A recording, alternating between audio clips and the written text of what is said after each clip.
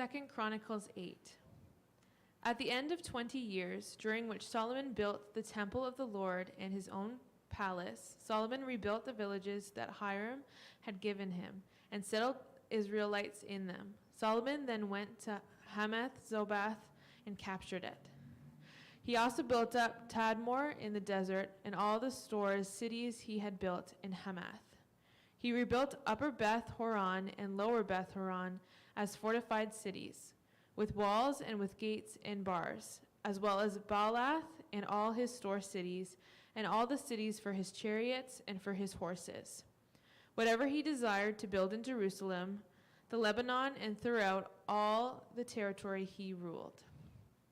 All the people left from the Hittites, Amorites, Perizzites, Hivites, and Jebusites. These people were not Israelites. That is, their descendants remaining in the land whom the Israelites had not destroyed. These Solomon conspired for his slave laborers' force, as it is to this day. But Solomon did not make slaves of the Israelites for his work. They were his fighting men, commanders of his captains, and commanders of his chariots and charioteers. They were also King Solomon's chief officials, 250 officials supervising the men. Solomon brought Pharaoh's daughter up from the city of David to the palace he had built for her, for he said, "My wife must not live in the palace of David, king of Israel, because the places the ark of the Lord have entered are holy." On the altar of the Lord that he had built in front of the portico, Solomon sacrificed burnt offerings to the Lord, according to the daily requirement for offerings commanded by Moses for Sabbaths, new moons, and the 3 annual feasts, the Feast of Unleavened Bread, the Feast of Weeks, and the Feast of Tabernacles. Following the ordinance of his father David, he appointed the divisions of the priests for their duties, and the Levites to lead the praises and to assist the priests according to each day's requirement. He also appointed the gatekeepers by divisions for the various gates, because he was what David the man of God had ordered. They did not deviate from the king's commands to the priests or the Levites of any matter, including that of the treasuries. All Solomon's work had carried out from that day. The foundation of the temple of the Lord was laid until its completion. So the temple of the Lord was finished. Then Solomon went to Ezion-Geber and Elath on the seacoast of Edom. And Hiram sent him ships commanded by his own officers, men who knew the sea. These, with Solomon's men, sailed the Ophir and brought back 450 talents of gold, which they delivered to King Solomon. 2 Chronicles 9. When the queen of Sheba heard of Solomon's fame, she came to Jerusalem to test him with hard questions. Arriving with a very great caravan, with camels carrying spices, large quantities of gold and precious stones, she came to Solomon and talked with him about all she had on her mind. Solomon answered all her questions. Nothing was too hard for him to explain to her. When the queen of Sheba saw the wisdom of Solomon, as well as the palace he had built, the food on his table, the seating of his officials, the attending servants in their robes, the cupbearers in their robes, and the burnt offerings he made at the temple of the Lord, she was overwhelmed. She said to the king, "The report I heard in my own country about your achievements and your wisdom is true, but I did not believe what they said until I came and saw with my own eyes. Indeed, not even half the greatness of your wisdom was told me. You have far exceeded the report I heard. How happy your people must be, how happy your officials who continually stand before you and hear your wisdom. Praise be to the Lord your God, who has delighted in you and placed you on his throne as king to rule for the Lord your God. Because of the love your God for Israel and his desire to uphold them forever, he has made you king over them to maintain justice and righteousness." Then she gave the king 120 talents of gold, large quantities of spices and precious stones. There had never been such spices as those the queen of Sheba gave to King Solomon. The servants of Hiram and the servants of Solomon brought gold from Ophir. They also brought algum wood and precious stones. The king used the algum wood to make steps for the temple of the Lord and for the royal palace, and to make harps and lyres for the musicians. Nothing like them had ever been seen in Judah. King Solomon gave the queen of Sheba all she desired and asked for. He gave her more than she had brought to him. Then she left and returned with her retinue to her own country. The weight of the gold that Solomon received yearly was 666 talents, not including the revenues brought in by merchants and traders. Also, all the kings of Arabia and the governors of the territories brought gold and silver to Solomon. King Solomon made 200 large shields of hammered gold. 600 shekels of hammered gold went into each shield. He also made 300 small shields of hammered gold, with 300 shekels of gold in each shield. The king put them in the palace of the forest of Lebanon. Then the king made a great throne covered with ivory and overlaid with pure gold. The throne had 6 steps, and a footstool of gold was attached to it. On both sides of the seat were armrests with a lion standing beside each of them. 12 lions stood on the 6 steps, one on either end of each step. Nothing like it had ever been made for any other kingdom. All King Solomon's goblets were gold, and all the household articles in the palace of the forest of Lebanon were pure gold. Nothing was made of silver, because silver was considered of little value in Solomon's day. The king had a fleet of trading ships manned by Hiram's servants. Once every 3 years it returned, carrying gold, silver, and ivory, and apes and baboons. King Solomon was greater in riches and wisdom than all the other kings of the earth. All the kings of the earth sought audience with Solomon to hear the wisdom God put in his heart. Year after year, everyone who came brought a gift, articles of silver and gold, and robes, weapons and spices, and horses and mules. Solomon had 4,000 stalls for horses and chariots, and 12,000 horses, which he kept in the chariot cities, and also with him in Jerusalem. He ruled over all the kings from the Euphrates River to the land of the Philistines, as far as the border of Egypt. The king made silver as common in Jerusalem as stones, and cedar as plentiful as sycamore fig trees in the foothills. Solomon's horses were imported from Egypt, from all other countries. As for the other events of Solomon's reign, from beginning to end, are they not written in the records of Nathan the prophet, in the prophecy of Ahijah the Shilonite, and in the visions of Iddo the seer concerning Jeroboam son of Nebat? Solomon reigned in Jerusalem over all Israel 40 years. Then he rested with his ancestors and was buried in the city of David, his father. And Rehoboam, his son, succeeded him as king. 2 Chronicles 10. Rehoboam went to Shechem, for all the Israelites had gone there to make him king. When Jeroboam, son of Nebat, heard this, he was in Egypt, where he had fled from King Solomon. He returned from Egypt. So they sent for Jehoram, and he and all Israel went to Rehoboam and said to him, "Your father put a heavy yoke on us, but now lighten the harsh labor and the heavy yoke he put on us, and we will serve you." Rehoboam answered, "Come back to me in 3 days." So the people went away. Then King Rehoboam consulted the elders who had served his father Solomon during his lifetime. "How would you advise me to answer these people?" he asked.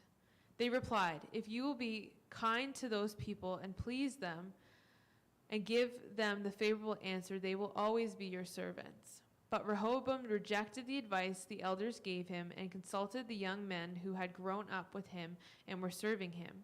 He asked them, "What is your advice? How should we answer these people who say to me, 'Lighten the yoke your father put on us'?" The young men who had grown up with him replied, "Tell the people who have said to you, 'Your father put a heavy yoke on us, but make our yoke lighter.' Tell them, 'My little finger is thicker than my father's waist. My father laid on you a heavy yoke. I will make it even heavier. My father scourged you with whips. I will scourge you with scorpions." 3 days later, Jehoram and all the people returned to Rehoboam as the king and said, "Come back to me in 3 days." The king answered them harshly. Rejecting advice of the elders, he followed the advice of the young man and said, "My father made your yoke heavy. I will make it heavy, even heavier. My father scourged you with whips. I will scourge you with scorpions." So the king did not listen to the people, for this turn of events was from God, to fulfill the word of the Lord has spoken to Jeroham, son of Nebat, through Ahijah the Scarnite. When all Israel saw that the king refused to listen to them, they answered the king, "What share do we have in David? What part in Jesse's son? To your tents, O Israel. Look after your own house, O David." So all the Israelites went home. But as for the Israelites who were living in the towns of Judah, Rehoboam still ruled over them. King Rehoboam sent out Adoniram, who was the charge of forced labor, but the Israelites stoned him to death. King Rehoboam, however, managed to get into his chariot and escape to Jerusalem. So Israel had been in rebellion against the house of David to this day. 2 Chronicles 11.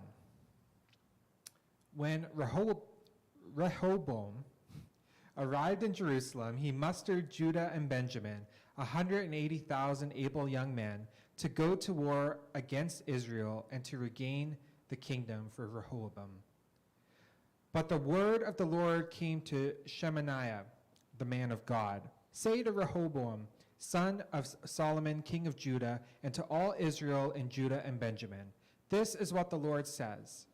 Do not go up to fight against your fellow Israelites. Go home, every one of you, for this is my doing."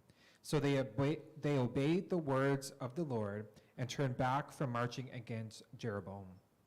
Rehoboam lived in Jerusalem and built up towns for defense in Judah: Bethlehem, Edom, Tekoa, Bethzur, Soka, Adullam, Gath, Mareshah, Ziph, Adoraim, Lachish, Azekah, Zorah, Aijalon, and Hebron.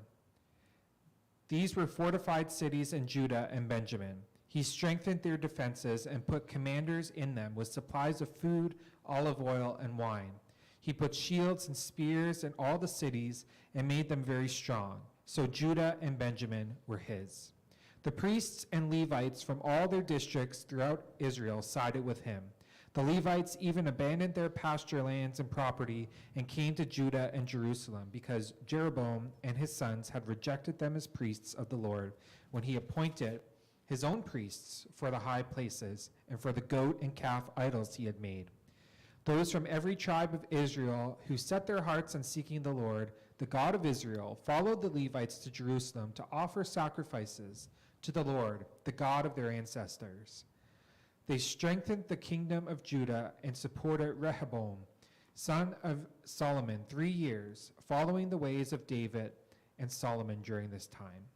Rehoboam married Mahalath, who was the daughter of David's son Jeremoth and of Abihail, the daughter of Jesse's son Eliab. She bore him sons, Jeush, Shemariah, and Zaam. Then she married Mahakah, daughter of Absalom, and bore him Abijah, Attai, Ziza, and Shelomith. Rehoboam loved Maacah, daughter of Absalom, more than any of his other wives and concubines. In all, he had 18 wives and 60 concubines, 28 sons and 60 daughters. Rehoboam appointed Abijah, son of Maacah, as crown prince among his brothers in order to make him king. He acted wisely, dispersing some of his sons throughout the districts of Judah and Benjamin and to all the fortified cities. He gave them abundant provisions and took many wives for them. 2 Chronicles 12. After Rehoboam's position as king was established and he had become strong, he and all Israel with him abandoned the law of the Lord.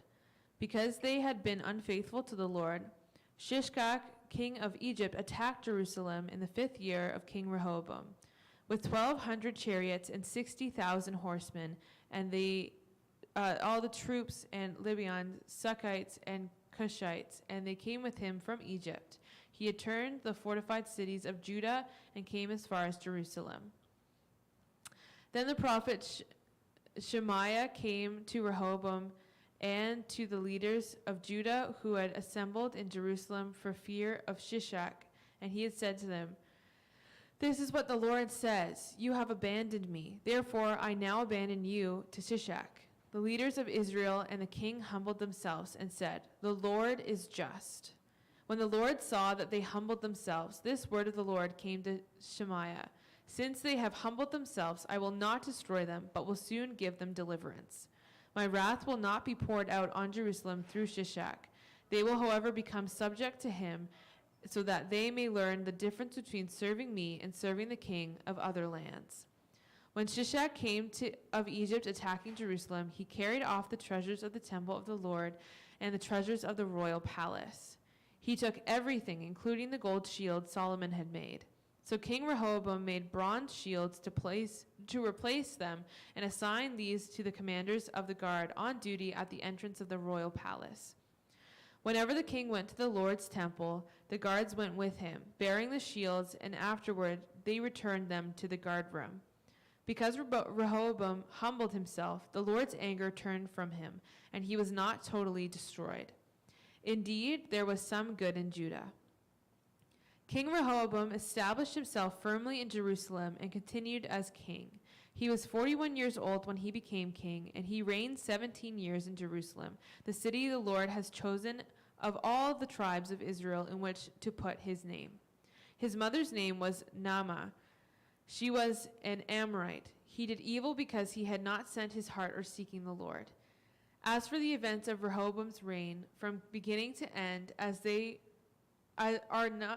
they not written in the record of Shemaiah the prophet and of Iddo the seer that deal with genealogies? There was continual warfare between Rehoboam and Jeroboam. Rehoboam rested with his fathers and was buried in the city of David, and Abijah his son succeeded him as king. 2 Chronicles 13. In the 18th year of the reign of Jeroboam, Abijah became king of Judah, and he reigned in Jerusalem 3 years. His mother's name was Maacah, a daughter of Uriel of Gibeah.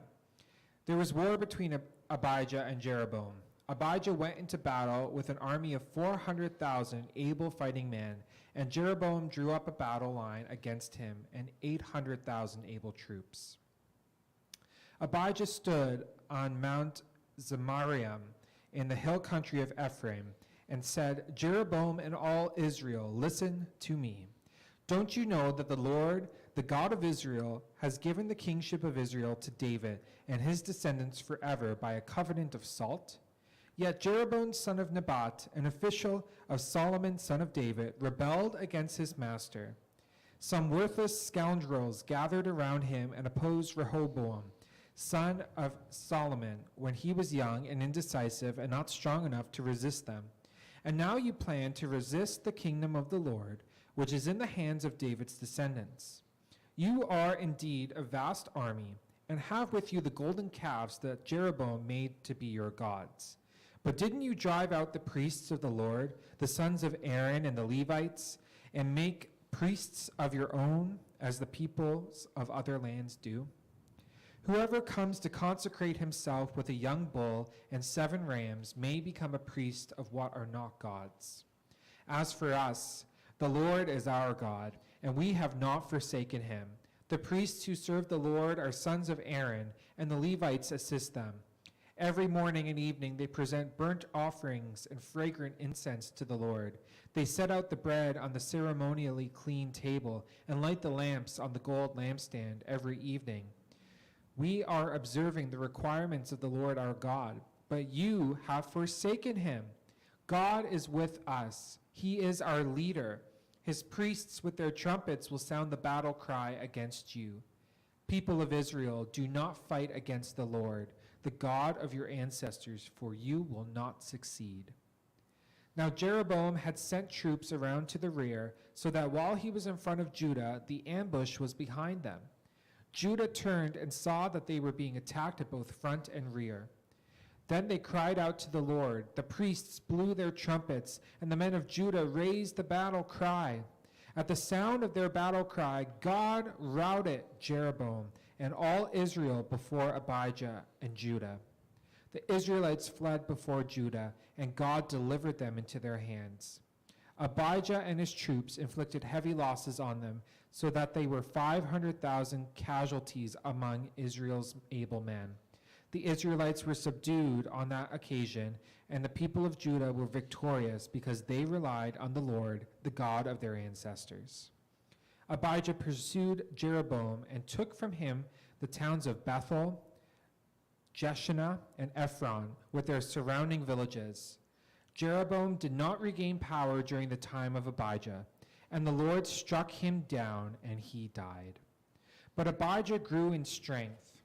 He married 14 wives and had 22 sons and 16 daughters. The other events of Abijah's reign, what he did and what he said, are written in the annotations of the prophet Iddo. 2 Chronicles 14. And Abijah rested with his fathers and was buried in the city of David. Asa his son succeeded him as king, and in his days the country was at peace for 10 years. Asa did what was good and right in the eyes of the Lord his God. He removed the foreign altars and the high palaces, smashed the sacred stones, and cut down the Asherah poles. He commanded Judah to seek the Lord, the God of their fathers, and to obey his law and the commands. He removed the high places and incense altars in every town in Judah, and the kingdom was at peace under him.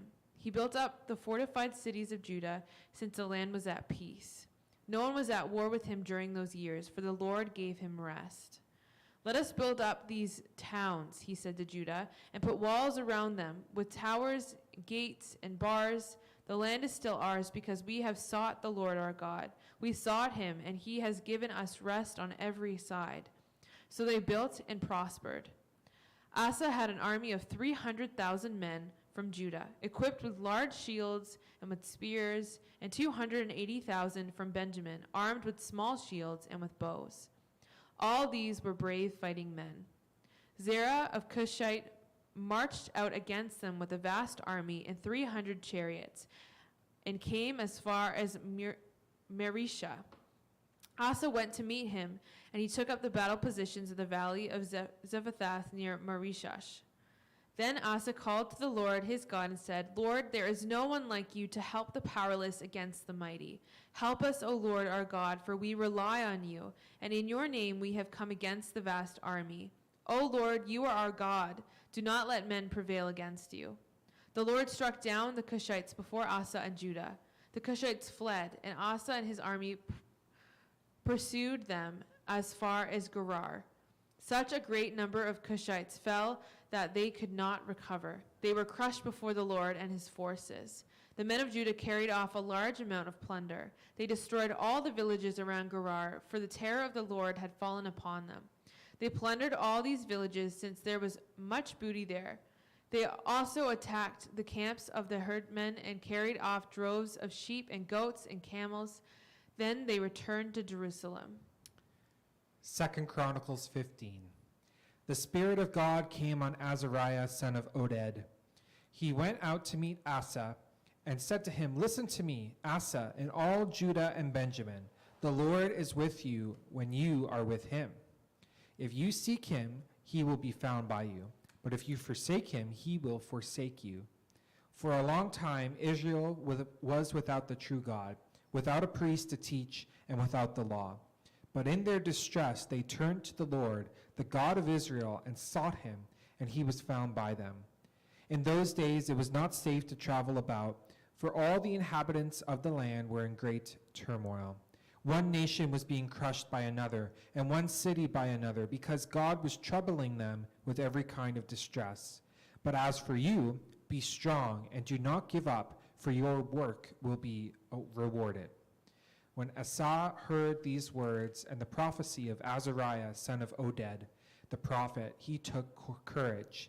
He removed the detestable idols from the whole land of Judah and Benjamin, and from the towns he had captured in the hills of Ephraim.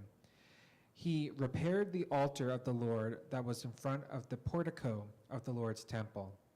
Then he assembled all Judah and Benjamin and the people from Ephraim, Manasseh, and Simeon, who had settled among them, for large numbers had come over to him from Israel when they saw that the Lord his God was with him. They assembled at Jerusalem in the 3rd month of the 15th year of Asa's reign. At that time they sacrificed to the Lord 700 head of cattle and 7,000 sheep and goats from the plunder they had brought back. They entered into a covenant to seek the Lord, the God of their ancestors, with all their heart and soul. All who would not seek the Lord, the God of Israel, were to be put to death, whether small or great, man or woman. They took an oath to the Lord with loud acclamation, with shouting and with trumpets and horns. All Judah rejoiced about the oath because they had sworn it wholeheartedly. They sought God eagerly, and he was found by them. So the Lord gave them rest on every side. King Asa also deposed his grandmother Maacah from her position as queen mother because she had made a repulsive image for the worship of Asherah. Asa cut it down, broke it up, and burned it in the Kidron Valley. Although he did not remove the high places from Israel, Asa's heart was fully committed to the Lord all his life. He brought into the temple of God the silver and gold and the articles that he and his father had dedicated. There was no more war until the 35th year of Asa's reign. 2 Chronicles 16. In the 36th year of Asa's reign, Baasha, king of Israel, went up against Judah and fortified Ramah to prevent anyone from leaving or entering the territory of Asa, king of Judah. Asa then took the silver and gold out of the treasuries of the Lord's temple and of his own palace and sent it to Ben-Hadad, king of Aram, who was ruling in Damascus. "Let there be a treaty between me and you," he said, "as there was between my father and your father. See, I am sending you silver and gold. Now break your treaty with Baasha, king of Israel, so he will withdraw from me." Ben-Hadad agreed with King Asa and sent the commanders of his forces against the town of Israel. They conquered Ijon, Dan, Abel-Maim, and all the store city of Naphtali. When Baasha heard this, he stopped building Ramah and abandoned his work. Then King Asa brought all the men of Judah, and they carried away from Ramah the stones and timber Baasha had been using. With them he built up Geba and Mizpah. At the time, Hananiah and Seir came to Asa, king of Judah, and said to him, "Because you relied on the king of Aram and not on the Lord your God, the army of the king of Aram has escaped from your hand. Were not the Cushites and Libyans a mighty army with great numbers of chariots and horsemen? Yet when you relied on the Lord, he delivered them into your hand. For the eyes of the Lord range throughout the earth to strengthen those whose hearts are fully committed to him. You have done a foolish thing, and from now on you will be at war." Asa was angry with the seer because of this. He was so enraged that he put him in prison.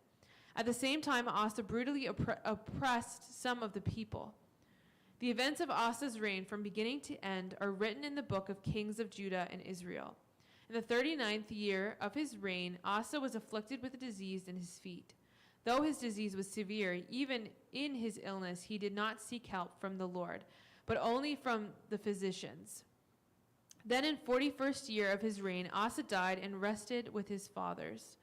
They buried him in a tomb, and he had cut out for himself the city of David. They laid him on a bier covered with spices and various splendid perfumes, and they made a huge fire in his honor. 2 Chronicles 17. Jehoshaphat his son succeeded him as king and strengthened himself against Israel. He stationed troops in all the fortified cities of Judah and put garrisons in Judah and in the towns of Ephraim that his father Asa had captured. The Lord was with Jehoshaphat because he followed the ways of his father David before him. He did not consult the Baals, but sought the God of his father and followed his commands rather than the practices of Israel. The Lord established the kingdom under his control, and all Judah brought gifts to Jehoshaphat, so that he had great wealth and honor. His heart was devoted to the ways of the Lord. Furthermore, he removed the high places and the Asherah poles from Judah. In the 3rd year of his reign, he sent his officials, Ben-Hail, Obadiah, Zechariah, Nethanel, and Micaiah, to teach in the towns of Judah. With them were certain Levites, Shemaiah, Nethaniah, Zebediah, Ashel, Shemorioth, Jehoathan, Adonijah, Tobijah, and Adonijah, and the priests Elishama and Jeroham. They taught throughout Judah, taking with them the book of the law of the Lord. They went around to the towns of Judah and taught the people. The fear of the Lord fell on all the kingdoms of the land surrounding Judah, so that they did not go to war against Jehoshaphat. Some Philistines brought Jehoshaphat gifts and silver as tribute, and the Arabs brought him flocks, 7,700 rams and 7,700 goats.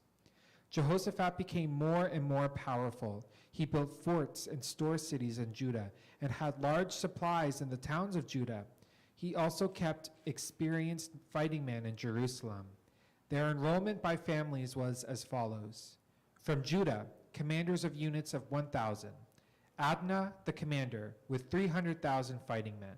Next, Jehohanan, the commander, with 280,000. Next, Amasiah, son of Zikri, who volunteered himself for the service of the Lord, with 200,000. From Benjamin, Eliada, a valiant soldier, with 200,000 men, armed with bows and shields. Next, Jehozabad, with 180,000 men armed for battle. These were the men who served the king, besides those he stationed in the fortified cities throughout Judah. 2 Chronicles 18. Now Jehoshaphat had great wealth and honor, and he allied himself with Ahab by marriage. Some years later, he went down to visit Ahab in Samaria. Ahab slaughtered many sheep and cattle for him and the people with him and urged him to attack Ramoth Gilead. Ahab, king of Israel, asked Jehoshaphat, king of Judah, "Will you go with me against Ramoth?" Jehoshaphat replied, "I am as you are, and my people as your people. We will join you in the war." But Jehoshaphat also said to the king of Israel, "First seek the counsel of the Lord." So the king of Israel brought together the prophets, 400 men, and asked them, "Shall we go to war against Ramoth, or shall I refrain?" "Go," they answered, "for God will give it to the king's hand." But Jehoshaphat asked, "Is there not a prophet of the Lord here whom can inquire of?" The king of Israel answered Jehoshaphat, "There is still one man through whom we can inquire of the Lord, but I hate him because he never prophesies anything good about me, but always bad. He is Micaiah, son of Imlah." "The king should not say that," Jehoshaphat replied. So the king of Israel called one of his officials and said, "Bring Micaiah, son of Imlah, at once." Dressed in the royal robes, the king of Israel and Jehoshaphat, king of Judah, were sitting on the thrones at the threshing floor of the entrance to the gate of Samaria, with all the prophets prophesying before them. Now Zekiah, son of Kenath, had made iron horns, and he declared, "This is what the Lord says. With these you will gore the Amorenes until they are destroyed." All the other prophets were prophesying the same thing. "Attack Ramoth and be victorious," they said, "for the Lord will give it into the king's hand." The messenger who had gone to summon Micaiah said to him, "Look, as one man, the other prophets are predicting success for the king. Let your word agree with theirs and speak favorably." But Micaiah said, "As surely as the Lord lives, I can tell him only what my God says." When he arrived, the king asked him, "Micaiah, shall we go to war against Ramoth, or shall I refrain?" "Attack and be victorious," he answered, "for they will be given into your hand." The king said to him, "How many times must I make you swear to tell me nothing but the truth in the name of the Lord?" Then Micaiah answered, "I saw all Israel scattered on the hills like sheep without a shepherd. And the Lord said, 'These people have no master. Let each one go home in peace.'" The king of Israel said to Jehoshaphat, "Didn't I tell you that he never prophesies anything good about me, but only bad?" Micaiah continued, "Therefore, hear the word of the Lord. I saw the Lord sitting on his throne with all the hosts of heaven standing on his right and on his left. And the Lord said, who will lure Ahab, king of Israel, into attacking Ramoth and going to his death there? One suggested this, and another that. Finally, a spirit came forward, stood before the Lord, and said, I will lure him. By what means? The Lord asked. I will go and be a lying spirit in the mouths of all his prophets, he said. You will succeed in luring him, said the Lord. Go and do it. So now the Lord had put a lying spirit in the mouths of these prophets of yours. The Lord had decreed disaster for you. Then Zedekiah, son of Kenath, went up and slapped Micaiah in the face. Which way did the spirit from the Lord go, and when he went from me to speak to you, he asked. Micaiah replied, you will find out on the day you go to hide in an inner room. The king of Israel then ordered, take Micaiah and send him back to Ammon, the ruler of the city that Joash the king's son, and say, this is what the king says. Put this fellow in prison and give him nothing but bread and water until I return safely. Micaiah declared, if you ever return safely, the Lord has not spoken through me. Then he added, mark my words, all you people. So the king of Israel and Jehoshaphat, king of Judah, went up to Ramoth. The king of Israel said to Jehoshaphat, I will enter the battle in disguise, but you will wear your royal robes. So the king of Israel disguised himself and went into battle. Now the king of Aram had ordered his chariots' commanders, do not fight with anyone, small or great, except the king of Israel. When the chariots' commanders saw Jehoshaphat, they thought, this is the king of Israel. So they turned to attack him. But Jehoshaphat cried out, and the Lord helped him. God drew them away from him. For when the chariots' commanders saw that he was not the king of Israel, they stopped pursuing him. But someone drew his bow at random and hit the king of Israel between the sections of his armor. The king told the chariot driver, wheel around and get me out of the fighting. I've been wounded. All day long the battle raged, and the king of Israel propped himself up in his chariot, facing the Arameans until evening. Then at sunset he died. 2 Chronicles 19. When Jehoshaphat, king of Judah, returned safely to his palace in Jerusalem, Jehu the seer, the son of Hanani, went out to meet him and said to the king, should you help the wicked and love those who hate the Lord? Because of this, the wrath of the Lord is on you. There is, however, some good in you, for you have rid the land of the Asherah poles and have set your heart on seeking God. Jehoshaphat lived in Jerusalem, and he went out again among the people from Beersheba to the hill country of Ephraim, and turned them back to the Lord, the God of their ancestors. He appointed judges in the land, in each of the fortified cities of Judah. He told them, consider carefully what you do, because you are not judging for mere mortals, but for the Lord, who is with you whenever you give a verdict. Now let the fear of the Lord be on you. Judge carefully, for with the Lord our God there is no injustice or partiality or bribery. In Jerusalem also, Jehoshaphat appointed some of the Levites, priests, and heads of Israelite families to administer the law of the Lord and to settle disputes. And they lived in Jerusalem. He gave them these orders. You must serve faithfully and wholeheartedly in the fear of the Lord. In every case that comes before you from your people who live in the cities, whether bloodshed or other concerns of the law, commands, decrees, or regulations, you are to warn them not to sin against the Lord. Otherwise, his wrath will come on you and your people. Do this, and you will not sin. Amariah, the chief priest, will be over you in any matter concerning the Lord, and Zebediah, son of Ishmael, the leader of the tribe of Judah, will be over you in any matter concerning the king. And the Levites will serve as officials before you. Act with courage, and may the Lord be with those who do well. 2 Chronicles 20. After this, the Moabites and Amorites with some of the Mennonites came to make war on Jehoshaphat.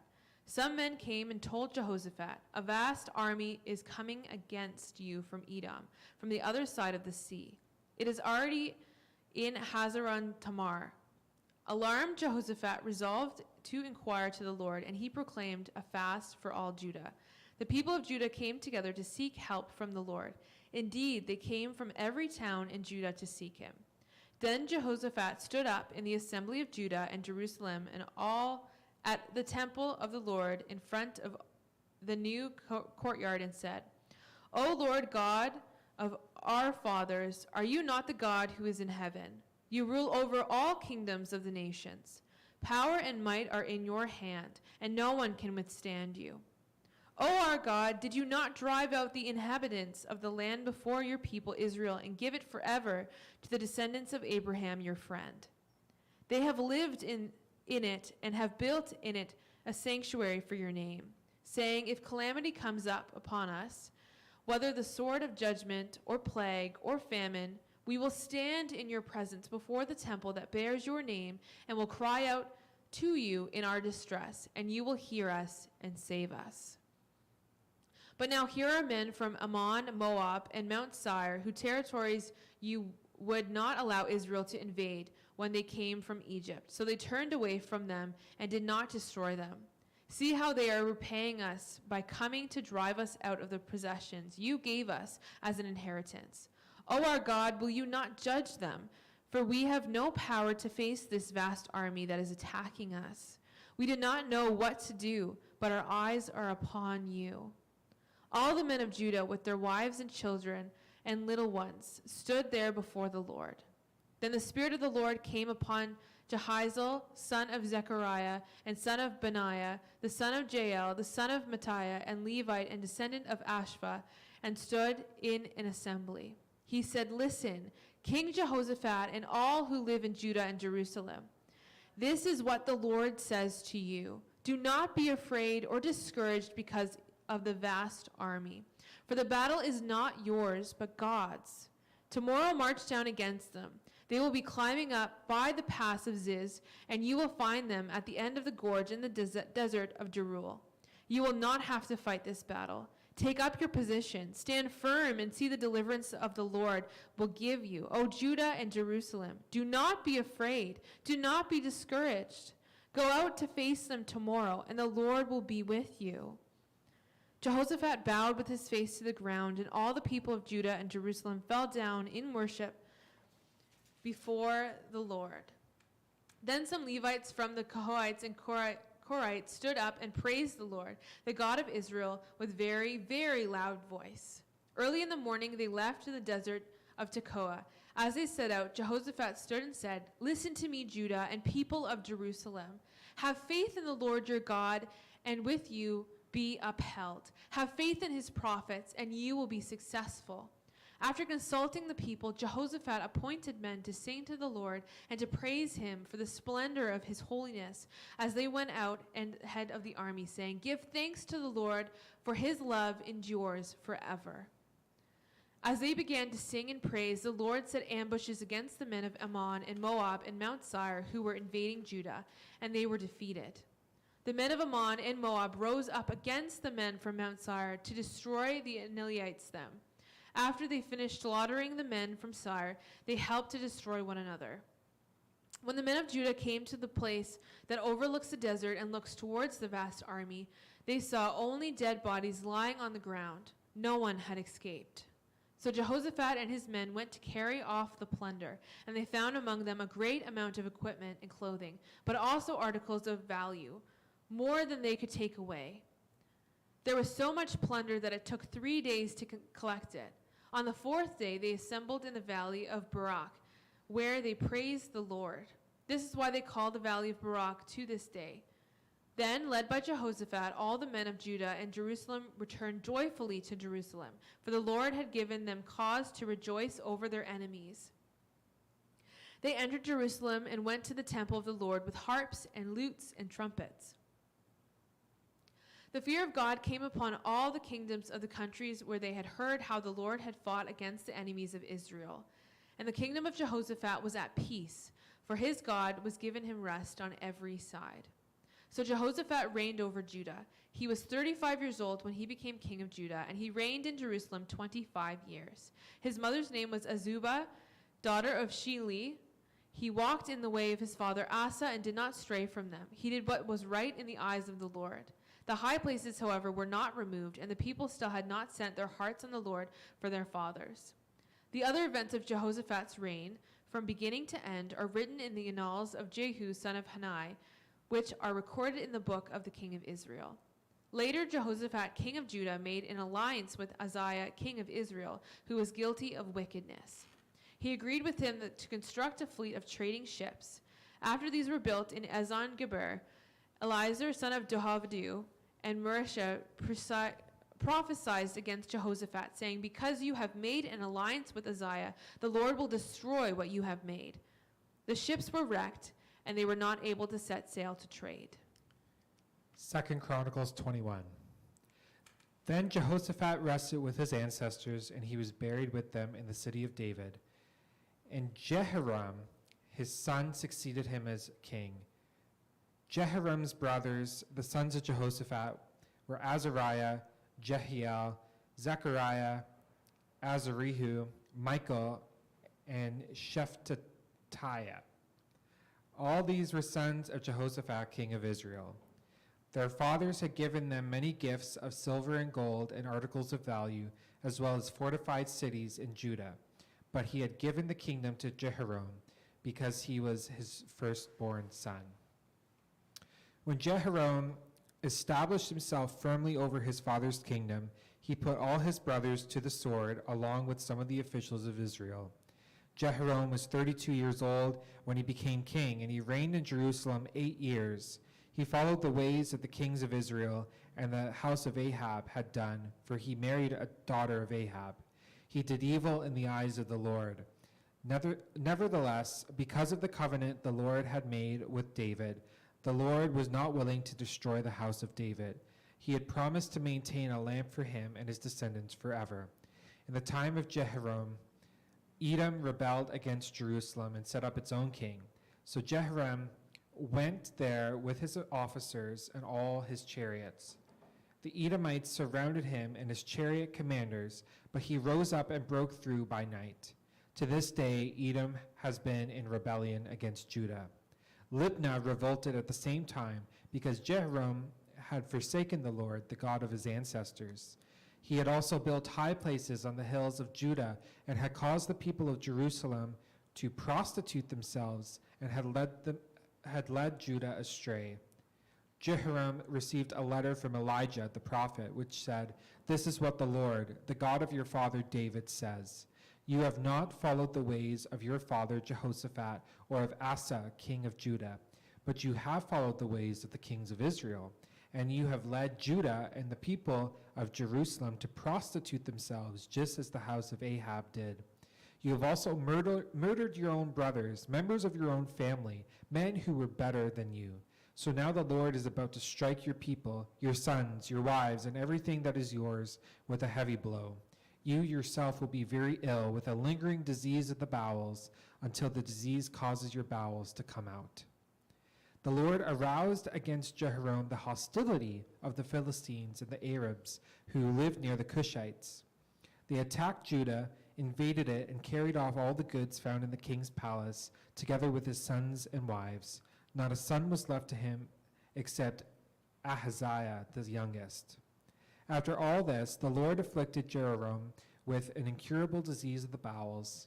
In the course of time, at the end of the 2nd year, his bowels came out because of the disease, and he died in great pain. His people made no funeral fire in his honor, as they had for his predecessors. Jehoram was 32 years old when he became king, and he reigned in Jerusalem 8 years. He passed away to no one's regret and was buried in the city of David, but not in the tombs of the kings. 2 Chronicles 22. The people of Jerusalem made Uzziah, Jehoram's youngest son, king in his place, since the raiders who came with the Arabs into the camp had killed all the older sons. So Uzziah, son of Jehoram, king of Judah, began to reign. Uzziah was 22 years old when he became king, and he reigned in Jerusalem 1 year. His mother's name was Athaliah, a granddaughter of Omri. He too walked in the way of the house of Ahab, for his mother encouraged him doing wrong. He did evil in the eyes of the Lord, as the house of Ahab had done, for after his father's death they became his advisers to his undoing. He also followed their counsel when he went to Joram, son of Ahab, king of Israel, to war against Hazael, king of Aram, and Ramoth. The Arameans wounded Joram, so he returned to Jezreel to recover from the wounds that they had inflicted on him in Ramoth to his battle with Hazael, king of Aram. Then Uzziah, son of Jehoram, king of Judah, went down to Jezreel to see Joram, son of Ahab, because he had been wounded. Through Uzziah's visit to Joram, God brought about Uzziah's downfall. When Uzziah arrived, he went out to Joram to meet Jehu, son of Nimshi, who the Lord had anointed to destroy the house of Ahab. While Jehu was executing judgment on his house of Ahab, he found the princes of Judah and the sons of Uzziah's relatives, who had been attending Uzziah, and he killed them. He then went in search of Uzziah, for his men captured him while he was hiding in Samaria. He was brought to Jehu and put to death. They buried him, for they said he was the son of Jehoshaphat, who sought the Lord with all his heart. So there was no one in the house of Uzziah powerful enough to retain the kingdom. When Athaliah, the mother of Uzziah, saw that her son was dead, she proceeded to destroy the whole royal family of the house of Judah. But Joshabiah, the daughter of King Jehoram, took Joash, son of Uzziah, and stole him away from among the royal princes who were about to be murdered, and put him in the nurse-in bedroom. Because Joshabiah, the daughter of King Joram and wife of priest Jehoiada, was Uzziah's sister, she hid the child from Athaliah, and she could not kill him. He remained hidden for them at the temple of the God for 6 years, while Athaliah ruled the land. 2 Chronicles 23. In the 7th year, Jehoiada showed his strength. He made a covenant with the commanders of units of 100, Azariah, son of Jehoram, Ishmael, son of Jehohanan, Azariah, son of Obed, Maaseiah, son of Adiah, and Elishaphat, son of Zikri. They went throughout Judah and gathered the Levites and the heads of Israelite families from all the towns. When they came to Jerusalem, the whole assembly made a covenant with the king at the temple of God. Jehoiada said to them, "The king's son shall reign, as the Lord promised concerning the descendants of David. Now this is what you are to do. A third of you priests and Levites who are going on duty on the Sabbath are to keep watch at the doors. A third of you at the royal palace, and a third at the foundation gate, and all the others are to be in the courtyards of the temple of the Lord. No one is to enter the temple of the Lord except the priests and Levites on duty. They may enter because they are consecrated, but all the others are to observe the Lord's command not to enter. The Levites are to station themselves around the king, each with a weapon in hand. Anyone who enters the temple is to be put to death. Stay close to the king wherever he goes." The Levites and all the men of Judah did just as Jehoiada the priest ordered. Each one took his men, those who were going on duty on the Sabbath and those who were going off duty, for Jehoiada the priest had not released any of the divisions. Then he gave the commanders of units 100 the spears and the large and small shields that had belonged to King David that were in the temple of God. He stationed all the men, each with his weapon in his hand, around the king, near the altar in the temple, from the south side to the north side of the temple. Jehoiada and his sons brought out the king's son and put the crown on him. They presented him with a copy of the covenant and proclaimed him king. They anointed him and shouted, "Long live the king." When Athaliah heard the noise of the people running and cheering the king, she went to them at the temple of the Lord. She looked, and there was the king, standing by his pillar at the entrance. The officers and the trumpeters were beside the king, and all the people of the land were rejoicing and blowing trumpets, and musicians with their instruments were leading the praises. When Athaliah tore her robes and shouted, "Treason, treason," Jehoiada the priest sent out the commanders of the units of 100 who were in charge of the troops and said to them, Bring her out between the ranks and put to the sword anyone who follows her. For the priest had said, do not put her to death at the temple of the Lord. So they seized her as she reached the entrance of the horse gate on the palace grounds, and there they put her to death. Jehoiada then made a covenant that he, the people, and the king would be the Lord's people. All the people went to the temple of Baal and tore it down. They smashed the altars and idols and killed Mattan, the priest of Baal, in front of the altars. Then Jehoiada placed the oversight of the temple of the Lord in the hands of the Levitical priests, to whom David had made assignments in the temple to present the burnt offerings of the Lord as written in the law of Moses, with rejoicing and singing as David had ordered. He also stationed gatekeepers at the gates of the Lord's temple, so that no one was in any way unclean might enter. He took with him the commanders of hundreds, the nobles, the rulers of the people, and all the people of the land, and brought the king down from the temple of the Lord. They went into the palace through the upper gate and seated the king on the royal throne. All the people of the land rejoiced, and the city was calm because Athaliah had been slain with the sword. 2 Chronicles 24. Joash was 7 years old when he began to reign, and he reigned 40 years in Jerusalem. His mother's name was Zibiah of Beersheba. And Joash did what was right in the eyes of the Lord all the days of Jehoiada the priest. Jehoiada got for him 2 wives, and he had sons and daughters. After this, Joash decided to restore the house of the Lord. And he gathered the priests and the Levites and said to them, go out to the cities of Judah and gather from all Israel money to repair the house of your God from year to year, and see that you act quickly. But the Levites did not act quickly. So the king summoned Jehoiada, the chief, and said to him, why have you not required the Levites to bring in from Judah and Jerusalem the tax levied by Moses, the servant of the Lord, and the congregation of Israel for the tent of testimony? For the sons of Athaliah, that wicked woman, had broken into the house of God, and had also used all the dedicated things of the house of the Lord for the Baals. So the king commanded, and they made a chest, and set it outside the gate of the house of the Lord. And proclamation was made throughout Judah and Jerusalem to bring in for the Lord the tax that Moses, the servant of God, laid on Israel in the wilderness. And all the princes and all the people rejoiced, and brought their tax and dropped it into the chest until they had finished. And whenever the chest was brought to the king's officers by the Levites, when they saw that there was much money in it, the king's secretary and the officer of the chief priest would come and empty the chest and take it and return it to its place. Thus they did day after day and collected money in abundance. And the king and Jehoiada gave it to those who had charge of the work of the house of the Lord. And they hired masons and carpenters to restore the house of the Lord, and also workers in iron and bronze to repair the house of the Lord. So those who were engaged in the work labored, and the repairing went forward in their hands, and they restored the house of God to its proper condition and strengthened it.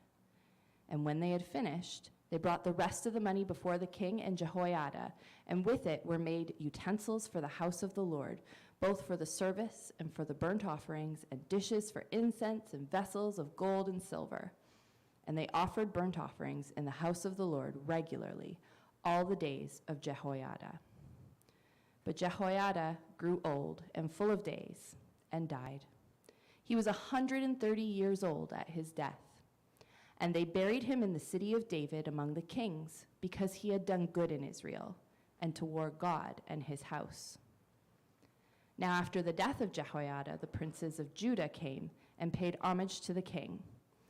Then the king listened to them, and they abandoned the house of the Lord, the God of their fathers, and served the Asherim and the idols. And wrath came upon Judah and Jerusalem for this guilt of theirs. Yet he sent prophets among them to bring them back to the Lord. These testified against them, but they would not pay attention. Then the Spirit of God clothed Zechariah, the son of Jehoiada the priest, and he stood above the people and said to them, thus says God, why do you break the commandments of the Lord, so that you cannot prosper? Because you have forsaken the Lord, he has forsaken you. But they conspired against him, and by command of the king they stoned him with stones in the court of the house of the Lord. Thus Joash the king did not remember the kindness that Jehoiada, Zechariah's father, had shown him, but killed his son. And when he was dying, he said, "May the Lord see and avenge." At the end of the year, the army of the Syrians came up against Joash. They came to Judah and Jerusalem and destroyed all the princes of the people from among the people and sent all their spoil to the king of Damascus.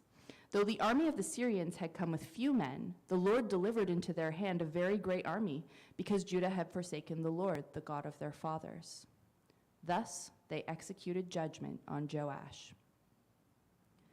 When they had departed from him, leaving him severely wounded, his servants conspired against him because of the blood of the son of Jehoiada the priest, and killed him on his bed.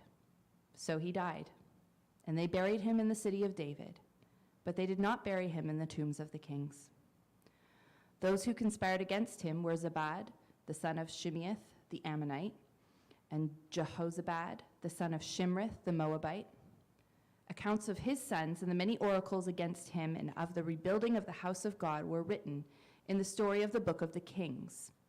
And Amaziah, his son, reigned in his place. 2 Chronicles 25.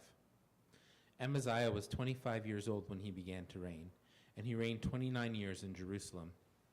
His mother's name was Jehoaddan of Jerusalem, and he did what was right in the eyes of the Lord, yet not with a whole heart.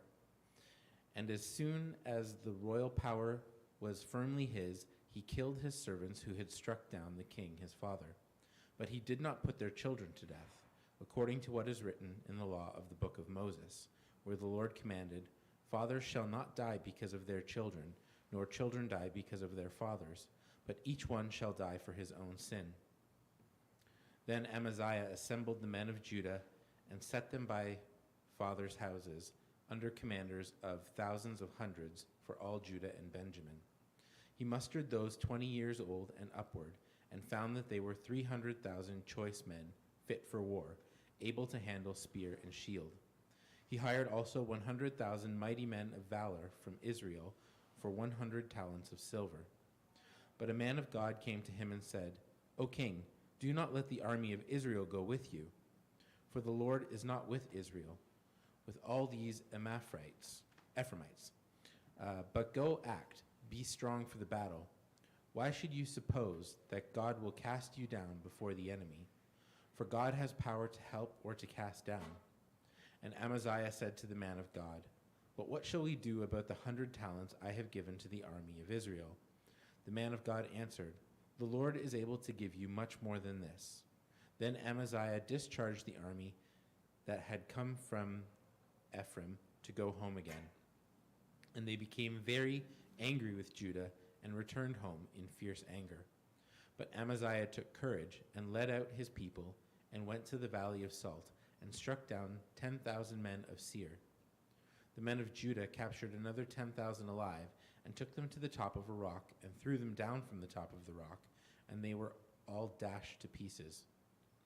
But the men of the army whom Amaziah sent back, not letting them go with him to battle, raided the cities of Judah, from Samaria to Beth-horon, and struck down 3,000 people in them and took much spoil. After Amaziah came from striking down the Edomites, he brought the gods of the men of Seir and set them up as his gods and worshipped them, making offerings to them. Therefore the Lord was angry with Amaziah and sent to him a prophet who said to him, "Why have you sought the gods of a people who did not deliver their own people from your hand?" But as he was speaking, the king said to him, "Have we made you a royal counselor? Stop. Why should you be struck down?" So the prophet stopped, but said, "I know that God has determined to destroy you because you have done this and have not listened to my counsel." Then Amaziah, king of Judah, took counsel and sent Joash, the son of Jehoaz, son of Jehu, king of Israel, saying, "Come, let us look one another in the face." And Joash, king of Israel, sent word to Amaziah, king of Judah, a thistle on Lebanon sent to a cedar on Lebanon, saying, Give your daughter to my son for a wife. And a wild beast of Lebanon passed by and trampled down the thistle. You say, See, I have struck down Edom, and your heart has lifted you up in boastfulness. But now stay at home. Why should you provoke trouble so that you fall, and Judah with you? But Amaziah would not listen, for it was God, in order that he might give them into the hand of their enemies, because they had sought the gods of Edom. So Joash, king of Israel, went up, and he and Amaziah, king of Judah, faced one another in battle at Beth Shemesh, which belongs to Judah. And Judah was defeated by Israel, and every man fled to his home. And Joash, king of Israel, captured Amaziah, king of Judah, the son of Joash, the son of Uzziah, at Beth Shemesh, and brought him to Jerusalem, and broke down the wall of Jerusalem for 400 cubits, from the Ephraim gate to the corner gate. And he seized all the gold and silver and all the vessels that were found in the house of God, in the care of Obed-Edom. He seized also the treasuries of the king's house, also hostages, and returned to Samaria. Amaziah, the son of Joash, king of Judah, lived 15 years after the death of Joash, son of Joahaz, king of Israel. Now, the rest of the deeds of Amaziah from first to last, are they not written in the book of the kings of Judah and Israel? From the time when they turned away from the Lord, they made a conspiracy against him in Jerusalem, and he fled to Lachish, but they sent after him to Lachish and put him to death there. And they brought him upon horses, and he was buried with his fathers in the city of David. 2 Chronicles chapter 26. And all the people of Judah took Uzziah, who was 16 years old, and made him king instead of his father Amaziah. He built Eloth and restored it to Judah after the king slept with his fathers. Uzziah was 16 years old when he began to reign, and he reigned 52 years in Jerusalem. His mother's name was Jecholiah of Jerusalem, and he did what was right in the eyes of the Lord, according to all his father Amaziah had done. He set himself to seek God in the days of Zechariah, who instructed him in the fear of God, and as long as he sought the Lord, God made him prosper. He went out and made war against the Philistines, and broke through the wall of Gath and the wall of Jabneh and the wall of Ashdod. And he built cities in the territory of Ashdod and elsewhere among the Philistines. God helped him against the Philistines and against the Arabians who lived in Gerbal and against the Meunites. The Ammonites paid tribute to Uzziah, and his fame spread even to the border of Egypt, for he became very strong. Moreover, Uzziah built towers in Jerusalem at the corner gate and at the valley gate and at the angle, and fortified them. And he built towers in the wilderness and cut out many cisterns, for he had large herds, both in the Shephelah and in the plain. And he had farmers and vine dressers in the hills and in the fertile lands, for he loved the soil. Moreover, Uzziah had an army of soldiers fit for war, in divisions according to the numbers in the muster made by Jael, the secretary, and Maaseiah, the officer, under the direction of Hananiah, one of the king's commanders. The whole number of the heads of fathers' houses of mighty men of valor was 2,600. Under their command was an army of 307,500, who could make war with mighty power to help the king against the enemy. And Uzziah prepared for all the army shields, spears, helmets, coats of mail, bows, and stones for slinging. In Jerusalem, he made engines invented by skillful men to be on the towers and the corners, to shoot arrows and great stones. And his fame spread far, for he was marvelously helped till he was strong. But when he was strong, he grew proud to his destruction. For he was unfaithful to the Lord his God, and entered the temple of the Lord to burn incense on the altar of incense. But Azariah the priest went in after him with 80 priests of the Lord who were men of valor. And they withstood King Uzziah, and said to him, It is not for you, Uzziah, to burn incense to the Lord, but for the priests, the son of Aaron, who are consecrated to burn incense. Go out of the sanctuary, for you have done wrong, and it will bring you no honor from the Lord God. Then Uzziah was angry. Now he had a censer in his hand to burn incense. And when he became angry with the priests, leprosy broke out on his forehead in the presence of the priests in the house of the Lord by the altar of incense. And Azariah the chief priest and all the priests looked at him, and behold, he was leprous on his forehead. And they rushed him out quickly, and he himself hurried to go out because the Lord had struck him. And King Uzziah was a leper to the day of his death, and being a leper lived in a separate house, for he was excluded from the house of the Lord. And Jotham his son was over the king's household, governing the people of the land. Now the rest of the acts of Uzziah, from first to last, Isaiah the prophet and the son of Amoz wrote. And Uzziah slept with his fathers, and they buried him with his fathers in the burial field that belonged to the kings. For they said, he is a leper. And Jotham his son reigned in his place. 2 Chronicles 27. Jotham was 25 years old when he began to reign, and he reigned 16 years in Jerusalem.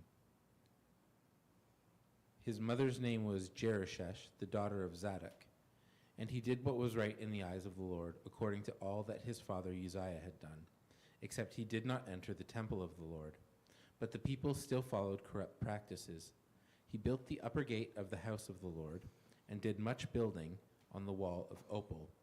Moreover, he built cities in the hill country of Judah, and forts and towers on the wooded hills.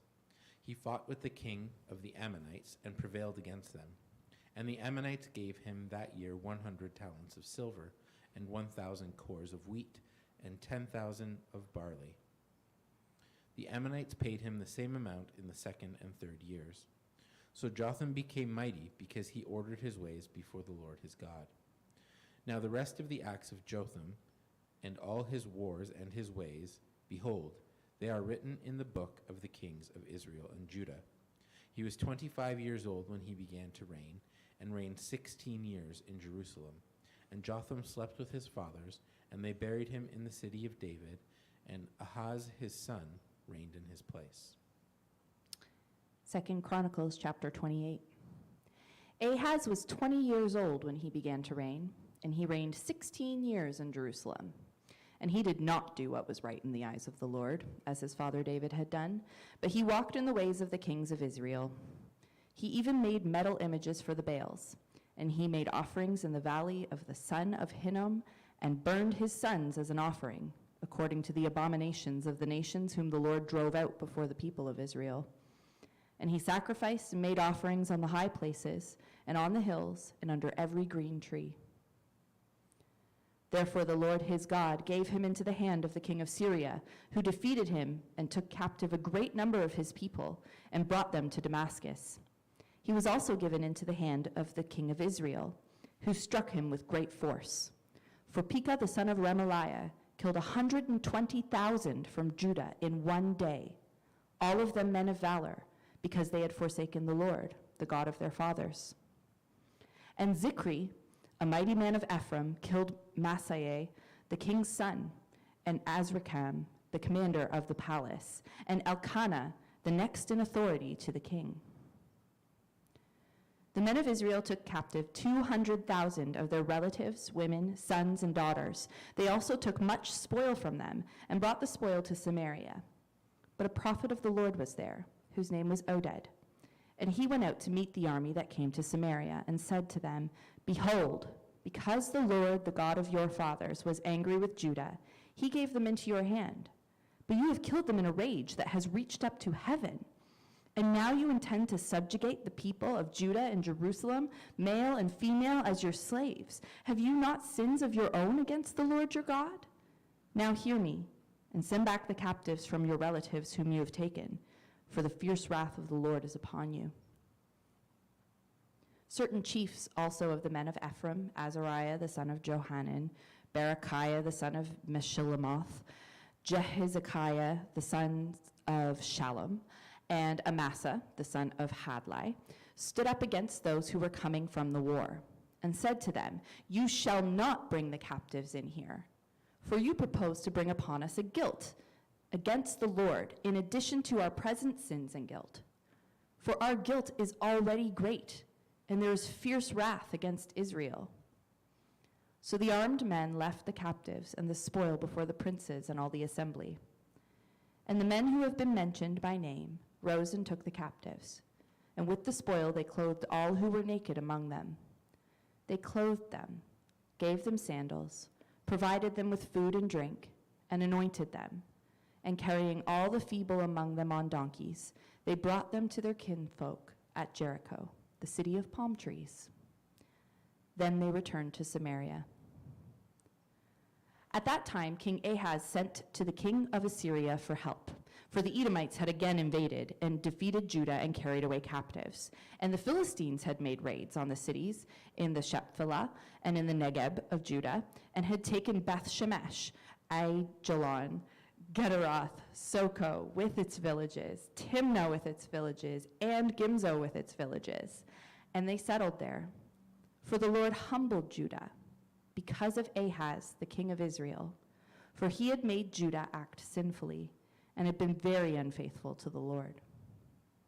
So Tiglath-Pileser, king of Assyria, came against him and afflicted him instead of strengthening him. For Ahaz took a portion from the house of the Lord and the house of the king and the princes, and gave tribute to the king of Assyria, but it did not help him. In the time of his distress, he became yet more faithless to the Lord, this same King Ahaz, for he sacrificed to the gods of Damascus that had defeated him, and said, because the gods of the kings of Syria helped them, I will sacrifice to them, that they may help me. But they were the ruin of him and of all Israel. And Ahaz gathered together the vessels of the house of God, and cut in pieces the vessels of the house of God. And he shut up the doors of the house of the Lord. And he made himself altars in every corner of Jerusalem. In every city of Judah, he made high places to make offerings to other gods, provoking to anger the Lord, the God of his fathers. Now the rest of his acts and all his ways, from first to last, behold, they are written in the book of the kings of Judah and Israel. And Ahaz slept with his fathers, and they buried him in the city, in Jerusalem, for they did not bring him to the tombs of the kings of Israel. And Hezekiah his son reigned in his place. 2 Chronicles chapter 29. Hezekiah began to reign when he was 25 years old, and he reigned 29 years in Jerusalem. His mother's name was Abijah, the daughter of Zechariah. And he did what was right in the eyes of the Lord, according to all that David his father had done. In the first year of his reign, in the first month, he opened the doors of the house of the Lord and repaired them. He brought in the priests and the Levites and assembled them in the square on the east, and said to them, Hear me, Levites. Now consecrate yourselves, and consecrate the house of the Lord, the God of your fathers, and carry out the filth from the holy place. For our fathers have been unfaithful and have done what is evil in the sight of the Lord our God. They have forsaken him and have turned away their faces from the habitation of the Lord and turned their backs. They also shut the doors of the vestibule and put out the lamps and have not burned incense or offered burnt offerings in the holy place to the God of Israel. Therefore the wrath of the Lord came on Judah and Jerusalem, and he has made them an object of horror, of astonishment, and of hissing, as you see with your own eyes. For behold, our fathers have fallen by the sword, and our sons and our daughters and our wives are in captivity for this. Now, it is in my heart to make a covenant with the Lord, the God of Israel, in order that his fierce anger may turn away from us. My sons, do not now be negligent, for the Lord has chosen you to stand in his presence, to minister to him, and to be his ministers and make offerings to him. Then the Levites arose. Mathath, the son of Amasai, and Joel, the son of Azariah, of the sons of the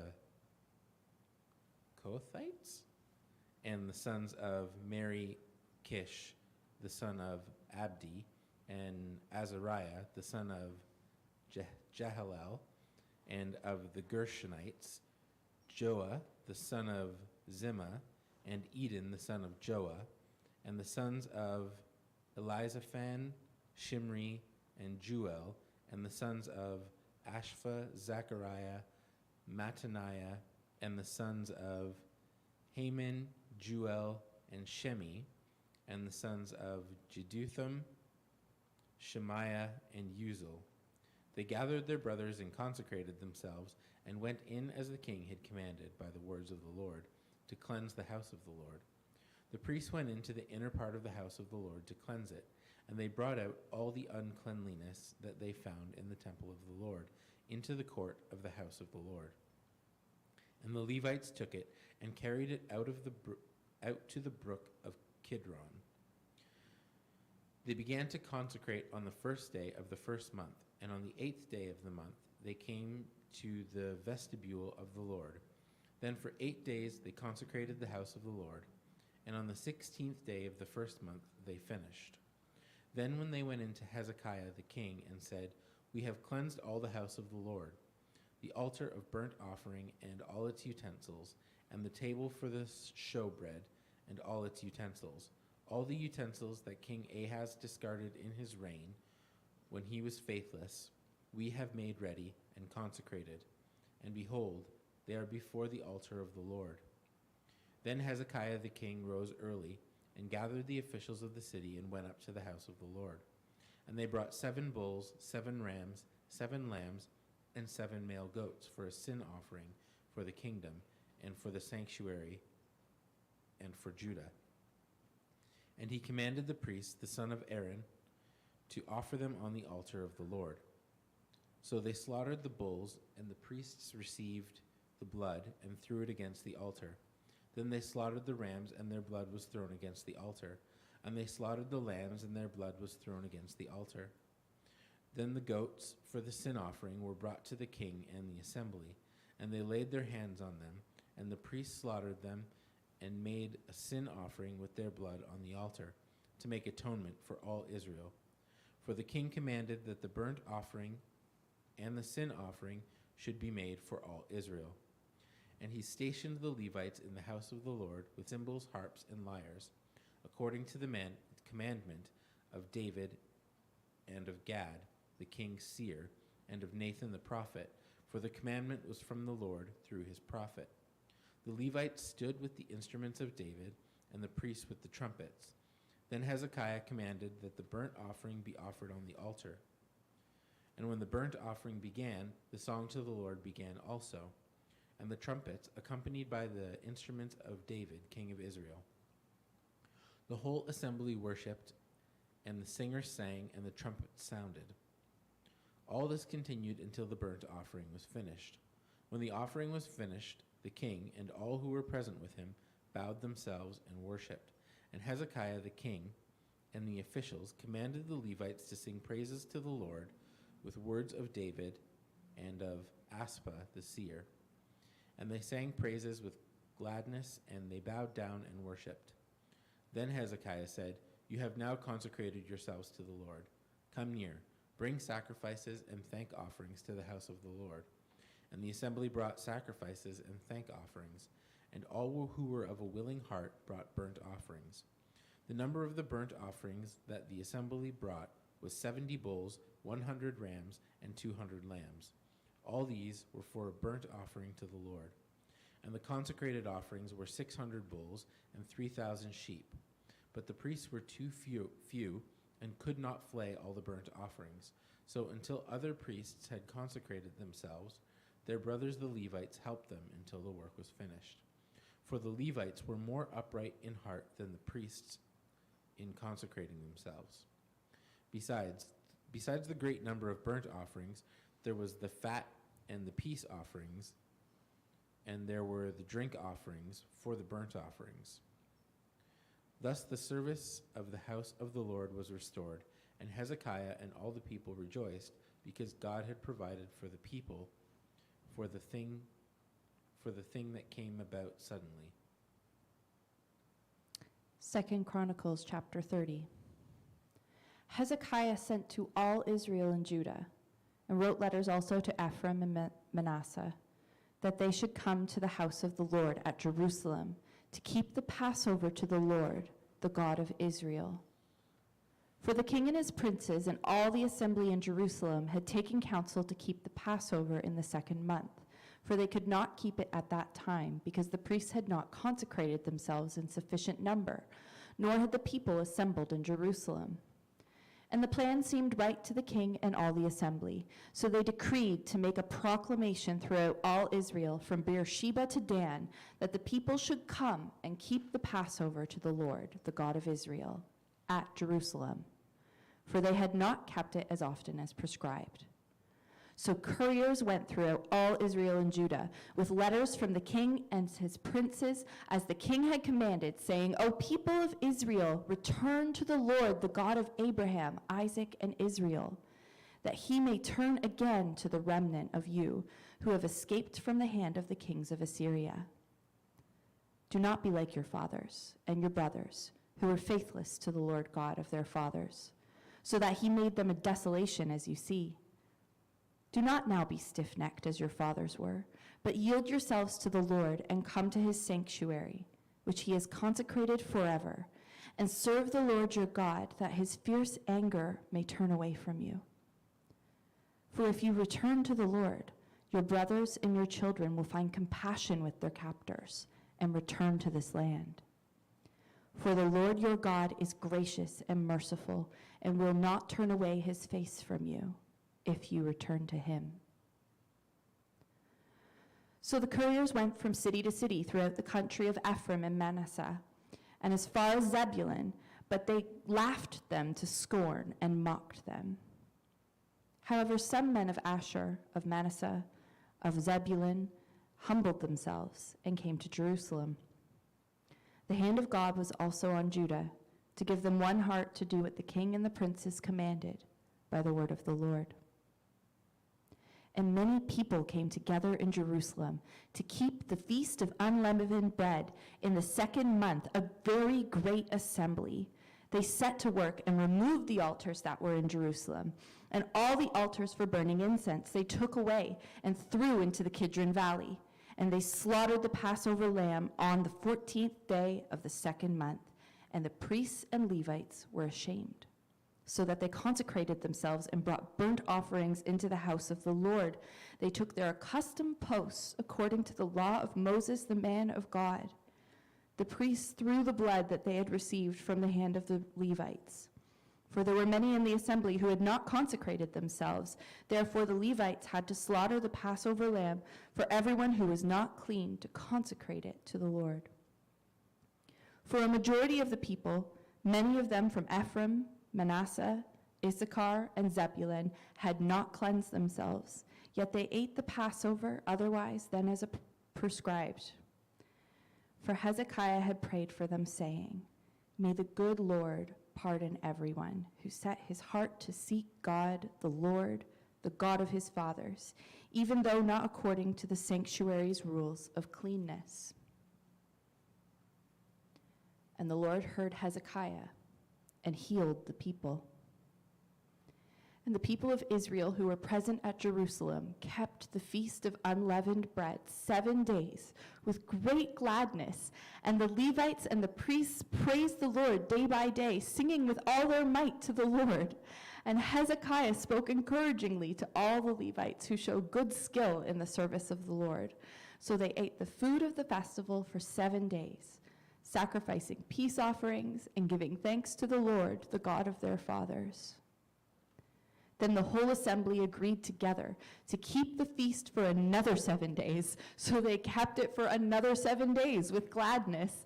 For Hezekiah, the king of Judah, gave the assembly 1,000 bulls and 7,000 sheep for offerings. And the princes gave the assembly 1,000 bulls and 10,000 sheep. And the priests consecrated themselves in great numbers.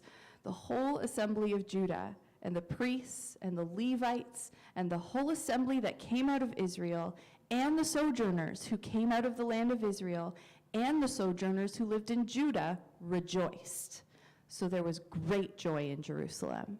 For since the time of Solomon, the son of David, king of Israel, there had been nothing like this in Jerusalem.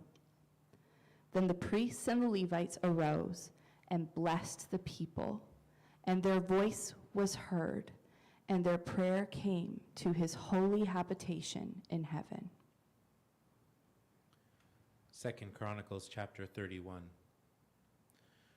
Now when all this was finished, all Israel who were present went back to the cities of Judah and broke in pieces the pillars and cut down the Asherim and broke down the high places and the altars throughout Judah and Benjamin and in Ephraim and Manasseh until they had destroyed them all.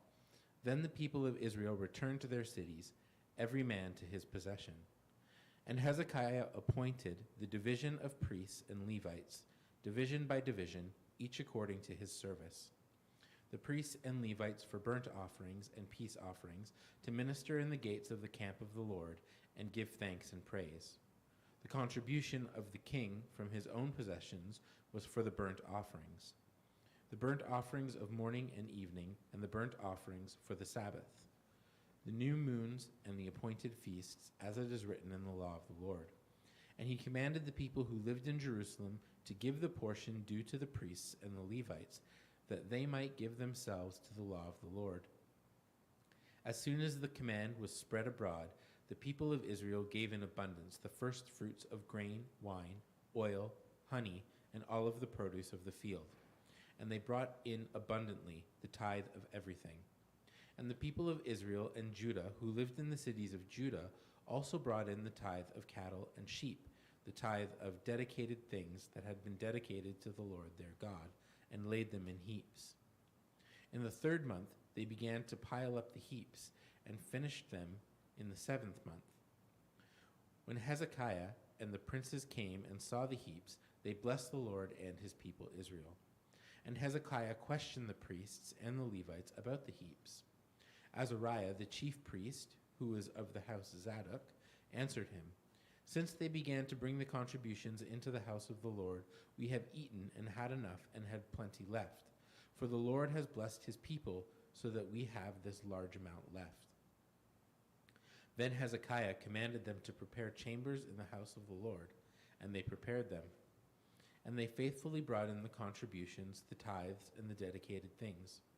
The chief officer in charge of them was Conaniah the Levite, with Shemi, his brother, as a second, while Jehiel, Azariah, Nathan, Ashael, Jeremoth, Jozabad, Elii, and Ismachiah, Mahath, and Benaiah were overseeing, assisting Conaniah and Shemi his brother, by the appointment of Hezekiah the king. And Azariah, the chief officer of the house of God, and Kor, the son of Imnah, the Levite, keeper of the east gate, was over the freewill offerings to God, to apportion the contribution reserved for the Lord and the most holy offerings. Eden, Miniamin, Jeshua, Shemaiah, Amariah, and Shechaniah were faithfully assisting him in the cities of the priests, to distribute their portion to their brothers, old and young alike, by divisions, except those enrolled by genealogy, males from 3 years old and upward, all who entered the house of the Lord, as a duty of each day required for their service, according to their offices by their divisions. The enrollment of the priests was according to their fathers' houses. That of the Levites from 20 years old and upward was according to their offices by their divisions. They were enrolled with all their little children, their wives, their sons, and their daughters, the whole assembly, for they were faithful in keeping themselves holy. And for the sons of Aaron, the priests who were in the fields of common land belonging to their cities, there were men in several cities who were designated by name to distribute portions to every male among the priests and to everyone among the Levites who was enrolled. Thus Hezekiah did throughout all Judah, and he did what was good and right and faithful before the Lord his God. And every work that he undertook in the service of the house of God, and in accordance with the law and the commandments, seeking his God, he did with all his heart and prospered. 2 Chronicles chapter 32. After these things and these acts of faithfulness, Sennacherib, king of Assyria, came and invaded Judah and encamped against the fortified cities, thinking to win them for himself. And when Hezekiah saw that Sennacherib had come and intended to fight against Jerusalem, he planned with his officers and his mighty men to stop the water of the springs that were outside the city, and they helped him. A great many people were gathered, and they stopped all the springs and the brook that flowed through the land, saying, "Why should the kings of Assyria come and find much water?" He set to work resolutely and built up all the wall that was broken down and raised towers upon it. And outside he built another wall, and he strengthened the Millo in the city of David. He also made weapons and shields in abundance, and he set combat commanders over the people and gathered them together to him in the square at the gate of the city and spoke encouragingly to them, saying, "Be strong and courageous. Do not be afraid or dismayed before the king of Assyria and all the horde that is with him, for there are more with us than with him. With him is an arm of the flesh, but with us is the Lord our God, to help us and to fight our battles." And the people took confidence from the words of Hezekiah, king of Judah. After this, Sennacherib, king of Assyria, who was besieging Lachish with all his forces, sent his servants to Jerusalem to Hezekiah, king of Judah, and to all the people of Judah who were in Jerusalem, saying, "Thus says Sennacherib, king of Assyria, on what are you trusting that you endure the siege in Jerusalem? Is not Hezekiah misleading you, that he may give you over to die by famine and by thirst, when he tells you the Lord our God will deliver us from the hand of the king of Assyria? Has not this same Hezekiah taken away his high places and his altars and commanded Judah and Jerusalem, before one altar you shall worship, and on it you shall burn your sacrifices? Do you not know what I and my fathers have done to all the peoples of other lands? Were the gods of the nations of those lands at all able to deliver their lands out of my hand? Who among all the gods of those nations that my fathers devoted to destruction was able to deliver his people from my hand, that your God should be able to deliver them from my hand? Now therefore, do not let Hezekiah deceive you or mislead you in this fashion, and do not believe him, for no God of any nation or kingdom has been able to deliver his people from my hand, or from the hand of my fathers. How much less will your God deliver you out of my hand?" And his servants said still more against the Lord God and against his servant Hezekiah. And he wrote letters to cast contempt on the Lord, the God of Israel, and to speak against him, saying, "Like the gods of the nations of the lands who have not delivered their people from my hands, so the God of Hezekiah will not deliver his people from my hand."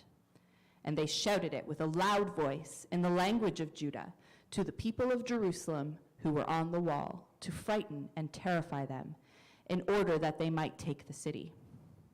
And they spoke of the God of Jerusalem as they spoke of the gods of the people of the earth, which are the work of men's hands. Then Hezekiah the king and Isaiah the prophet, the son of Amoz, prayed because of this, and cried to heaven. And the Lord sent an angel who cut off all the mighty warriors and commanders and officers in the camp of the king of Assyria. So he returned with shame of face to his own land. And when he came into the house of his God, some of his own sons struck him down there with the sword. So the Lord saved Hezekiah and the inhabitants of Jerusalem from the hand of Sennacherib, king of Assyria, and from the hand of all his enemies, and he provided for them on every side. And many brought gifts to the Lord to Jerusalem, and precious things to Hezekiah king of Judah, so that he was exalted in the sight of all nations from that time onward. In those days Hezekiah became sick and was at the point of death. And he prayed to the Lord, and he answered him and gave him a sign. But Hezekiah did not make return according to the benefit done to him, for his heart was proud. Therefore wrath came upon him, and Judah and Jerusalem. But Hezekiah humbled himself for the pride of his heart, both he and the inhabitants of Jerusalem, so that the wrath of the Lord did not come upon them in the days of Hezekiah.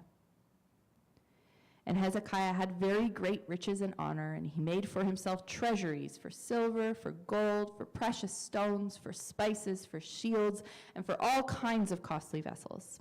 Storehouses also for the yield of grain, wine, and oil, and stalls for all kinds of cattle and sheepfolds. He likewise provided cities for himself, and flocks and herds in abundance, for God had given him very great possessions. This same Hezekiah closed the upper outlet of the waters of Gihon and directed them down to the west side of the city of David. And Hezekiah prospered in all his works. And so in the matter of the envoys of the princes of Babylon, he who had been sent to him to inquire about the sign that had been done in the land, God left him to himself in order to test him and to know all that was in his heart.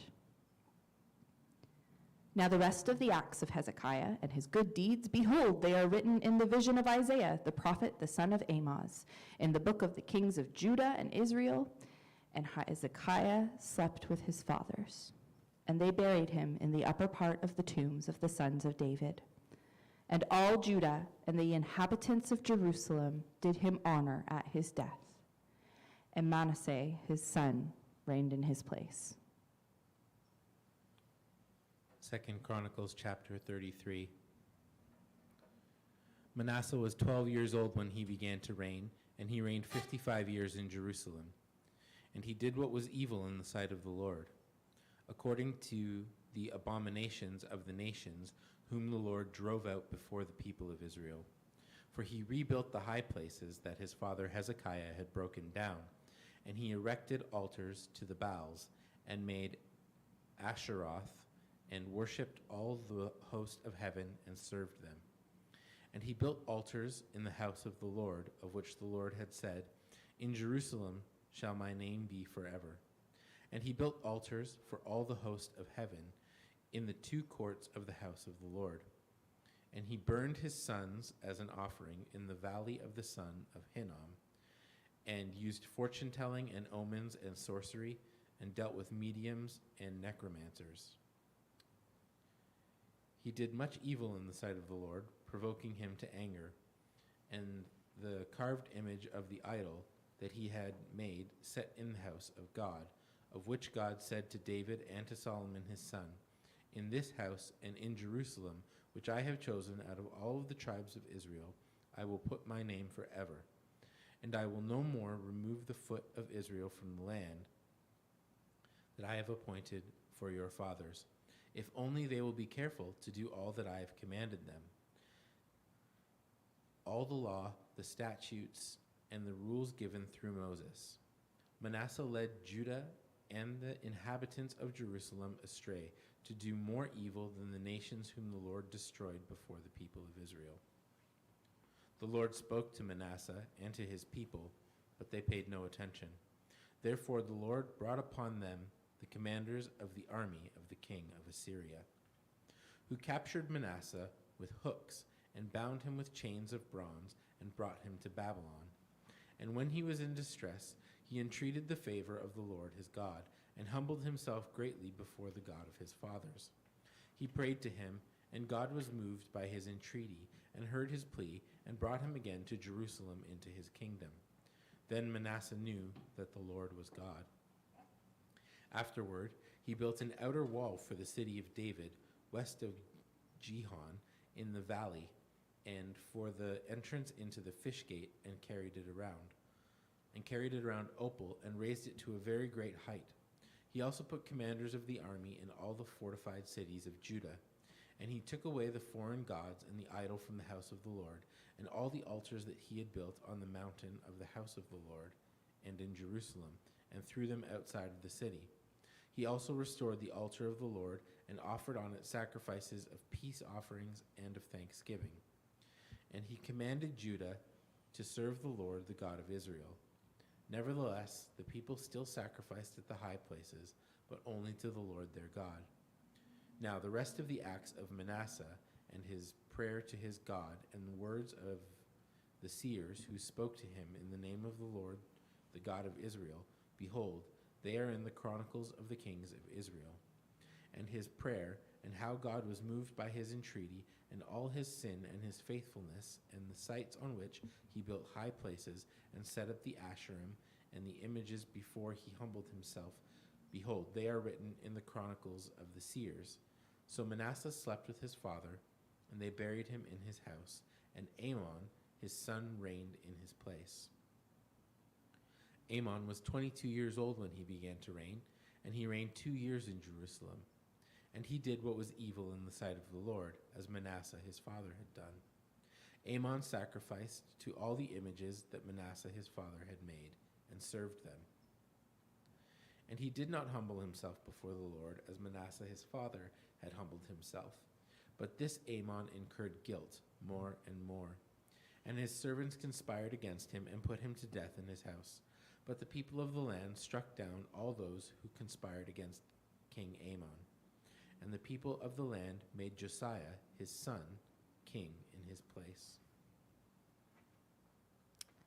2 Chronicles chapter 34. Josiah was 8 years old when he began to reign, and he reigned 31 years in Jerusalem. And he did what was right in the eyes of the Lord, and walked in the ways of David his father, and he did not turn aside to the right hand or to the left. For in the 8th year of his reign, while he was yet a boy, he began to seek the God of David his father. And in the 12th year, he began to purge Judah and Jerusalem of the high places, the Asherim, and the carved and the metal images. And they chopped down the altars of the Baals in his presence. And he cut down the incense altars that stood above them. And he broke in pieces the Asherim and the carved and the metal images, and he made dust of them and scattered it over the graves of those who had sacrificed to them. He also burned the bones of the priests on their altars and cleansed Judah and Jerusalem. And in the cities of Manasseh, Ephraim, and Simeon, and as far as Naphtali, in their ruins all around, he broke down the altars and beat the Asherim and the images into powder, and cut down all the incense altars throughout all the land of Israel. Then he returned to Jerusalem. Now in the 18th year of his reign, when he had cleansed the land and the house, he sent Shaphan, the son of Azaliah, and Messiah, the governor of the city, and Joah, the son of Jehoaz, the recorder, to repair the house of the Lord his God. They came to Hilkiah the high priest and gave him the money that had been brought into the house of God, which the Levites, the keepers of the threshold, had collected from Manasseh and Ephraim, and from all the remnant of Israel, and from all Judah and Benjamin, and from the inhabitants of Jerusalem. And they gave it to the workmen who were working in the house of the Lord. And the workmen who were working in the house of the Lord gave it for repairing and restoring the house. They gave it to the carpenters and the builders to buy quarried stone and timber for binders and beams for the buildings that the kings of Judah had let go to ruin. And the men did the work faithfully. Over them were set Jahath and Obadiah the Levites, of the sons of Merari, and Zechariah and Meshullam, of the sons of the Kohathites, to have oversight. The Levites, all who were skilled with instruments of music, were over the burden bearers and directed all who did work in every kind of service. And some of the Levites were scribes and officials and gatekeepers. While they were bringing out the money that had been brought into the house of the Lord, Hilkiah the priest found the book of the law of the Lord, given through Moses. Then Hilkiah answered and said to Shaphan the secretary, I have found the book of the law in the house of the Lord. And Hilkiah gave the book to Shaphan. Shaphan brought the book to the king and further reported to the king, all that was committed to your servants they are doing. They have emptied out the money that was found in the house of the Lord and have given it into the hand of the overseers and the workmen. Then Shaphan the secretary told the king, Hilkiah the priest has given me a book. And Shaphan read from it before the king. And when the king heard the words of the law, he tore his clothes. And the king commanded Hilkiah, Ahikam, the son of Shaphan, Abdon, the son of Micah, Shaphan the secretary, and Isaiah, the king's servant, saying, Go inquire of the Lord for me, and for those who are left in Israel and in Judah, concerning the words of the book that has been found. For great is the wrath of the Lord that is poured out on us, because our fathers have not kept the word of the Lord, to do according to all that is written in this book. So Hilkiah and those whom the king had sent went to Huldah the prophetess, the wife of Shallum, the son of Tokhath, son of Hazra, keeper of the wardrobe. Now she lived in Jerusalem in the second quarter, and spoke to her to that effect. And she said to them, Thus says the Lord, the God of Israel, tell the men who sent you, Thus says the Lord, Behold, I will bring disaster upon this place and upon its inhabitants, all the curses that are written in the book that was read before the king of Judah, because they have forsaken me and have made offerings to other gods, that they might provoke me to anger with all the works of their hands. Therefore my wrath will be poured out on this place and will not be quenched. But to the king of Judah who sent you to inquire of the Lord, thus shall you say to him, Thus says the Lord, the God of Israel, regarding the words that you have heard, because your heart was tender, and you humbled yourself before God when you heard his words against this place and its inhabitants. And you have humbled yourself before me, and have torn your clothes and wept before me. I also have heard you, declares the Lord. Behold, I will gather you to your fathers, and you shall be gathered to your grave in peace. And your eyes shall not see all the disaster that I will bring upon this place and its inhabitants. And they brought back word to the king. Then the king sent and gathered together all the elders of Judah and Jerusalem. And the king went up to the house of the Lord with all the men of Judah and the inhabitants of Jerusalem and the priests and the Levites, all the people, both great and small. And he read in their hearing all the words of the book of the covenant that had been found in the house of the Lord. And the king stood in his place and made a covenant before the Lord, to walk after the Lord and to keep his commandments and his testimonies and his statutes with all his heart and all his soul, to perform the words of the covenant that were written in this book. Then he made all who were present in Jerusalem and in Benjamin join in it. And the inhabitants of Jerusalem did according to the covenant of God, the God of their fathers. And Josiah took away all the abominations from all the territory that belonged to the people of Israel, and made all who were present in Israel serve the Lord their God. All his days they did not turn away from following the Lord, the God of their fathers. 2 Chronicles chapter 35. Josiah kept the Passover to the Lord in Jerusalem, and they slaughtered the Passover lamb on the 14th day of the first month. He appointed the priests to their offices and encouraged them in the service of the house of the Lord. And he said to the Levites who taught all Israel and who were holy to the Lord, Put the holy ark in the house of Solomon the son of David, king of Israel, built. You need not carry it on your shoulders. Now serve the Lord your God and his people Israel. Prepare yourselves according to your fathers' houses and by your divisions, as prescribed in the writing of King David of Israel and the document of Solomon his son. And stand in the holy place according to the groupings of the fathers' houses of your brothers, the lay people, and according to the division of the Levites by your father's household.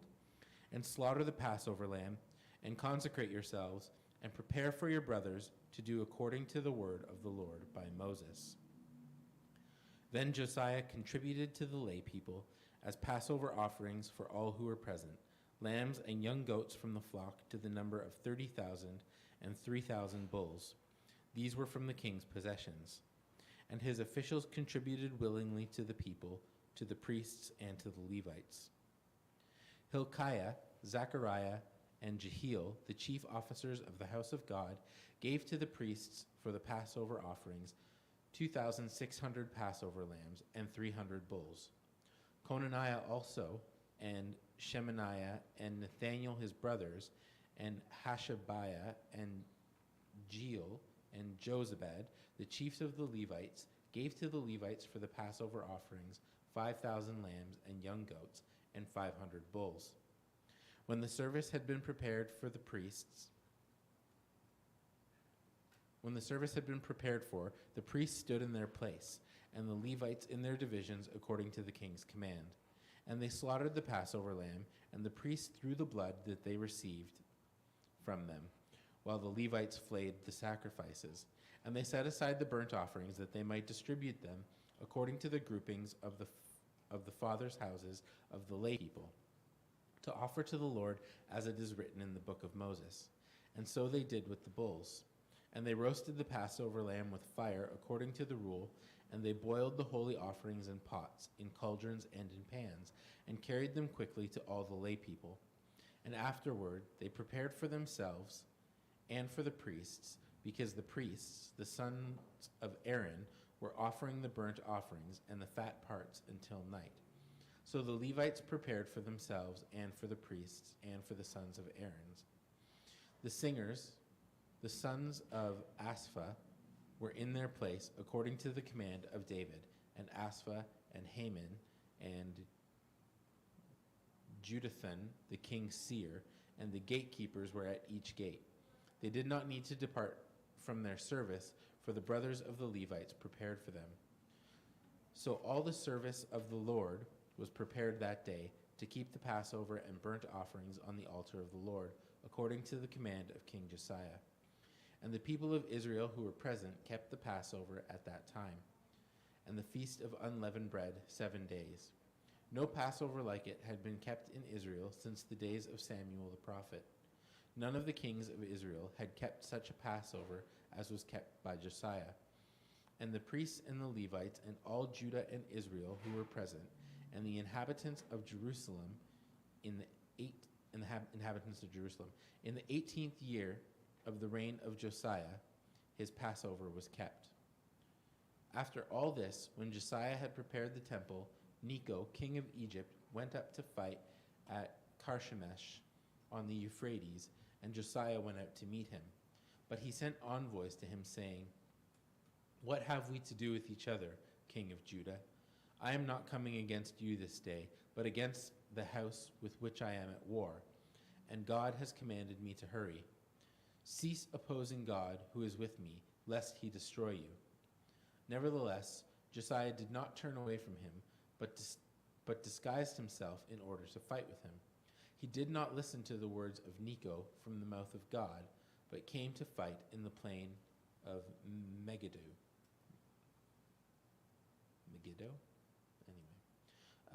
And the archers shot King Josiah. And the king said to his servants, "Take me away, for I am badly wounded." So his servants took him out of the chariot and carried him in his second chariot and brought him to Jerusalem. And he died and was buried in the tombs of his fathers. All Judah and Jerusalem mourned for Josiah.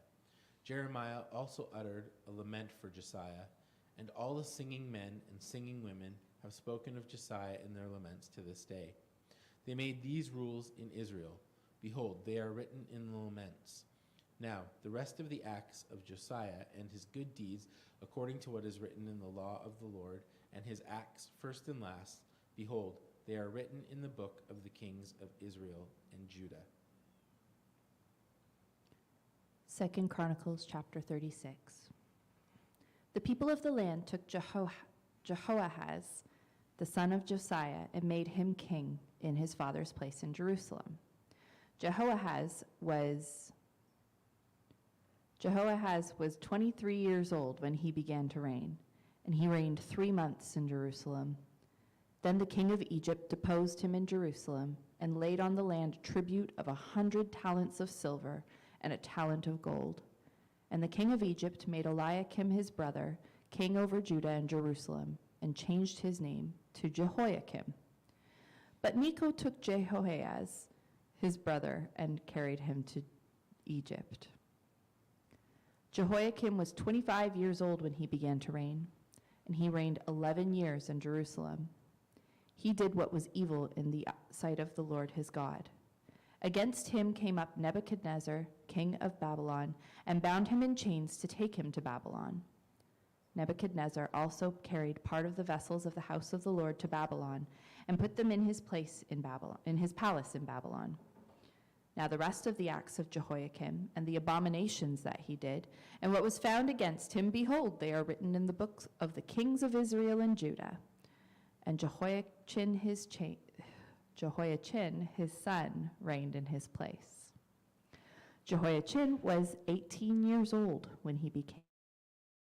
He reigned 3 months and 10 days in Jerusalem.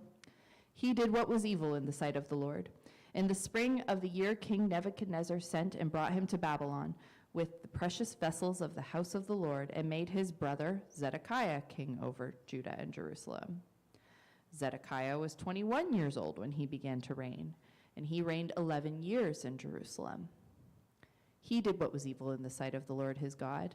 He did not humble himself before Jeremiah the prophet, who spoke from the mouth of the Lord.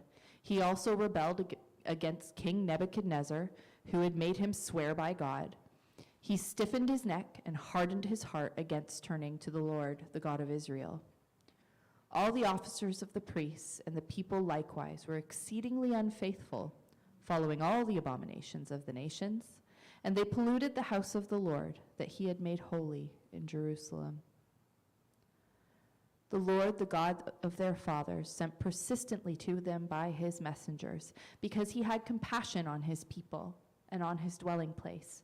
But they kept mocking the messengers of God, despising his words and scoffing at his prophets, until the wrath of the Lord rose against his people, until there was no remedy.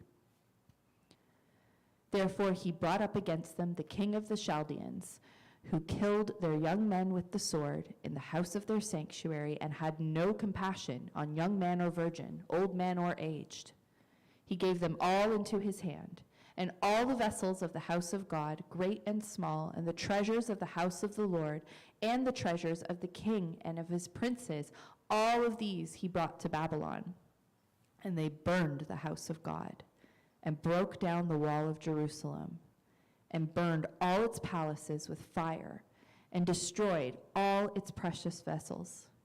He took into exile in Babylon those who had escaped from the sword, and they became servants to him and to his sons until the establishment of the kingdom of Persia, to fulfill the word of the Lord by the mouth of Jeremiah, until the land had enjoyed its Sabbaths.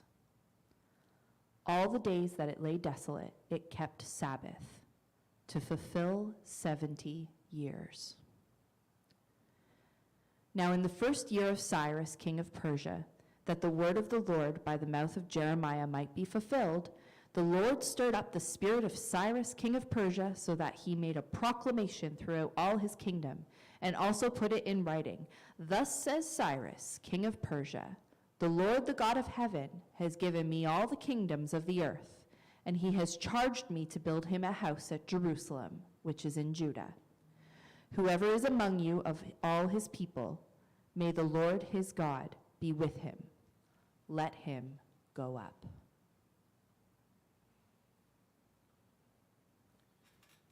Ezra chapter 1. In the first year of Cyrus king of Persia, that the word of the Lord by the mouth of Jeremiah might be fulfilled, the Lord stirred up the spirit of Cyrus king of Persia, so that he made a proclamation throughout all his kingdom, and also put it in writing. Thus says Cyrus king of Persia, the Lord, the God of heaven, has given me all the kingdoms of the earth, and has charged me to build him a house at Jerusalem, which is Judah.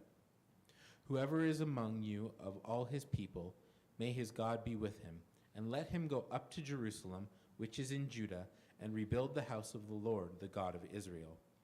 He is the God who is in Jerusalem. And let each survivor, in whatever place he sojourns, be assisted by the men of his place with silver and gold, with goods and with beasts, besides freewill offerings for the house of God that is in Jerusalem. Then rose up the heads of the fathers' houses of Judah and Benjamin, and the priests and the Levites, for everyone whose spirit God had stirred to go up to rebuild the house of the Lord that is in Jerusalem. And all who were about them aided them with vessels of silver and gold, with goods, with beasts, and with costly wares, besides all that was freely offered. Cyrus the king also brought out the vessels of the house of the Lord that Nebuchadnezzar had carried away from Jerusalem and placed in the house of his gods.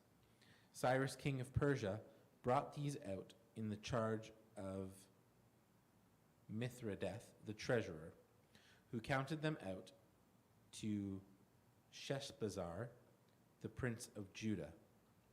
And this was the number of them: 30 basins of gold, 1,000 basins of silver, 29 censers, 30 bowls of gold, 412 bowls of silver, and 1,000 other vessels. All the vessels of gold and of silver were 5,400. All these did Sheshbazzar bring up when the exiles were brought up from Babylonia to Jerusalem. Ezra chapter 2. Now these were the people of the province who came up out of the captivity of those exiles whom Nebuchadnezzar the king of Babylon had carried captive to Babylonia. They returned to Jerusalem and Judah, each to his own town.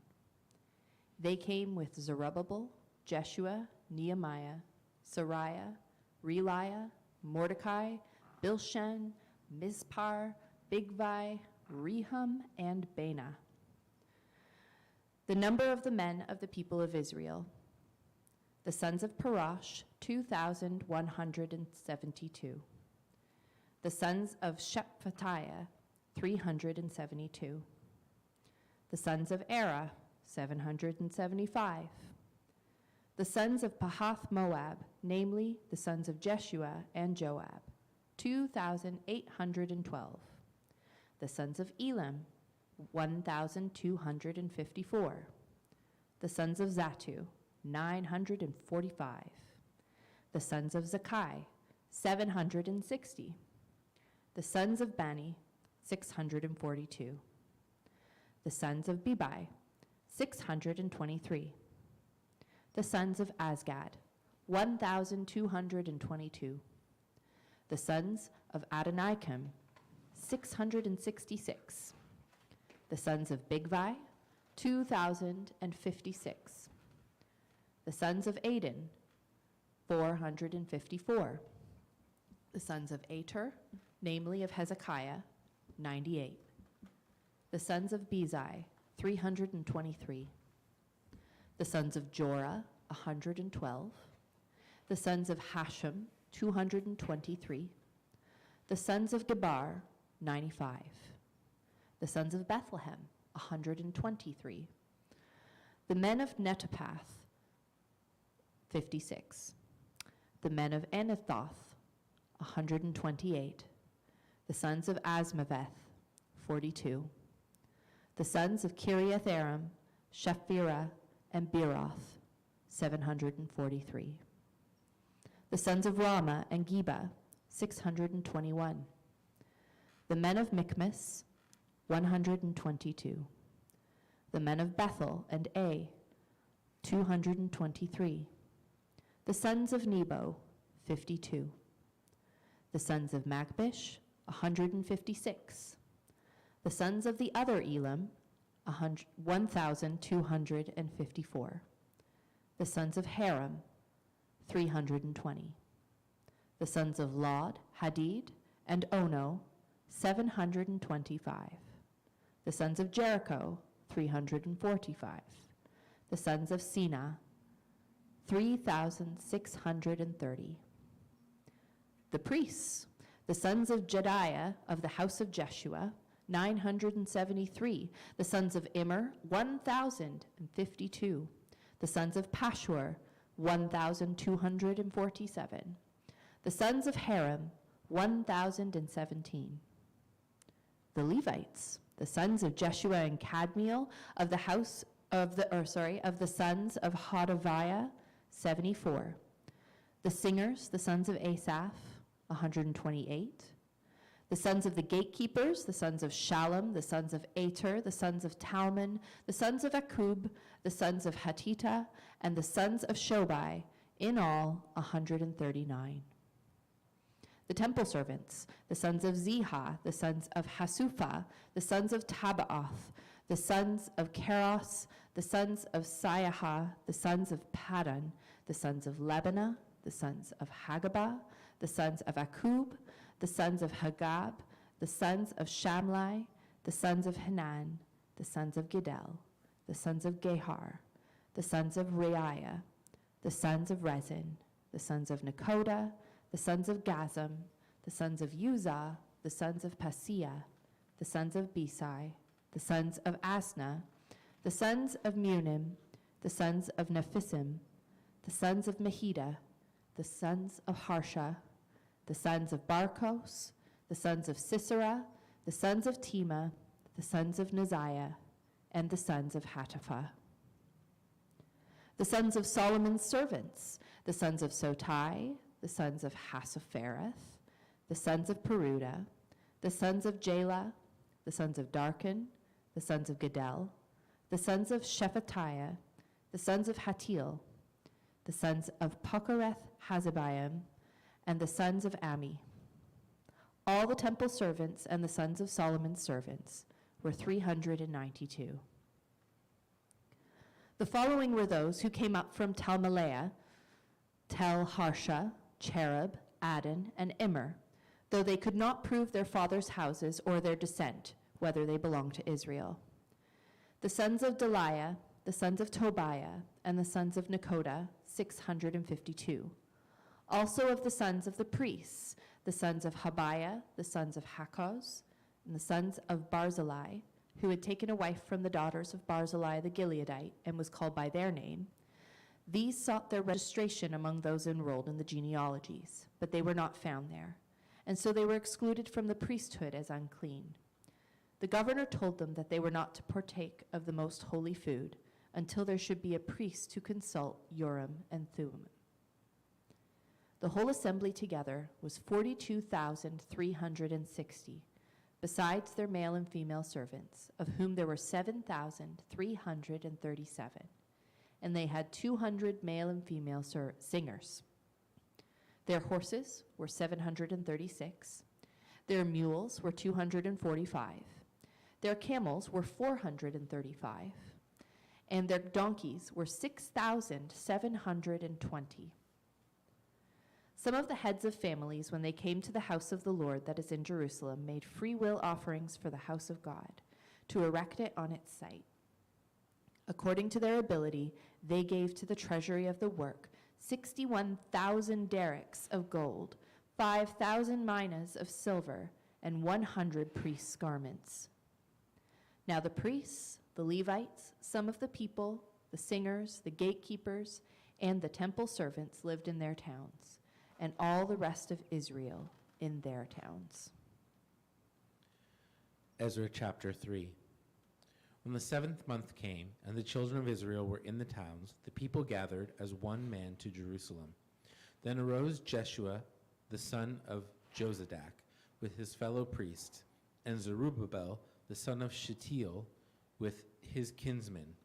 And they built the altar of the God of Israel to offer burnt offerings on it, as it is written in the law of Moses, the man of God. They set the altar in its place, for fear was on them because of the peoples of the lands, and they offered burnt offerings on it to the Lord, burnt offerings morning and evening. And they kept the feast of booths, as it is written, and offered the daily burnt offerings by number, according to the rule as each day required. And after that, the regular burnt offerings, the offerings at the new moon, and at all the appointed feasts of the Lord, and the offerings of everyone who made a free will offering to the Lord. From the first day of the 7th month, they began to offer burnt offerings to the Lord. But the foundation of the temple of the Lord was not yet laid. So they gave money to the masons and the carpenters, and food and drink and oil to the Sidonians and the Tyrians to bring cedar trees from Lebanon to the sea, to Joppa, according to the grant that they had from Cyrus, king of Persia.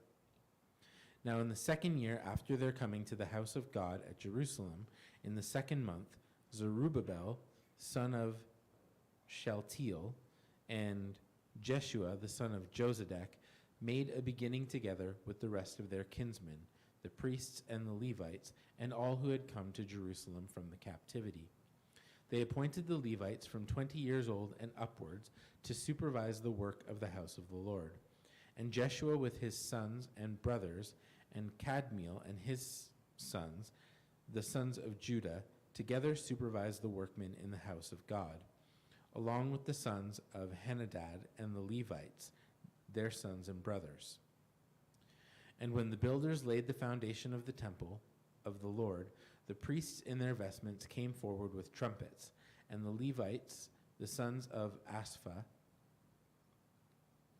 with cymbals to praise the Lord, according to the directions of David, king of Israel.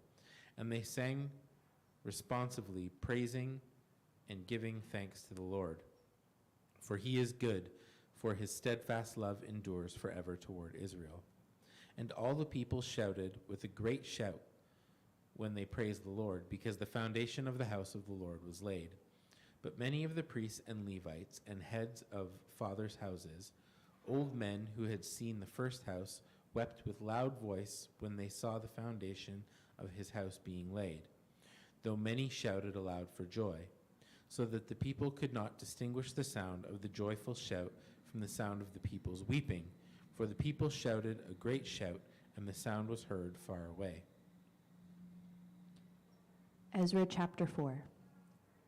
Now when the adversaries of Judah and Benjamin heard that the returned exiles were building a temple to the Lord, the God of Israel, they approached Zerubbabel and the heads of the fathers' houses and said to them, "Let us build with you, for we worship your God as you do, and we have been sacrificing to him ever since the days of Esarhaddon, king of Assyria, who brought us here." But Zerubbabel, Jeshua, and the rest of the heads of fathers' houses in Israel said to them, "You have nothing to do with us in building a house to our God, but we alone will build to the Lord, the God of Israel, as King Cyrus, the king of Persia, has commanded us." Then the people of the land discouraged the people of Judah and made them afraid to build, and bribed counselors against them to frustrate their purpose all the days of Cyrus, king of Persia, even until the reign of Darius, king of Persia. And in the reign of Ahasuerus, in the beginning of his reign, they wrote an accusation against the inhabitants of Judah and Jerusalem. In the days of Artaxerxes, Bishlam and Mithridath and Tabeel and the rest of their associates, in the days of Artaxerxes, Bishlam and Mithridath and Tabeel and the rest of their associates wrote to Artaxerxes, king of Persia. The letter was written in Aramaic and translated. Rehum, the commander, and Shimshai, the scribe, wrote a letter against Jerusalem to Artaxerxes, the king, as follows. Rehum, the commander, Shimshai, the scribe, and the rest of their associates, the judges, the governors, the officials, the Persians, the men of Erech, the Babylonians, the men of Susa, that is the Elamites, and the rest of the nations whom the great and noble Osnappar deported and settled in the cities of Samaria and in the rest of the province beyond the river. This is a copy of the letter that they sent. To Artaxerxes the king, your servants, the men of the province beyond the river, send greeting. And now be it known to the king that the Jews who came up from you to us have gone to Jerusalem. They are rebuilding that rebellious and wicked city. They are finishing the walls and repairing the foundations. Now be it known to the king that if this city is rebuilt and the walls finished, they will not pay tribute, custom, or toll, and the royal revenue will be impaired. Now because we eat the salt of the palace, and it is not fitting for us to witness the king's dishonor, therefore we send and inform the king, in order that search may be made in the book of the records of your fathers. You will find in the book of the records and learn that this city is a rebellious city, hurtful to kings and provinces, and that sedition was stirred up in it from of old. That is why this city was laid waste. We make known to the king that if this city is rebuilt and its walls finished, you will then have no possession in the province beyond the river. The king sent an answer to Rehum the commander and Shimshai the scribe and the rest of their associates who live in Samaria and in the rest of the province beyond the river. Greeting. And now, the letter that you sent to us has been plainly read before me, and I made a decree, and search has been made, and it has been found that this city from of old has risen against kings, and that rebellion and sedition have been made in it. And mighty kings have been over Jerusalem, who ruled over the whole province beyond the river, to whom tribute, custom, and toll were paid. Therefore, make a decree that these men be made to cease, and that this city be not rebuilt until a decree is made by me. And take care not to be slack in this matter. Why should damage grow to the hurt of the king? Then, when the copy of King Artaxerxes' letter was read before Rehum and Shimshai the scribe and their associates, they went in haste to the Jews at Jerusalem, and by force and power made them cease. Then the work on the house of God that is in Jerusalem stopped, and it ceased until the 2nd year of the reign of Darius, king of Persia. Ezra chapter 5. Now the prophets Haggai and Zechariah, the son of Iddo, prophesied to the Jews who were in Judah and Jerusalem in the name of the God of Israel who was over them. Then Zerubbabel, the son of Shealtiel, and Jeshua, the son of Jozadak, arose and began to rebuild the house of God that is in Jerusalem. And the prophets of God were with them, supporting them. At the same time, Tattenai, the governor of the province beyond the river, and Shethir-Bozenai and their associates came to them and spoke to them thus: Who gave you a decree to build this house and to finish this structure? They also asked them this: What are the names of the men who are building this building? But the eye of their God was on the elders of the Jews, and they did not stop them until the report should reach Darius, and then an answer could be returned by letter concerning it. This is a copy of that letter that Tattenai, the governor of the province beyond the river, and Shethar-Bozenai and his associates, the governors who were in the province beyond the river, sent to Darius the king. They sent him a report in which was written as follows: To Darius the king, all peace. Be it known to the king that we went to the province of Judah to the house of the great God. It is being built with huge stones, and timber is laid in the walls. This work goes on diligently and prospers in their hands. Then we asked those elders and spoke to them thus: Who gave you decree to build this house and to finish this structure? We also asked them for your names.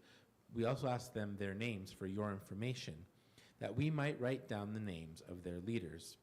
And this was their reply to us: We are the servants of the God of heaven and earth, and we are rebuilding the house that was built many years ago, which a great king of Israel built and finished.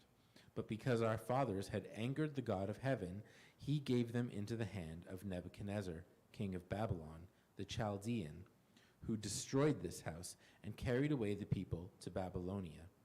However, in the 1st year of Cyrus, king of Babylon, Cyrus the king made a decree that this house of God should be rebuilt.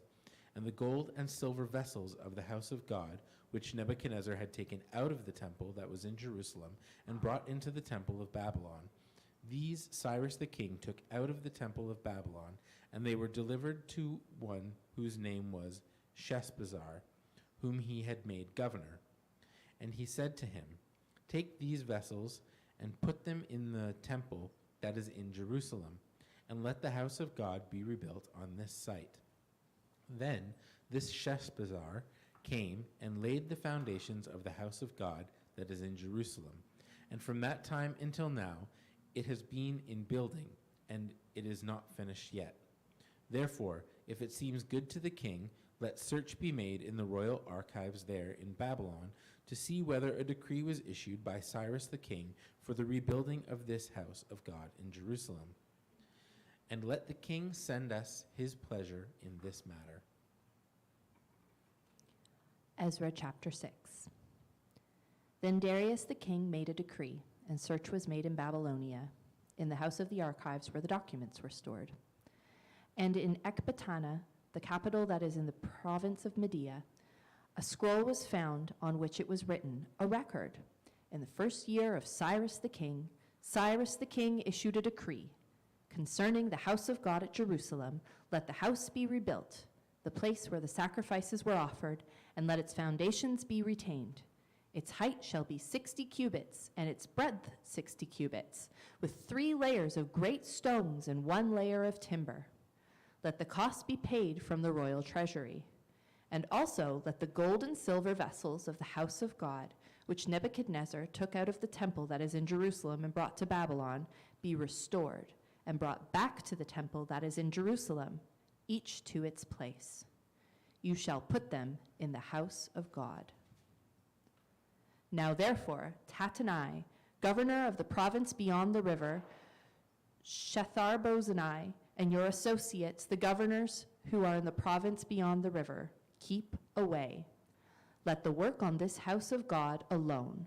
Let the governor of the Jews and the elders of the Jews rebuild this house of God on its site. Moreover, I make a decree regarding what you shall do for these elders of the Jews for the rebuilding of this house of God. The cost is to be paid to these men in full and without delay from the royal revenue, the tribute of the province from beyond the river. And whatever is needed, bulls, rams, or sheep for burnt offerings to the God of heaven, wheat, salt, wine, or oil, as the priests at Jerusalem require, let that be given to them day by day without fail, that they may offer pleasing sacrifices to the God of heaven and pray for the life of the king and his sons. Also, I make a decree that if anyone alters this edict, a beam shall be pulled out of his house, and he shall be impaled on it, and his house shall be made a dunghill. May the God who has caused his name to dwell there overthrow any king or people who shall put out a hand to alter this, or to destroy this house of God that is in Jerusalem. I, Darius, make a decree. Let it be done with all diligence. Then, according to the word sent by Darius the king, Tattenai, the governor of the province beyond the river, Shethar-bozenai, and their associates did with all diligence what Darius the king had ordered. And the elders of the Jews built and prospered through the prophesying of Haggai the prophet and Zechariah the son of Iddo. They finished their building by decree of the God of Israel, and by decree of Cyrus and Darius and Artaxerxes, king of Persia. And this house was finished on the 3rd day of the month of Adar, in the 6th year of the reign of Darius the king. And the people of Israel, the priests and the Levites, and the rest of the returned exiles celebrated the dedication of this house of God with joy.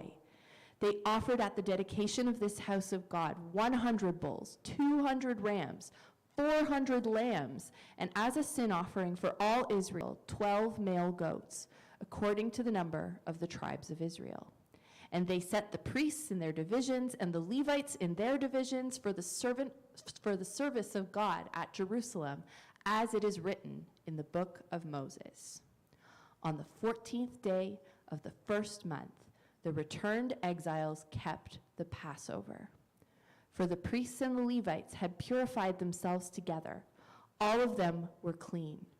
So they slaughtered the Passover lamb for all the returned exiles, for their fellow priests and for themselves. It was eaten by the people of Israel who had returned from exile, and also by everyone who had joined them and separated himself from the uncleanliness of the peoples of the land to worship the Lord, the God of Israel. And they kept the feast of unleavened bread 7 days with joy, for the Lord had made them joyful and had turned the heart of the king of Assyria to them, so that he aided them in the work of the house of God, the God of Israel. Ezra chapter 7. After these things, during the reign of Artaxerxes, king of Persia, Ezra, son of Zariah, the son of Azariah, the son of Hilkiah, the son of Shallum, the son of Zadok, the son of Hatum, the son of Amariah, the son of Azariah, the son of Meroth, the son of Zezariah, the son of Uzai, the son of Bukai, the son of Abishu, the son of Phinehas, the son of Eleazar, the son of Aaron, the chief priest. This Ezra came up from Babylon. He was a teacher well versed in the law of Moses, which the Lord, the God of Israel, had given. The king had granted him everything he asked, for the hand of the Lord, his God, was on him. Some of the Israelites, including priests, Levites, musicians, gatekeepers, and temple servants, also came up to Jerusalem in the 7th year of King Artaxerxes. Ezra arrived in Jerusalem in the 5th month of the 7th year of the king. He had begun his journey from Babylon on the 1st day of the 1st month, and he arrived in Jerusalem on the 1st day of the 5th month, for the gracious hand of his God was on him.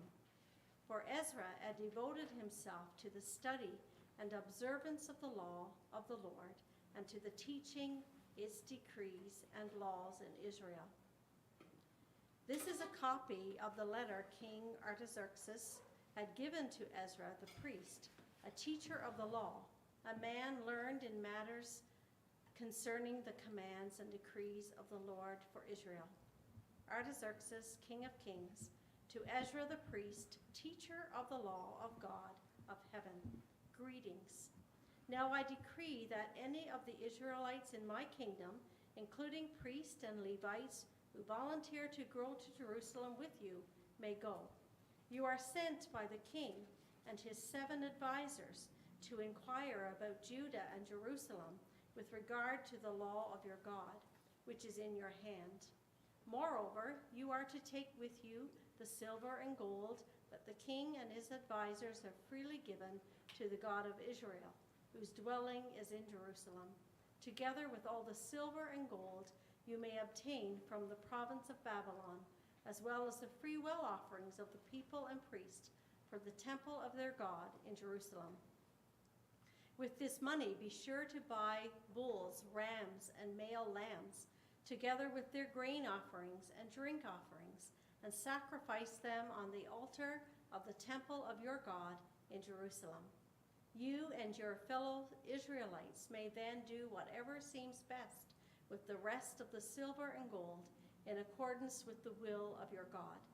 Deliver to the God of Jerusalem all the articles entrusted to you for worship in the temple of your God, and anything else needed for the temple of your God that you are responsible to supply, you may provide from the royal treasury. Now I, King Artaxerxes, decree that all the treasurers of Trans-Euphrates are to provide with diligence whatever Ezra the priest, the teacher of the law of the God of heaven, may ask of you, up to 100 talents of silver, 100 cores of wheat, 100 baths of wine, 100 baths of olive oil, and salt without limit. Whatever the God of heaven has prescribed, let it be done with diligence for the temple of the God of heaven. Why should this wrath fall on the realm of the king and of his sons? You are also to know that you have no authority to impose taxes, tribute, or duty on any of the priests, Levites, musicians, gatekeepers, temple servants, or other workers at this house of God. And you, Ezra, in accordance with the wisdom of your God, which you possess, appoint magistrates and judges to administer justice to all the people of Trans-Euphrates, all who know the laws of your God, and you are to teach any who do not know them. Whoever does not obey the law of your God and the law of the king must surely be punished by death, banishment, confiscation of property, or imprisonment. Praise be to the Lord, the God of our ancestors, who has put it into the king's heart to bring honor to the house of the Lord in Jerusalem in this way, and who has extended his good favor to me before the king and his advisors and all the king's powerful officials. Because the hand of the Lord, my God, was on me, I took courage and gathered leaders from Israel to go up with me. Ezra 8. These are the family heads and those registered with them who came up with me from Babylon during the reign of King Artaxerxes. Of the descendants of Phinehas, Gershom, and the descendants of Ithamar, Daniel, and the descendants of David, Hattash, of the descendants of Shechaniah, and the descendants of Parosh, Zechariah, and with him were registered 150 men. Of the descendants of Pathath, Moab, Eliahoniah, son of Zarephiah, and with him 200 men. And the descendants of Hattu, Shechaniah, son of Jahaziel, and with him 300 men, and the descendants of Adin, Ebed, son of Jonathan, and with him 50 men, the descendants of Elam, Josiah, son of Athaliah, and with him 70 men, and of the descendants Shephatiah, Zebadiah, son of Michael, and with him 80 men, of the descendants of Joab, Obadiah, son of Jehiel, and with him 218 men, of the descendants of Baniah, Shemoliath, son of Josephiah, and with him 160 men, of the descendants of Bebiah, Zechariah, son of Bebiah, and with him 28 men, of the descendants of Azgad, Johanna, son of Hakatan, and with him 110 men, of the descendants of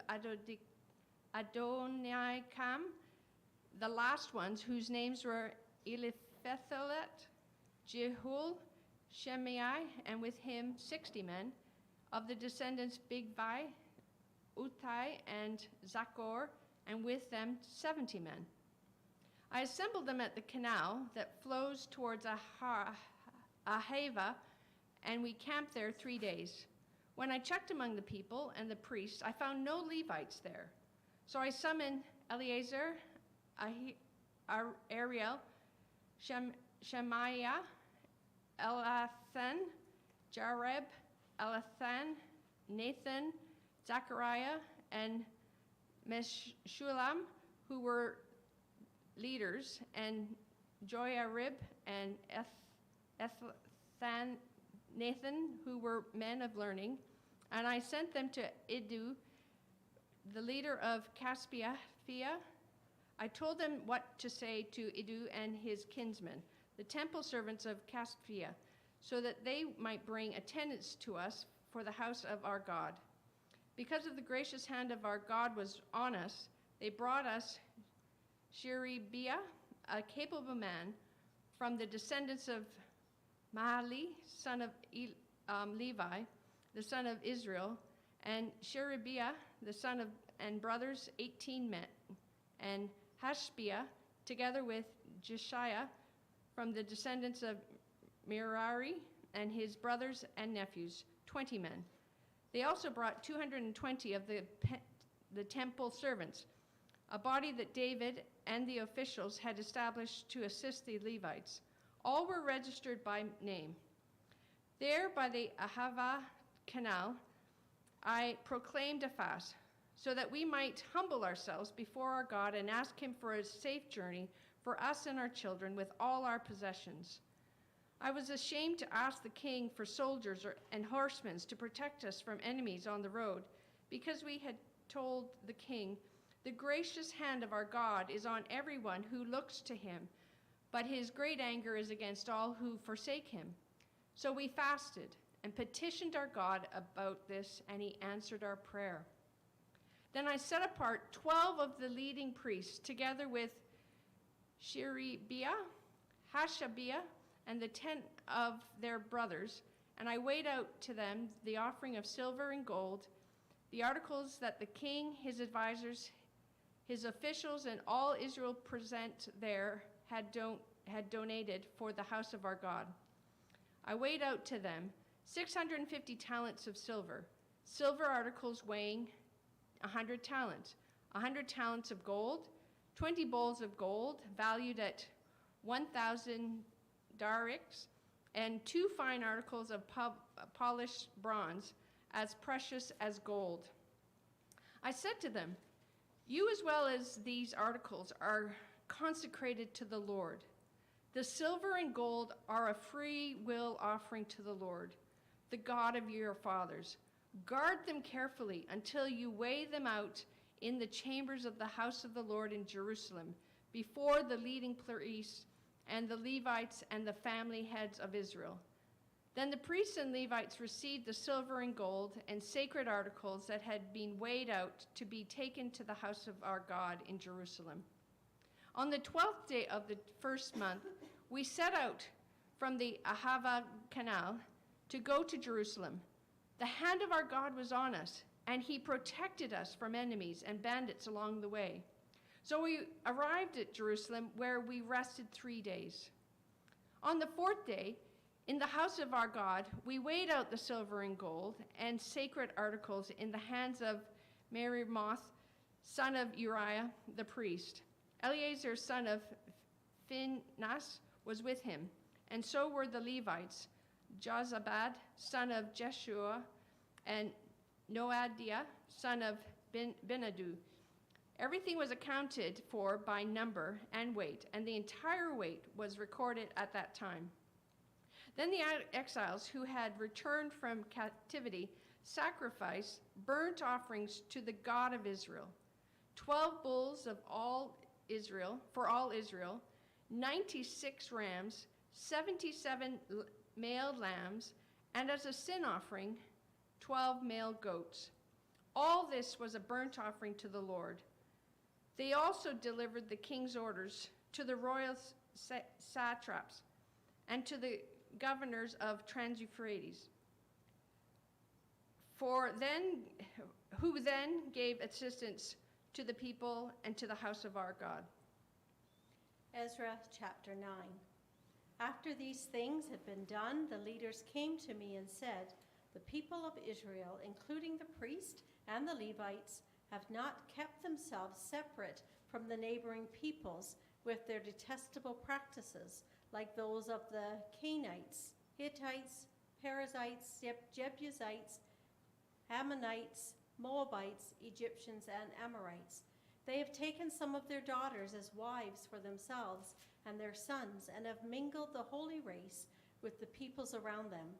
And the leaders and officials have led the way in this unfaithfulness." When I heard this, I tore my tunic and cloak, pulled my hair from my head and beard, and sat down appalled.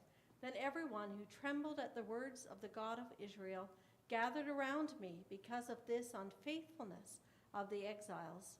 And I sat there appalled until the evening sacrifice. Then at the evening sacrifice, I rose from my self-abasement with my tunic and cloak torn, and fell on my knees with my hands spread out to the Lord my God, and prayed. "I am too ashamed and disgraced, my God, to lift up my face to you, because our sins are higher than our heads, and our guilt has reached to the heavens. From the days of our ancestors until now, our guilt has been great. Because of our sins, we and our kings and our priests have been subjected to the sword and captivity, to pillage and humiliation at the hand of foreign kings, as it is today. But now, for a brief moment, the Lord our God has been gracious in leaving us a remnant and giving us a firm place in his sanctuary, and so our God gives light to our eyes and a little relief in our bondage. Though we are slaves, our God has not forsaken us in our bondage. He has shown us kindness in the sight of the kings of Persia. He has granted us new life to rebuild the house of our God and repair its ruins, and he has given us a wall of protection in Judah and Jerusalem. But now, our God, what can we say after this? For we have forsaken the commands you gave through your servants, the prophets, when you said, "The land you are entering to possess is a land polluted by the corruption of its peoples. By their detestable practices, they have filled it with their impurity, and from one end to the other. Therefore, do not give your daughters in marriage to their sons, or take their daughters for your sons. Do not seek a treaty of friendship with them at any time, that you may be strong and eat the good things of the land, and leave it to your children as an everlasting inheritance. What has happened to us is a result of our evil deeds and our great guilt, and yet, our God, you have punished us less than our sins deserved, and have given us a remnant like this. Shall we then break your commands again and intermarry with the peoples who commit such detestable practices? Would you not be angry enough with us to destroy us, leaving us no remnant or survivor? Lord, the God of Israel, you are righteous, We are left this day as a remnant. Here we are before you in our guilt, though because of it, not one of us can stand in your presence. Ezra 10. While Ezra was praying and confessing, weeping, and throwing himself down before the house of God, a large crowd of Israelites, men, women, and children, gathered around him. They too wept bitterly. Then Shechaniah, son of Jehiel, one of the descendants of Elam, said to Ezra, "We have been unfaithful to our God by marrying foreign women from the peoples around us. But in spite of this, there is still hope for Israel. Now let us make a covenant before our God to send away all these women and their children in accordance with the counsel of my Lord and of those who fear the commands of our God. Let it be done according to the law. Rise up, this matter is in your hands. We will support you, so take courage and do it." So Ezra rose up and put the leading priests and Levites and all Israel under oath to do what had been suggested. And they took the oath. Then Ezra withdrew from before the house of God and went to the room of Jehohanan, son of Eliashib. While he was there, he ate no food and drank no water, because he continued to mourn over the unfaithfulness of the exiles. A proclamation was then issued throughout Judah and Jerusalem for all the exiles to assemble in Jerusalem. Anyone who failed to appear within 3 days would forfeit all his property, in accordance with the decision of the officials and elders, and would himself be expelled from the assembly of the exiles. Within the 3 days, all the men of Judah and Benjamin had gathered in Jerusalem. And on the 20th day of the 9th month, all the people were sitting in the square before the house of God, greatly distressed by the occasion and because of the rain. Then Ezra the priest stood up and said to them, "You have been unfaithful. You have married foreign women, adding to Israel's guilt. Now make confession to the Lord, the God of your fathers, and do his will. Separate yourselves from the peoples around you and from your foreign wives." The whole assembly responded with a loud voice, "You are right. We must do as you say. But there are many people here, and it is the rainy season, so we cannot stand outside. Besides, this matter cannot be taken care of in a day or two, because we have sinned greatly in this thing. Let our officials act for the whole assembly. Then let everyone in our towns who have married a foreign woman come at a set time, along with the elders and judges of each town, until the fierce anger of our God in this matter is turned away from us." Only Jonathan, son of Ashahel, and Jahaziel, son of Tikvah, supported by Meshullam and Shabbeathiah, the Levite, opposed this. So the exiles did as was proposed.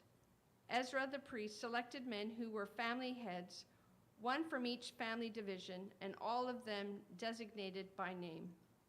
On the first day of the 10th month, they sat down to investigate the cases.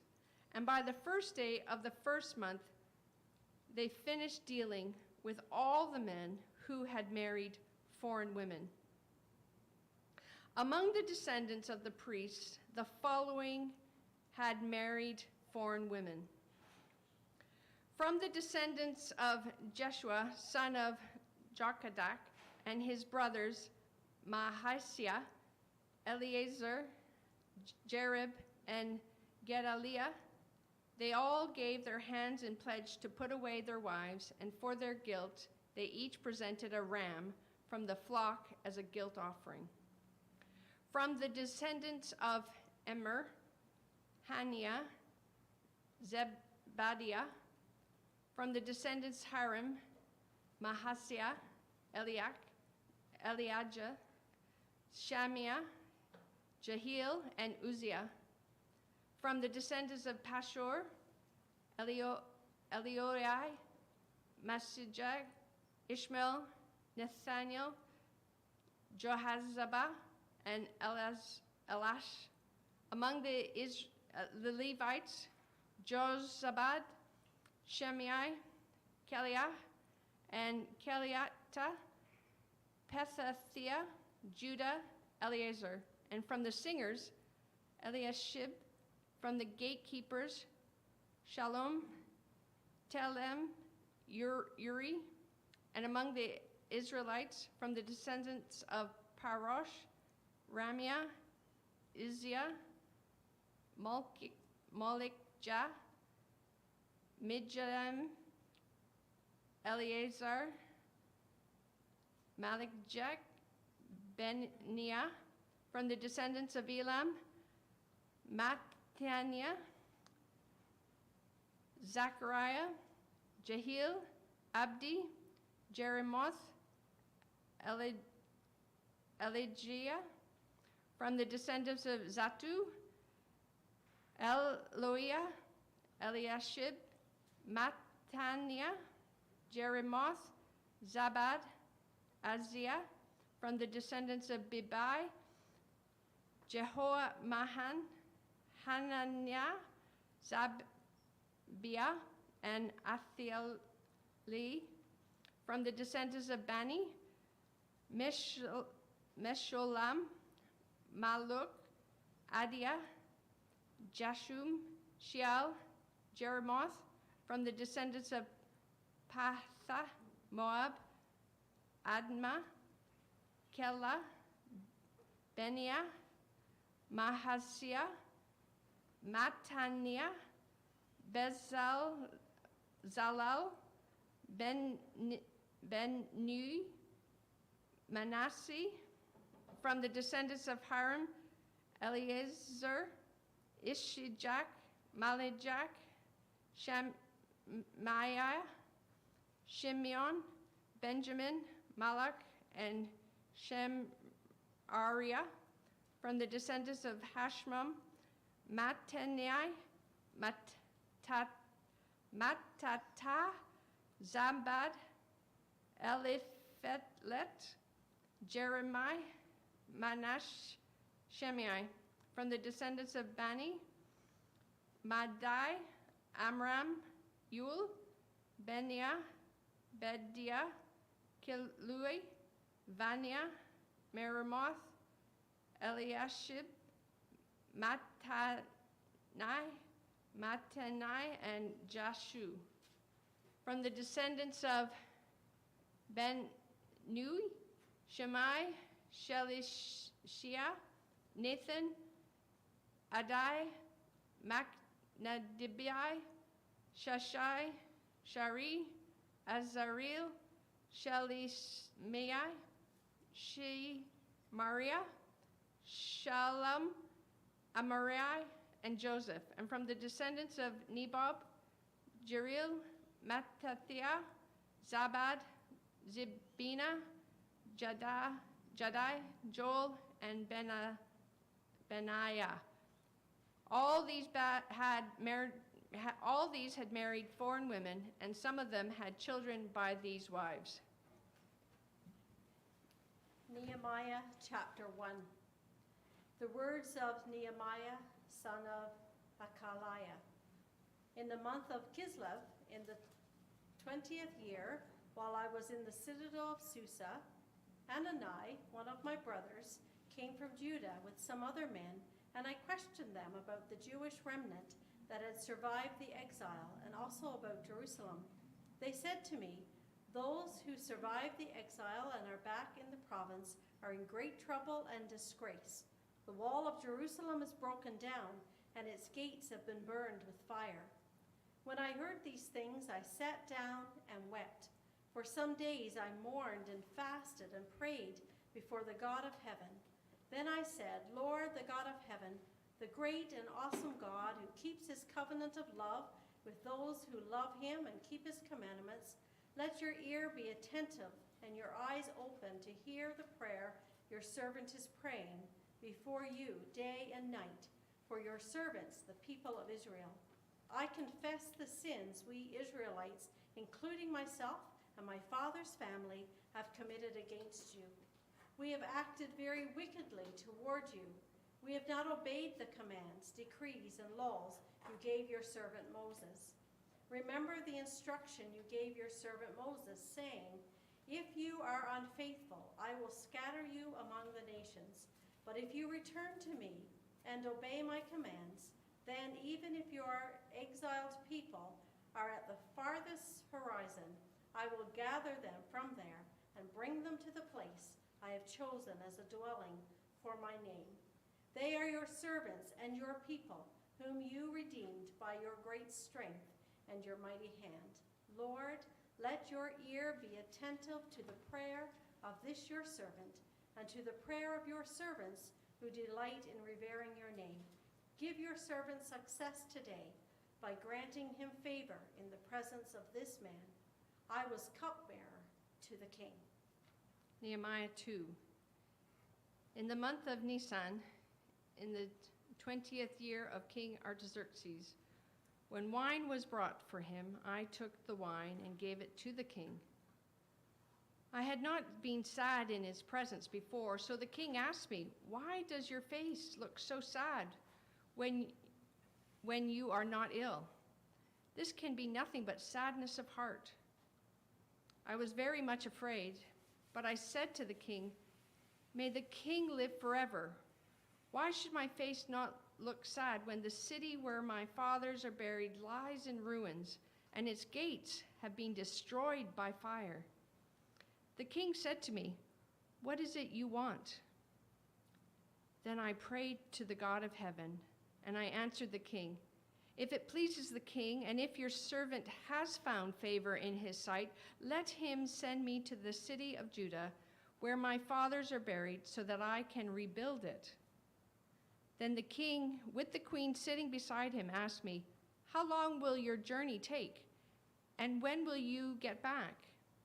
It pleased the king to send me, so I set a time. I also said to him, if it pleases the king, can I have letters to the governors of Trans-Euphrates, so that they will provide me safe conduct until I arrive in Judah? And may I have a letter to Ashaph, keeper of the king's forest, so he will give me timber to make beams for the gates of the citadel by the temple and for the city wall and for the residence I will occupy. And because the gracious hand of God was upon me, the king granted my requests.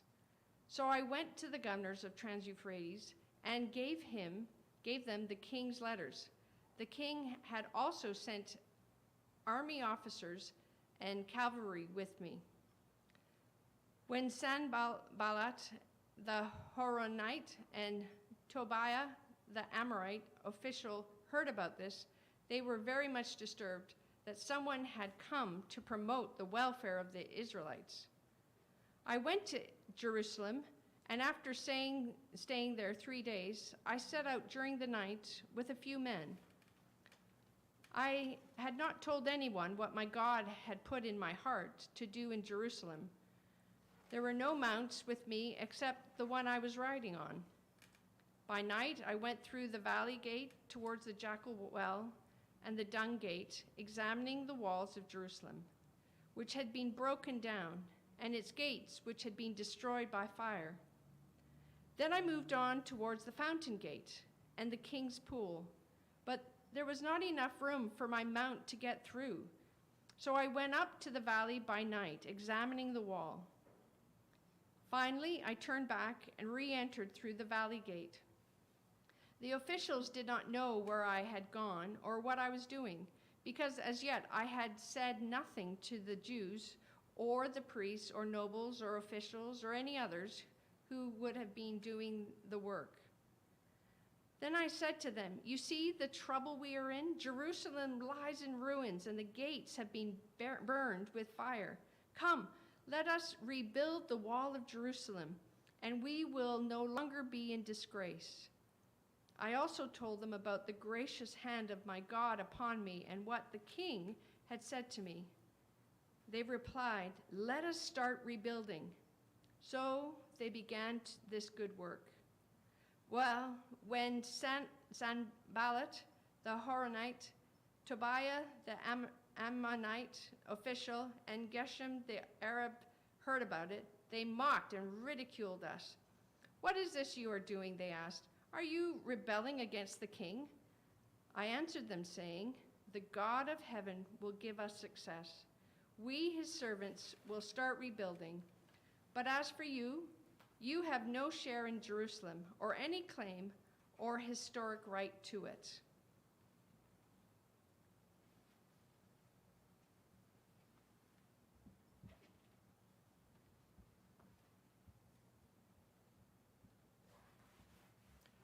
Nehemiah chapter 3.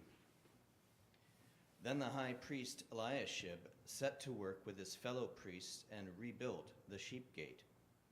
They consecrated it and set up its doors. They consecrated it as far as the Tower of the 100 and as far as the Tower of Hananel. And the men of Jericho built next to him, and next to them Zakur, son of Imri, built. The sons of Hassanah built the fish gate, and they laid its beams and set up its doors and bolts and its bars.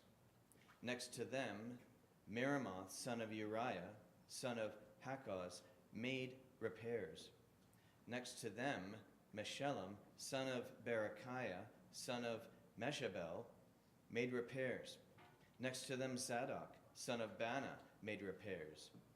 Next to them, the Tekoites made repairs. But their nobles would not put their shoulders to the work of their Lord. Joiada, son of Paseah, and Meshullam, son of Besodiah, repaired the old gate. They laid its beams and set up its doors, its bolts, its bars. Next to them, repairs were made by Melatiah the Gibeonite and Jadon the Moronite, the men of Gibeon and Mizpah, who were under the jurisdiction of the governor of the province beyond the river. Next to them, Uzziel, son of Harhiah, one of the goldsmiths, made repairs. Next to him, Hananiah, one of the perfumers, made repairs. And they restored Jerusalem as far as the broad wall. Next to them, Rephaiah, son of Hur, ruler of half the district of Jerusalem, made repairs. Next to them, Jediah, son of Harumah, made repairs opposite his house. And next to him, Hattush, son of Hashabaniah, made repairs. Malchiah, son of Harim, and Hashab, son of Paha, Moab, repaired another section and the tower of the ovens. Next to him, Shallum, son of Halohesh, ruler of half the district of Jerusalem, made repairs, he and his daughters. Hanam and the inhabitants of Zanoah repaired the valley gate. They rebuilt it and set up its doors, its bolts, and its bars, and repaired 1,000 cubits of the wall, as far as the dung gate. Malachijah, son of Richab, ruler of district of Beth Harakim, repaired the dung gate. He repaired it and set up its doors, its bolts, and its bars. And Shallum, son of Kol-Hose, ruler of the district of Mizpah, repaired the fountain gate. He rebuilt it and covered it and set up its doors, its bolts, and its bars. He built the wall of the pool of Shelah of the king's garden, as far as the stars that go down from the city of David. After him, Nehemiah, son of Azbuk, ruler of the district of Beth-zur, repaired from a point opposite the graves of David as far as the artificial pool and the house of the warriors. After him, the Levites made repairs. Rehum, son of Bani. Next to him, Hashabiah, ruler of half the district of Keilah, made repairs for his district. After him, their kin made repairs. Binui, son of Henadad, ruler of half the district of Keilah. Next to him, Ezer, son of Jeshua, ruler of Mizpah, repaired another section opposite the ascent to the armory at the angle. After him, Baruch, son of Zabbai, repaired another section from the angle to the door of the house of the high priest Eliashib. After him, Meremoth, son of Uriah, son of Hakkoz, repaired another section from the door of the house of Eliashib to the end of the house of Eliashib. After him, the priests, the men of the surrounding area, made repairs. After them, Benjamin and Hashab made repairs opposite their house. After them, Azariah, son of Maserai, son of Anani, made repairs beside his own house. After him, Binui, son of Henadad, repaired another section from the house of Azariah to the angle and to the corner. Palal, son of Uzai, repaired opposite the angle and the tower projecting from the upper house to the king at the court of the guard.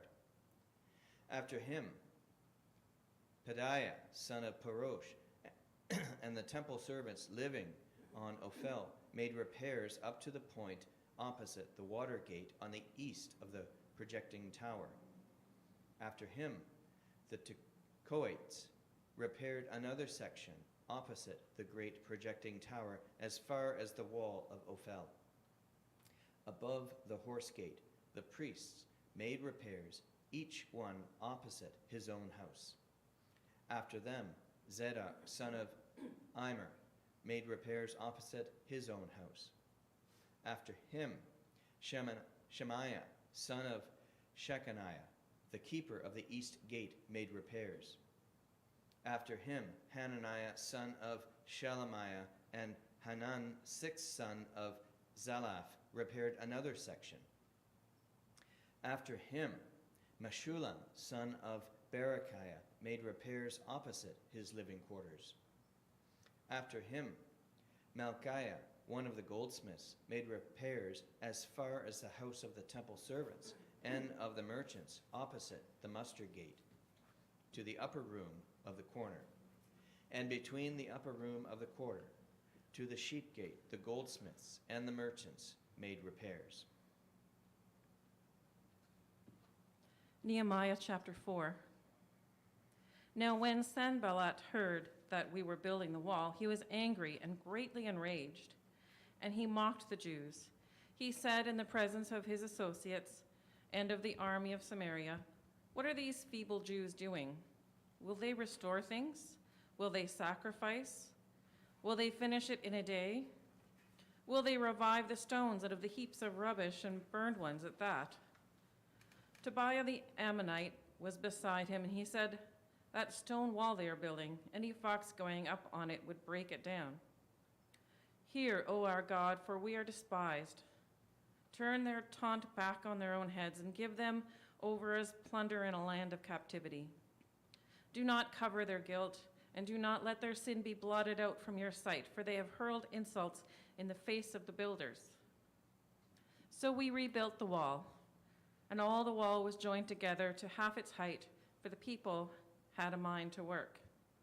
But when Sanballat and Tobiah and the Arabs and the Ammonites and the Ashdodites heard that the repairing of the walls of Jerusalem was going forward and the gaps were beginning to be closed, they were very angry, and all plotted together to come and fight against Jerusalem and to cause confusion in it.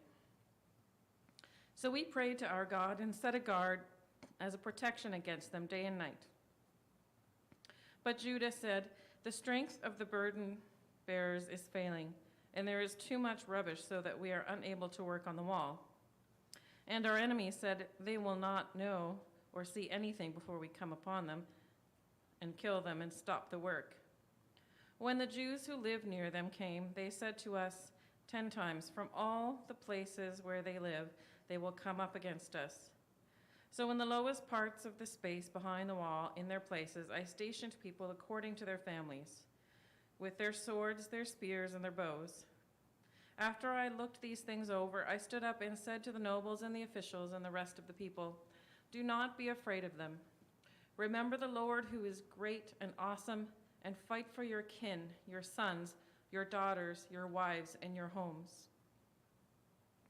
When our enemies heard that their plot was known to us and that God had frustrated it, we all returned to the wall, each to his work. From that day on, half of my servants worked on construction and half held the spears, shields, bows, and body armor. And the leaders posted themselves behind the whole house of Judah, who were building the wall.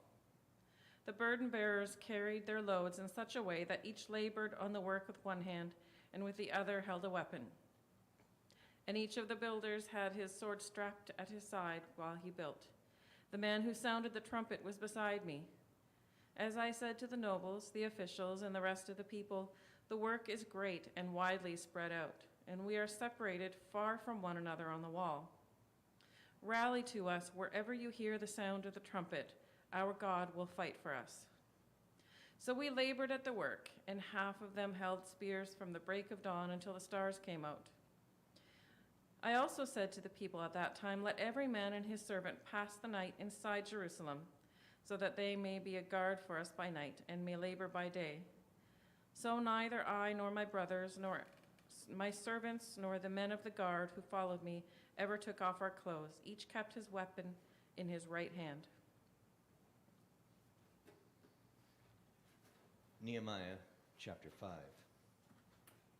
Now there was a great outcry of the people and their wives against their Jewish kin.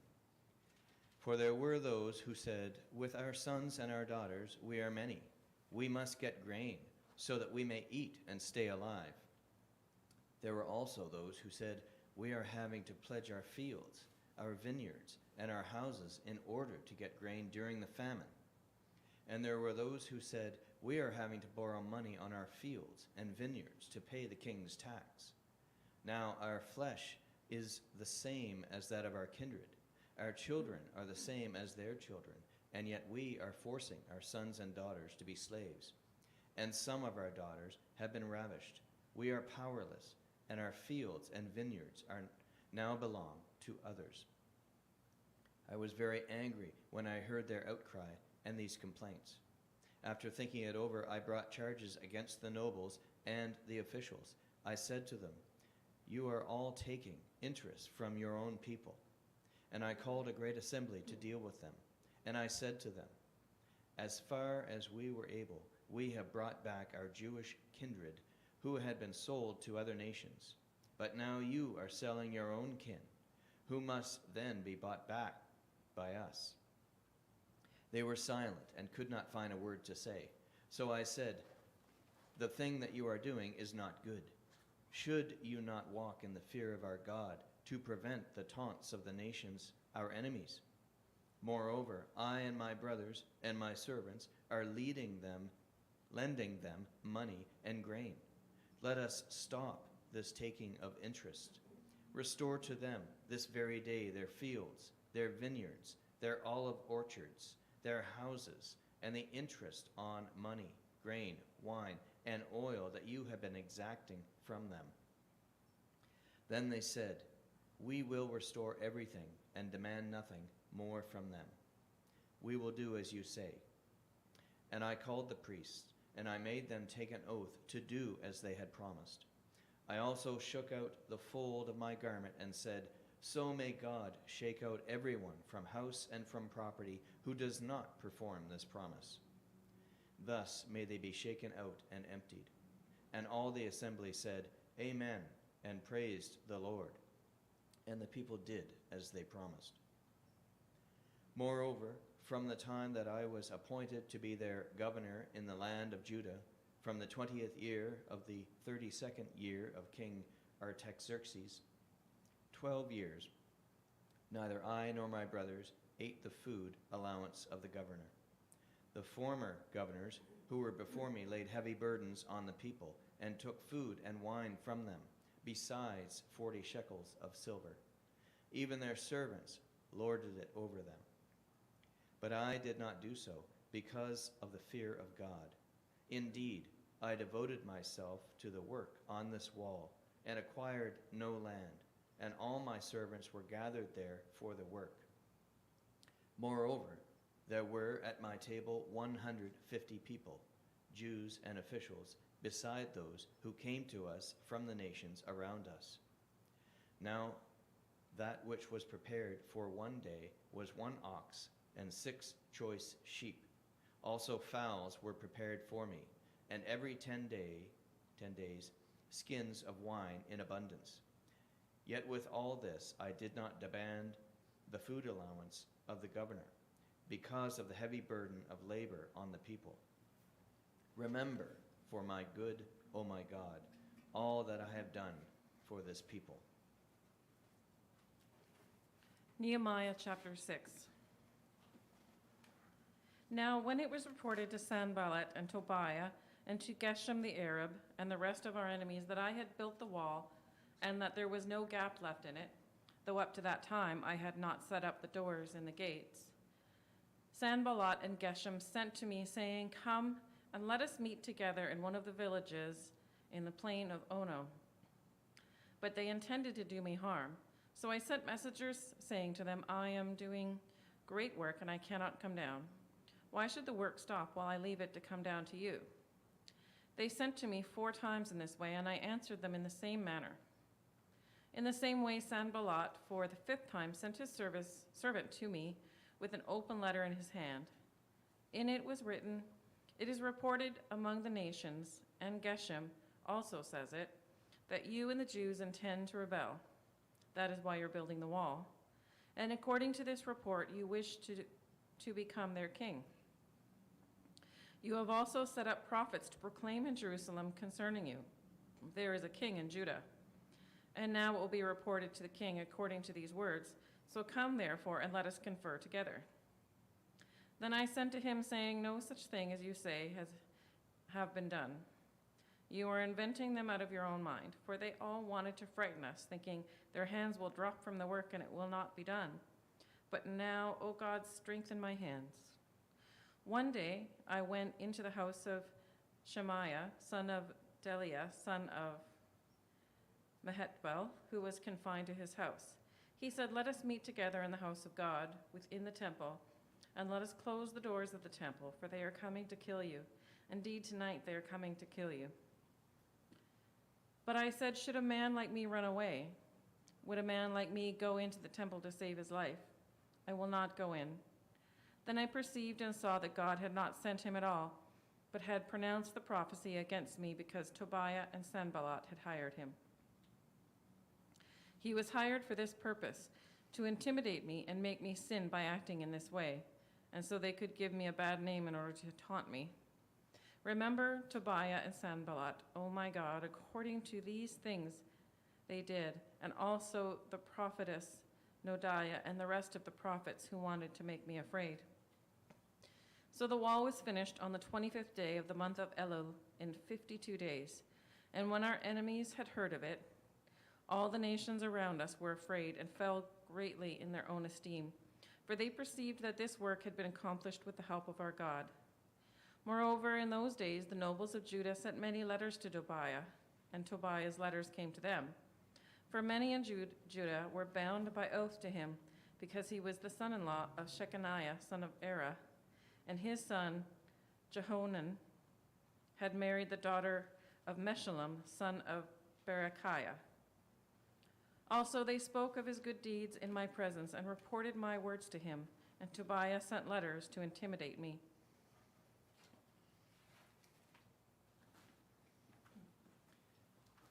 Nehemiah chapter 7. Now, when the wall had been built, I had set up the doors, and the gatekeepers, the singers, and the Levites had been appointed. I gave my brother Hanani charge over Jerusalem, along with Hananiah, the commander of the citadel, for he was a faithful man and feared God more than many. And I said to them, the gates of Jerusalem are not to be opened until the sun is hot. While the gatekeepers are still standing guard, let them shut and bar the doors. Appoint guards from among the inhabitants of Jerusalem, some at their watchposts, others before their own houses. The city was wide and large, but the people within it were few, and no houses had been built. Then my God put it into my mind to assemble the nobles and the officials and the people to be enrolled by genealogy. And I found the book of the genealogy of those who were the first to come back, and I found the following written in it. These are the people of the province who came up out of the captivity of those exiles whom King Nebuchadnezzar of Babylon had carried into exile. They returned to Jerusalem and Judah, each to his own town. They came with Zerubbabel, Jeshua, Nehemiah, Azariah, Ramiah, Nahamani, Mordecai, Bilshan, Misperath, Bigvai, Nehum, Bani. The number of the Israelite people, the descendants of Parosh, 2,172. The Shephatiah, 372. Of Arah, 652. Of Pahath Moab, namely, the descendants of Jeshua and Joab, 2,818. Of Elam, 1,254. Of Zatu, 845. Of Zakai, 760. Of Binnui, 648. Of Babai, 628.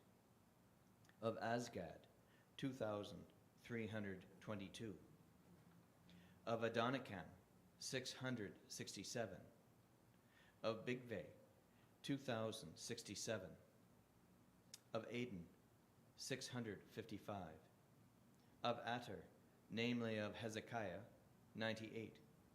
Of Hashem, 328. Of Bazai, 324. Of Hariph, 112. Of Gibeon, 95. The people of Bethlehem and Netophah, 188. Of Anathoth, 128. Of Beth Azamath, 42. Of Kiriath Jearim Sephirah and Beeroth, 743. Of Ramah and Geba, 621. Of Michmas, 122.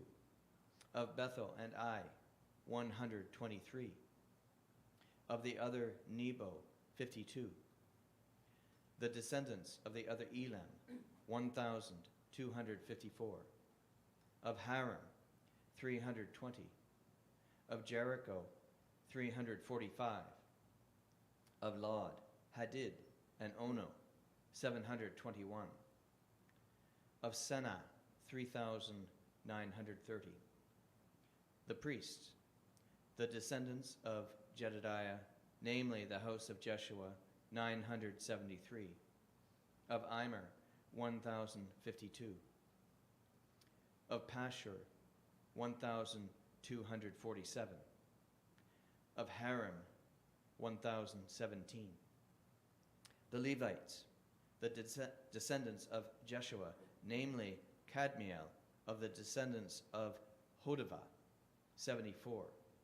The singers, the descendants of Asaph, 148. The gatekeepers, the descendants of Shalom and Ater and Talmon, of Akub, of Hatita, of Shobai, 138. The temple servants, the descendants of Ziha, of Hasupha, of Toboath, of Keroth, of Sia, of Padon, of Labana, of Hagabah, of Shalmei, of Hanan, of Gedel, of Gahar, of Reiah, of Rezin, of Nakoda, of Gazam, of Uzzah, of Paseah, of Bazai, of Menim, of Nephusiam, of Bakuk, of Hakupha, of Harar, of Bazlith, of Mahida, of Harsha, of Barkos, of Sisera, of Tema, of Neziah, of Hatipha. The descendants of Solomon's servants, of Sote, of Sophereth, of Perida, of Jalah, of Darkon, of Giddel, of Shephatiah, of Hatil, of Pokereth, Hazbang, of Ammon. All the temple servants and the descendants of Solomon's servants were 392. The following were those who came up from Tel Melah, Tel Harsha, Cherub, Adon, and Immer, but they could not prove their ancestral houses or their descent, whether they belonged to Israel. The descendants of Delilah, of Tobiah, of Nakoda, 642. Also of the priests, the descendants of Hobiah, of Hakaz, of Barzillai, who had married one of the daughters of Barzillai the Gileadite, and was called by their name. These sought their registration among those enrolled in the genealogies, but it was not found there. So they were excluded from the priesthood as unclean. The governor told them that they were not to partake of the most holy food until a priest with Urim and Thummim should come. The whole assembly together was 42,360, besides their male and female slaves, of whom there were 7,337.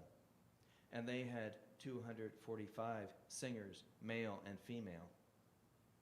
They had 736 horses, 245 mules, 435 camels, and 6,720 donkeys.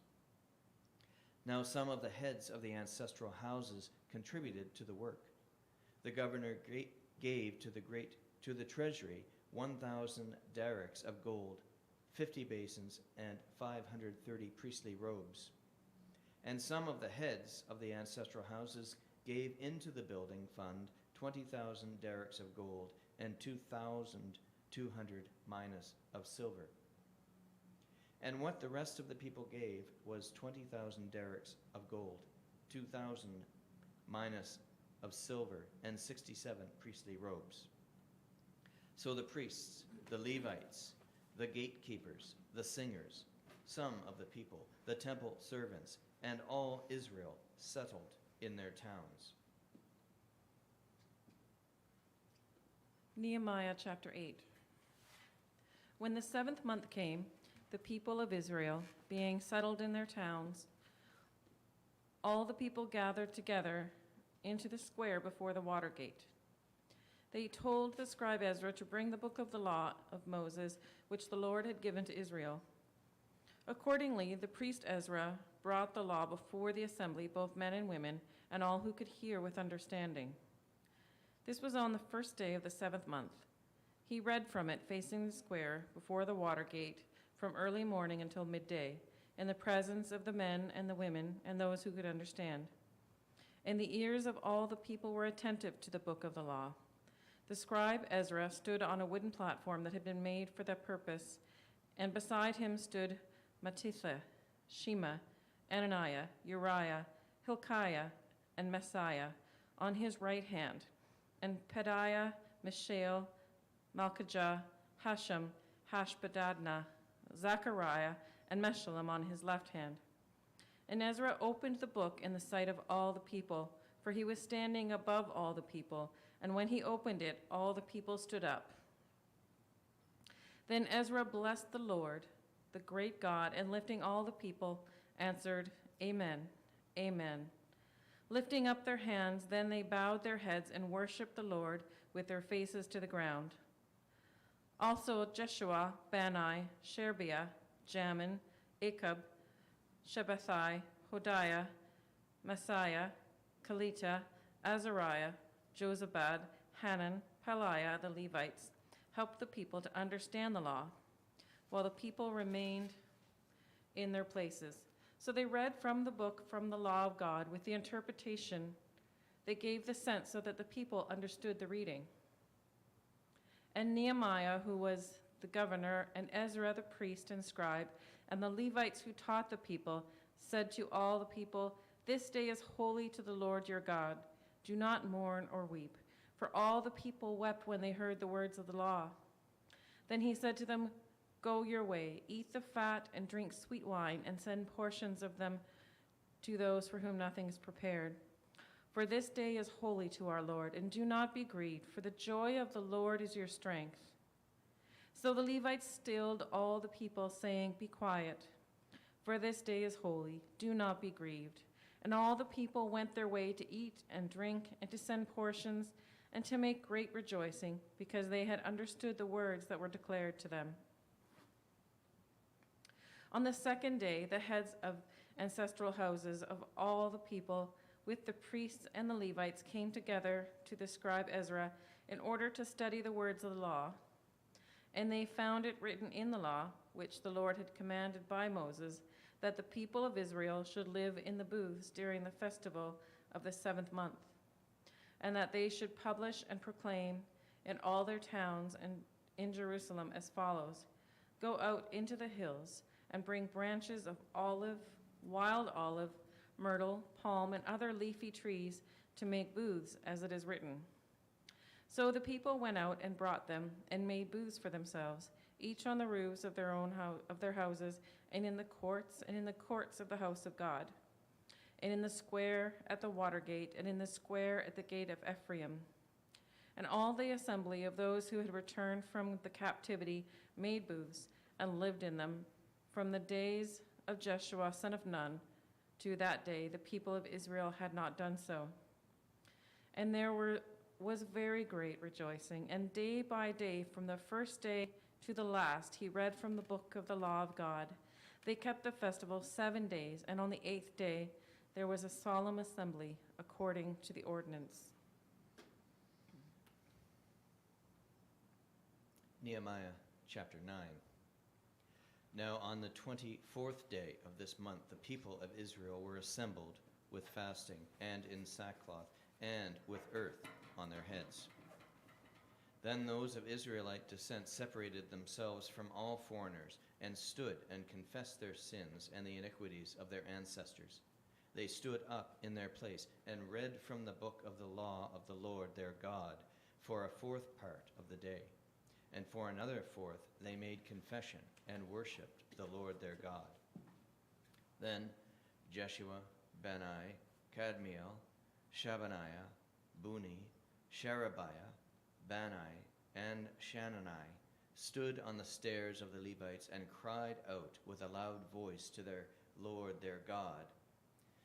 Then the Levites, Jeshua, Kadmiel, Bani, Hashabaniah, Sherebiah, Hodiah, Shabaniah, and Pethahiah, said, "Stand up and bless the Lord your God from everlasting to everlasting. Blessed be your glorious name, which is exalted above all blessing and praise." And Ezra said, "You are the Lord, you alone. You have made heaven, the heaven of heavens, with all their host, the earth and all that is on it, the seas and all that is in them. To all of them you give life, and the host of heaven worships you. You are the Lord, the God who chose Abram and brought him out of Ur of the Chaldeans and gave him the name Abraham. And you found his heart faithful before you and made him a covenant to give to his descendants the land of the Canaanite, the Hittite, the Amorite, the Perizzite, the Jebusite, and the Girgashite. And you have fulfilled your promise, for you are righteous. And you saw the distress of our ancestors in Egypt and heard their cry at the Red Sea. You performed signs and wonders against Pharaoh and all his servants and all the people of this land, for you knew that they acted insolently against our ancestors. You made a name for yourself, which remains to this day. And you divided the sea before them, so that they passed through the sea on dry land, but you threw their pursuers into the depths, like a stone into mighty waters. Moreover, you led them by day with a pillar of cloud, and by night with a pillar of fire, to give them light on the way in which they should go. You came down also upon Mount Sinai, and spoke with them from heaven, and gave them right ordinances and true laws, good statutes and commandments. And you made known your holy Sabbath to them, and gave them commandments and statutes and a law through your servant Moses. For their hunger you gave them bread from heaven, and for their thirst you brought water for them out of the rock. And you told them to go in to possess the land that you swore to give them. But they and our ancestors acted presumptuously and stiffened their necks and did not obey your commandments. They refused to obey and were not mindful of the wonders that you performed among them. But they stiffened their necks and determined to return to their slavery in Egypt. But you are a God ready to forgive, gracious and merciful, slow to anger, and abounding in steadfast love, and you did not forsake them. Even when they had cast an image of a calf for themselves and said, "This is your God who brought you up out of Egypt," and had committed great blasphemies, you in your great mercies did not forsake them in the wilderness. The pillar of cloud that led them in the way did not leave them by day, nor the pillar of fire by night that gave them light on the way by which they should go.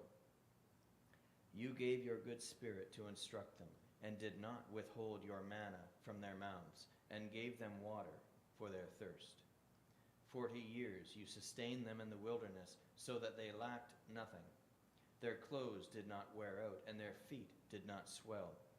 And you gave them kingdoms and peoples, and allotted them every corner, so that they took possession of the land of the king of Sihon of Heshbon, and the land of King Og of Bashan. You multiplied their descendants like the stars of heaven, and brought them into the land that you had told their ancestor to enter and possess. So the descendants went in and possessed the land, and you subdued before them the inhabitants of the land, and the Canaanites, and gave them into their hands, with their kings and the peoples of the land, to do with them as they pleased.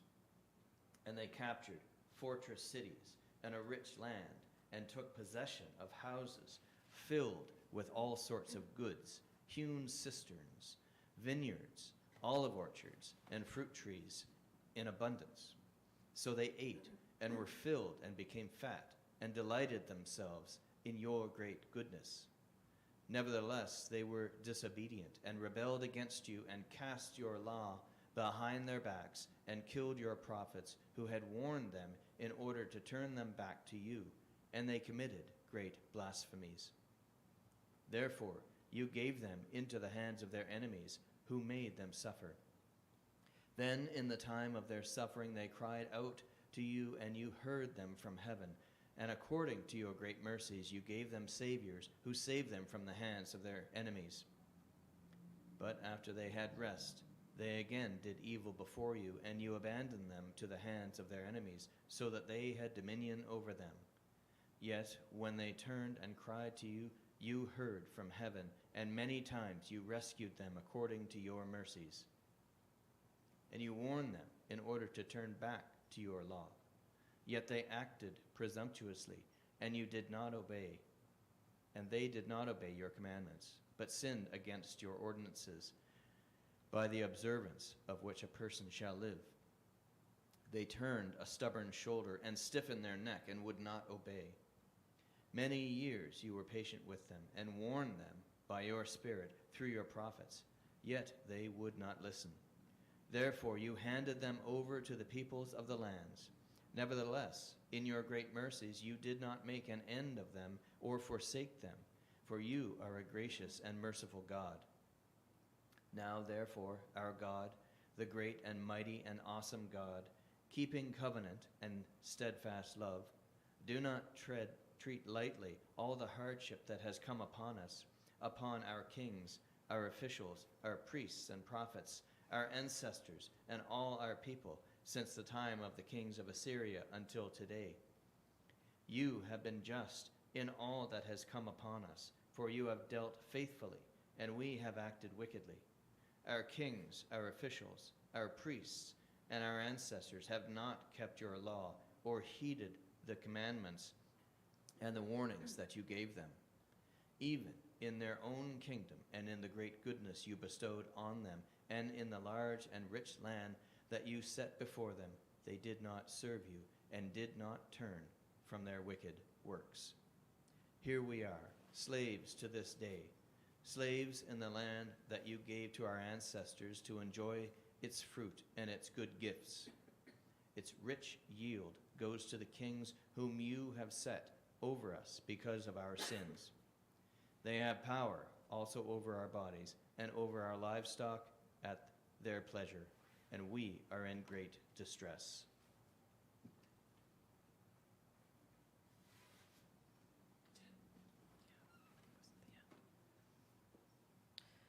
Nehemiah chapter 10. Because of all this, we made a firm agreement in writing, and on that sealed document are inscribed the names of our officials, our Levites, and our priests. Upon the sealed document are the names of Nehemiah, the governor, son of Hekeliah, and Zedekiah, Sariah, Azariah, Jeremiah, Pashur, Amariah, Malchijah, Hattush, Shebaniah, Malach, Harim, Meremoth, Obadiah, Daniel, Ginnethon, Baruch, Meshullam, Abijah, Mijamin, Maziah, Bilgai, Shemaiah. These are the priests. And the Levites, Jeshua, son of Azaniah, Benu of the sons of Henadad, Kadmiel, and their associates, Shebaniah, Hodiah, Kalita, Peliah, Hanan, Micah, Rehob, Rashabiah, Zakur, Sherebib, Shebaniah, Hodiah, Bani, Beninu, the leaders of the people, Parash, Pahath Moab, Elam, Zatu, Bani, Bunni, Asgad, Babai, Adijah, Bigya, Adin, Atur, Hezekiah, Azur, Hodiah, Hashem, Bezai, Harif, Anathoth, Nebai, Magpesh, Magshallam, Hezer, Meshzabel, Zadok, Jadu, Pelatiah, Hanan, Anaiah, Hoshea, Hananiah, Hashab, Haloesh, Pilah, Shobek, Rehum, Rashbanah, Messiah, Ahiah, Hanan, Anan, Malach, Harim, and Banah. The rest of the people, the priests, the Levites, the gatekeepers, the singers, the temple servants, and all who had separated themselves from the peoples of the lands to adhere to the law of God, their wives, their sons, their daughters, all who have knowledge and understanding, join with their kin, their nobles, and enter into a curse and an oath to walk in God's law, which was given by Moses, the servant of God, and to observe and do all the commandments of the Lord, our Lord, and his ordinance and his statutes. We will not give our daughters to the people of the land or take their daughters for our sons. And if the people of the land bring in merchandise or any grain on the Sabbath day to sell, we will not buy it from them on the Sabbath or on a holy day. And we will forego the crops of the seventh year and the exaction of every debt. We also lay on ourselves the obligation to charge ourselves yearly 1/3 of a shekel for the services of the house of God, for the rows of bread, the regular grain of suffering, the regular burnt offering, the Sabbaths, the new moons, the appointed festivals, the sacred donations, and the sin offerings to make atonement for Israel, and for all the work of the house of our God.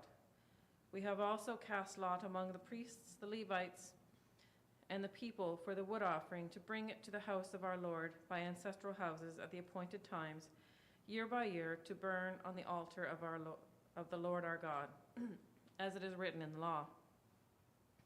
We obligate ourselves to bring the first fruits of our soil and the first fruits of the fruit of every tree, year by year, to the house of the Lord.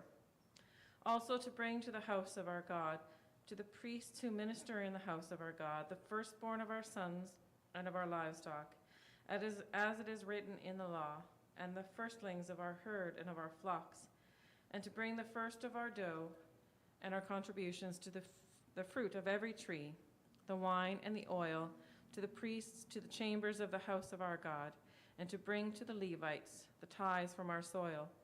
For it is the Levites who collect the tithes in all our rural towns. And the priest and the descendants of Aaron shall be with the Levites when the Levites receive the tithes. And the Levites shall bring up a tithe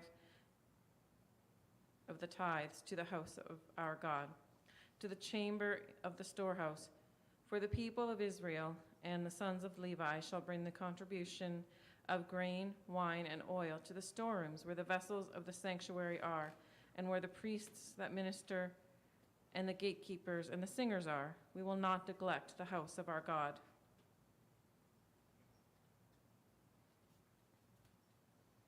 Nehemiah chapter 11. Now the leaders of the people lived in Jerusalem, and the rest of the people cast lots to bring 1 out of 10 to live in the holy city, while 9 tenths remained in the other towns. And the people blessed all those who willingly offered to live in Jerusalem. These are the leaders of the province who lived in Jerusalem, but in the towns of Judah all lived on their property in their towns. Israel, the priests and the Levites, the temple servants, and the descendants of Solomon's servants. And in Jerusalem lived some of the Judahites and of the Benjaminites. Of the Judahites, Athaiah, son of Uzziah, son of Zechariah, son of Amariah, son of Shephatiah, son of Mahalalel, of the descendants of Perez, of Messiah, son of Baruch, son of Kol-Hoseh, son of Haziah, son of Adiah, son of Jorib, son of Zechariah, son of Shilonite. All the descendants of Perez who lived in Jerusalem were 468 valiant warriors. And these are the Benjaminites: Salu, son of Meshullam, son of Joed, son of Pedaiah, son of Koliah, son of Masara, son of Ithiel, son of Jesiah, and his brothers, Gabai, Salai, 928. Joel, son of Zichri, was their overseer, and Judah, son of Hesenuah, was second in charge of the city. Of the priests, Jedediah, son of Jorib, Jachin, Sariah, son of Hilkiah, son of Melshalom, son of Zadok, son of Marioth, son of Atub, officer of the house of God, and their associates who did the work of the house, 822. And Adiah, son of Jeroham, son of Pelaliah, son of Amzi, son of Zechariah, son of Pashur, son of Malchijah, and his associates, heads of ancestral houses, 242.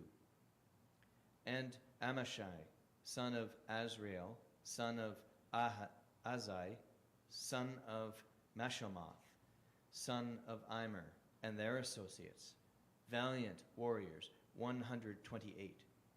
Their overseer was Zebdiel, son of Haggadolim.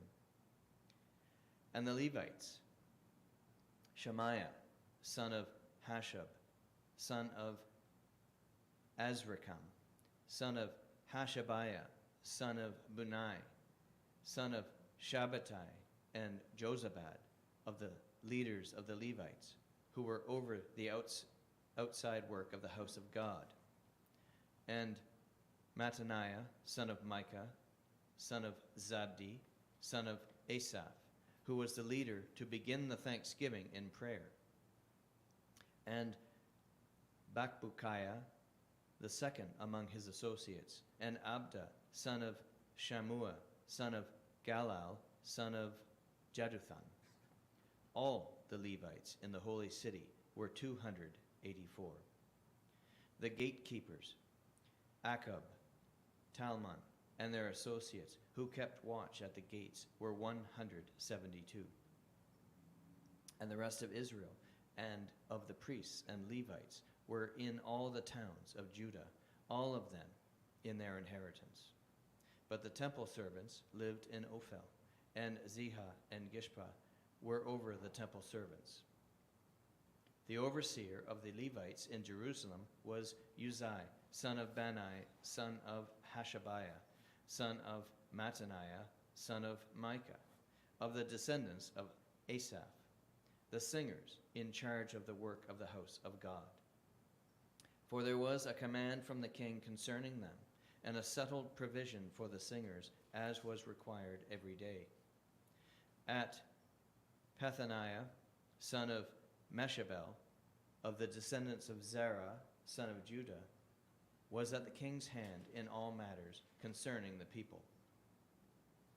And as for the villagers and their fields, some of the people of Judah lived in Kiriatharba and its villages, and in Dibon and its villages, and in Jekabzeel and its villages, and in Jeshua, and in Moladah, and Beth-Pelet, in Hazar Shual, and Beersheba, and its villages, in Ziklag, and Mechanah, and its villages, in En-Rimmon, in Zorath, in Jarmuth, in Zanoah, Adullam, and their villages, Lachish, and its fields, and Azekah, and its villages. So they camped from Beersheba to the valley of Hinnom. The people of Benjamin also lived from Geba onward at Michmash, Aijah, Bethel, and its villages, Anathoth, Nob, Ananiah, Hazor, Ramah, Gittiam, Hadid, Zeboim, Nebalat, Lod, and Ono, the valley of artisans. And certain divisions of the Levites in Judah were joined to Benjamin. Nehemiah chapter 12.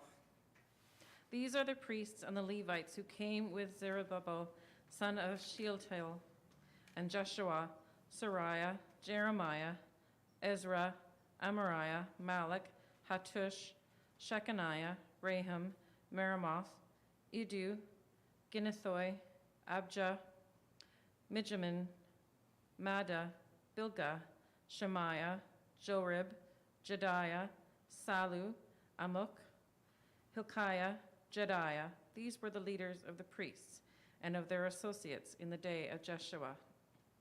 And the Levites, Jeshua, Benu, Kadmiel, Sherebai, Judah, and Mattaniah, who with his associates was in charge of the songs of thanksgiving, and Bakbukai and Ano, their associates, stood opposite them in the service. Jeshua was the father of Joachim. Joachim was the father of Elishib. Elishib was the father of Joadah. Joadah the father of Jonathan, and Jonathan the father of Jaddua. In the days of Joachim the priests, heads of ancestral houses were of Sarah, Moriah, of Jeremiah, Hananiah, of Ezra, Meshullam, of Amariah, Jehonan, of Malachi, Jonathan, of Shebaniah, Joseph, of Haram, Adnah, of Marioth, Helkai, of Iddo, Zechariah, of Ginnethon, Melshemam, of Abaj, Zilkri, of Minanmin, of Madoah, Piltai, of Bilgah, Shema, of Shemaiah, Jehonathan, of Jorib, Mattanai, of Jediah, Uzi, of Salai, Kalai, of Amok, Eber, of Hilkiah, Hashabiah, of Jediah, Nathanael. As for the Levites, in the day of Elishab, Joadah, Jehonan, and Jadu, there were recorded the heads of ancestral houses, also the priests until the reign of Darius the Persian. The Levites, heads of ancestral houses, were recorded in the book of the annals until the days of Jehonan, son of Elishab. And the leaders of the Levites, Hashabiah, Sherebiah, and Jeshua, son of Kadmiel, with their associates over against them, to praise and to give thanks according to the commandment of David, the man of God, section opposite to section. Mattaniah, Bakbiah, Obadiah, Meshullam, Talmon, and Akab were gatekeepers, standing guard at the storehouses of the gates. These were in the days of Jekiam, son of Jeshua, son of Jozakat, and in the days of the governor Nehemiah, and of the priest Ezra, the scribe. Now at the dedication of the wall of Jerusalem, they sought out the Levites in all their places to bring them to Jerusalem to celebrate the dedication with rejoicing, with thanksgiving,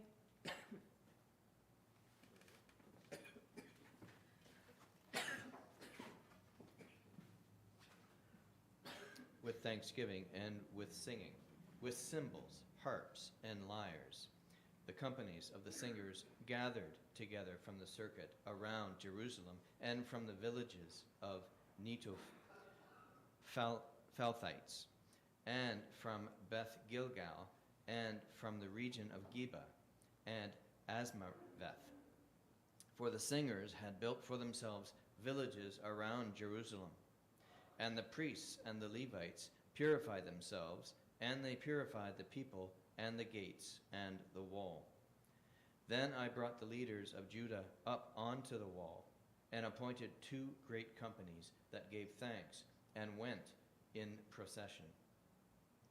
One went to the right of the wall to the dung gate, and after them went Hoshaiah and half the officials of Judah, and Azariah, Ezra, Meshullam, Judah, Benjamin, Shemaiah, and Jeremiah, and some of the young priests with trumpets, Zechariah, son of Jonathan, and son of Shemaiah, son of Mattaniah, son of Micaiah, son of Zakur, son of Asaph, and his kindred, Shemaiah, Azarel, Milalai, Gilalai, Mai, Nathanael, Judah, and Hanani, with the musical instruments of David, the man of God. And the scribe Ezra went in front of them. At the fountain gate in front of them, they went straight up by the stairs of the city of David, at the ascent of the wall above the house of David, to the water gate on the east. The other company of those who gave thanks went to the left, and I followed them with half of the people on the wall above the tower of the ovens, to the broad wall, and above the gate of Ephraim, and by the old gate, and by the fish gate, and the tower of Hananel, and the tower of the 100, to the sheep gate, and they came to a halt at the gate of the guard. So both companies of those who gave thanks stood in the house of God, and I and half of the officials with me, and the priests, Eliakim, Messiah, Miniamin, Micaiah, Elionai, Zechariah, and Hanani with trumpets, and Messiah, Shemaiah, Eleazar, Uzai, Jehonanan, Malchijah, Elam, and Ezer. And the singers sang with Jezariah as their leader. They offered great sacrifices that day and rejoiced, for God had made them rejoice with great joy. The women and children also rejoiced. The joy of Jerusalem was heard far away. On that day, men were appointed over the chambers for stores, the contributions, the first fruits, and the tithes, to gather them into the portions required by the law for the priests and for the Levites from the fields belonging to the towns. For Judah rejoiced over the priests and the Levites who ministered. They performed the service of their God and the service of purification, as did the singers and the gatekeepers, according to the command of David and his son Solomon. For in the days of David and Asaph long ago, there was a leader of the singers, and there were songs of praise and thanksgiving to God. In the days of Zerubbabel and in the days of Nehemiah, all Israel gave the daily portions for the singers and the gatekeepers. They set apart that which was for the Levites, and the Levites set apart that which was for the descendants of Aaron. Nehemiah chapter 13. On that day they read from the book of Moses in the hearing of the people, and in it was found written that no Ammonite or Moabite should ever enter the assembly of God, because they did not meet the Israelites with bead and water, but hired Balaam against them to curse them. Yet our God turned their curse into a blessing. When the people heard the law, they separated from Israel all those of foreign descent. Now before this, the priest Eliashib, who was appointed over the chambers of the house of our God, and who was related to Tobiah, prepared for Tobiah a large room where they had previously put the grain offering, the frankincense, the vessels, and the tithes of grain, wine, and oil, which were given by commandment to the Levites, singers, and gatekeepers, and contributions for the priests. While this was taking place, I was not in Jerusalem, for in the 32nd year of King Artaxerxes of Babylon, I went to the king.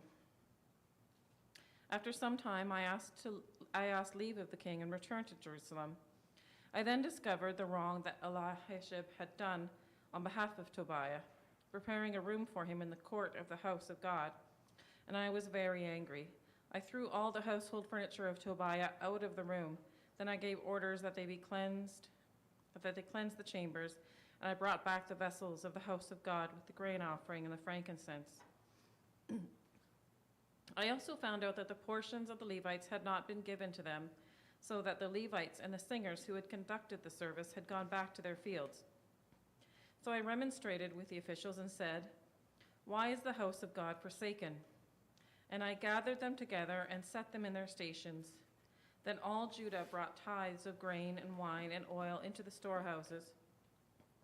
And I appointed as treasurers over the storehouses the priests Shelemiah, the scribe Zadok, and Pedaiah of the Levites as their assistant, Hanan, son of Zakur, son of Mattaniah, for they were considered faithful, and their duty was to distribute to their associates. Remember me, O my God, concerning this, and do not wipe out my good deeds that I have done for the house of my God and for his service. In those days I saw in Judah people treading wine presses on the Sabbath, and bringing in heaps of grain and loading them on donkeys, and also wine, grapes, figs, and all kinds of burdens, which they brought into Jerusalem on the Sabbath day. And I warned them at that time against selling food. Tyrians also, who lived in the city, brought in fish and all kinds of merchandise and sold them on the Sabbath to the people of Judah and in Jerusalem. Then I remonstrated with the nobles of Judah and said to them, "What is this evil thing that you are doing? Profaning the Sabbath day? Did not your ancestors act in this way, and did not our God bring all this disaster on us and on the city? Yet you bring more wrath on Israel by profaning the Sabbath."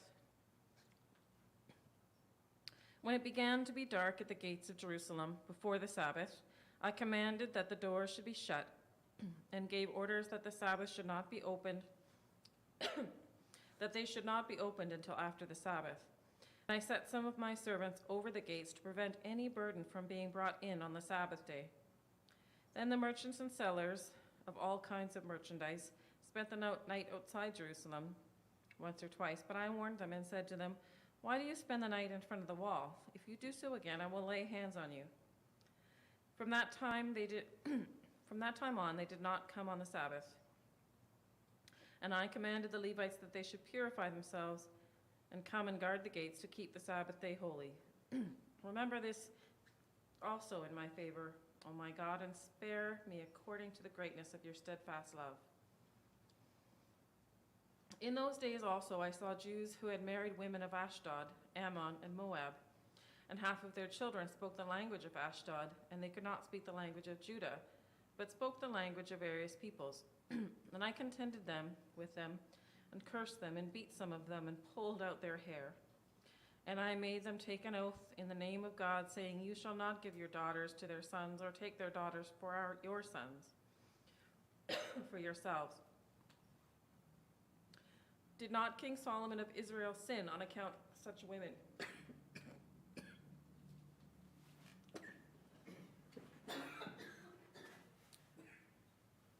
Among the many nations there was no king like him, and he was beloved by his God.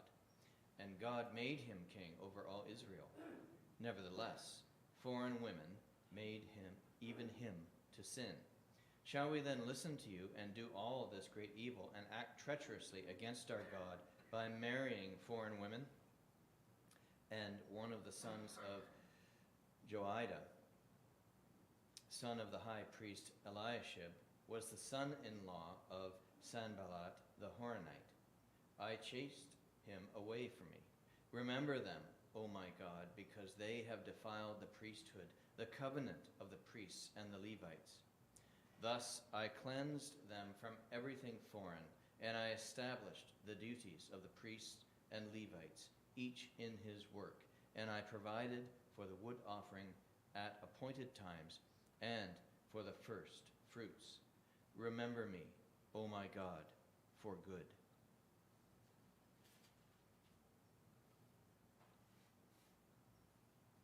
Esther, chapter 1. This happened in the days of Ahasuerus, the same Ahasuerus who ruled over 127 provinces from India to Ethiopia. In those days, when King Ahasuerus sat on his royal throne in the citadel of Susa in the 3rd year of his reign, he gave a banquet for all his officials and ministers. The army of Persia and Media and the nobles and governors of the provinces were present, while he displayed the great wealth of his kingdom and the splendor and the pomp of his majesty for many days, 180 days in all.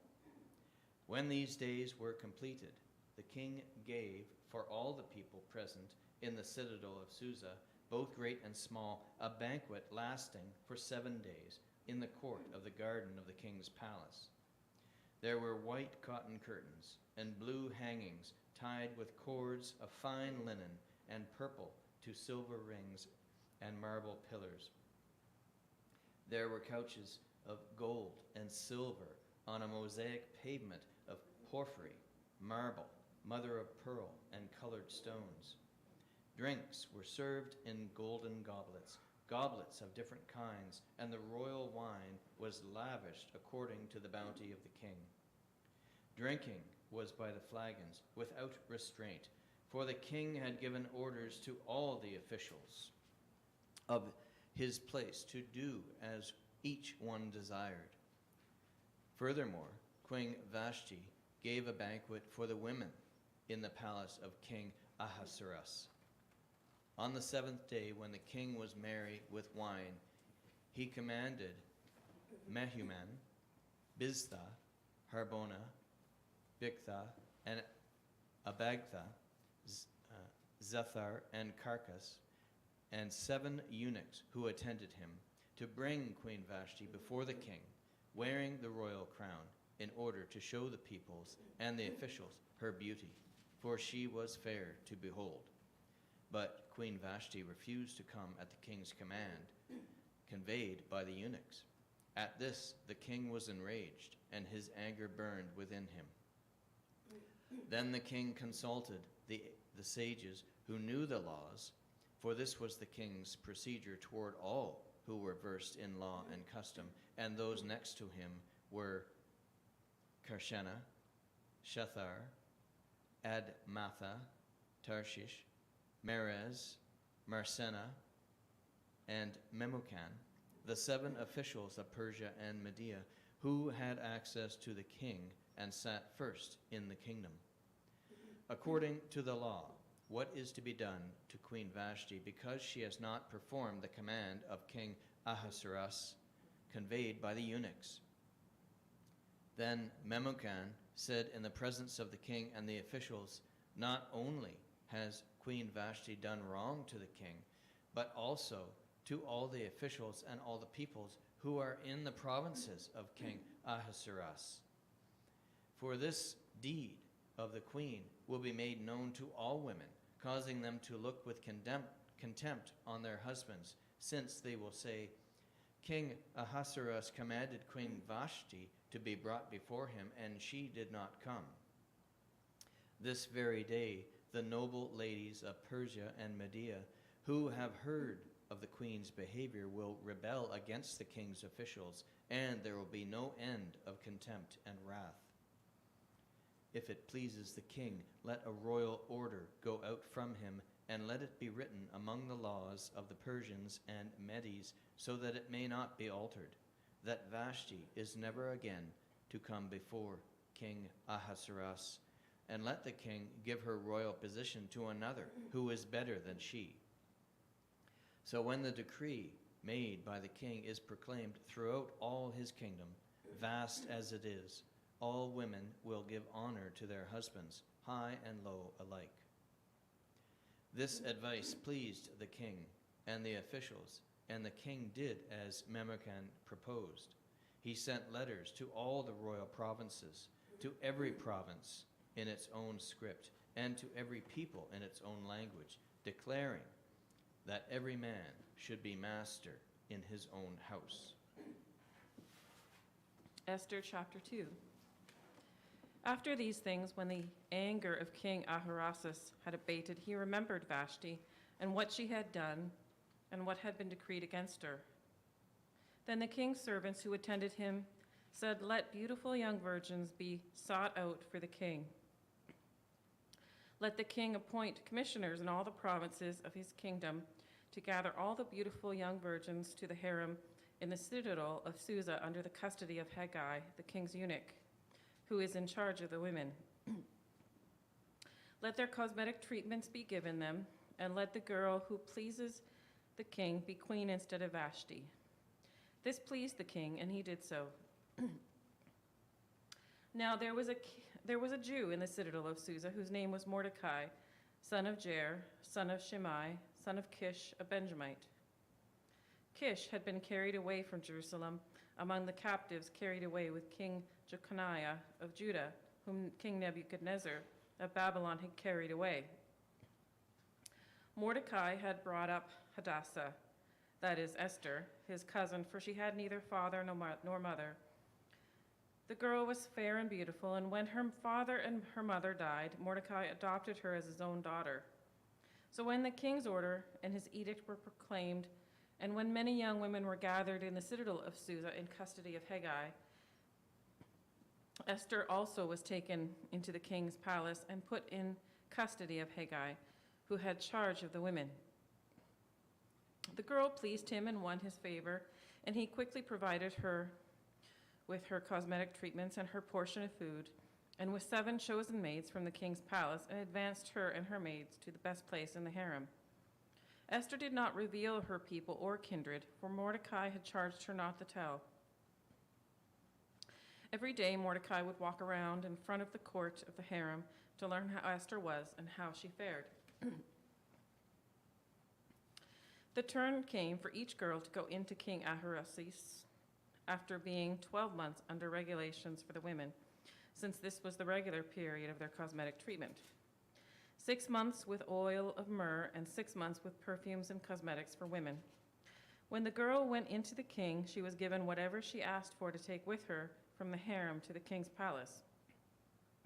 In the evening she went in, then in the morning she came back to the second harem in custody of Shashgaz, the king's eunuch, who was in charge of the concubines. She did not go into the king again unless the king delighted in her, and she was summoned by name.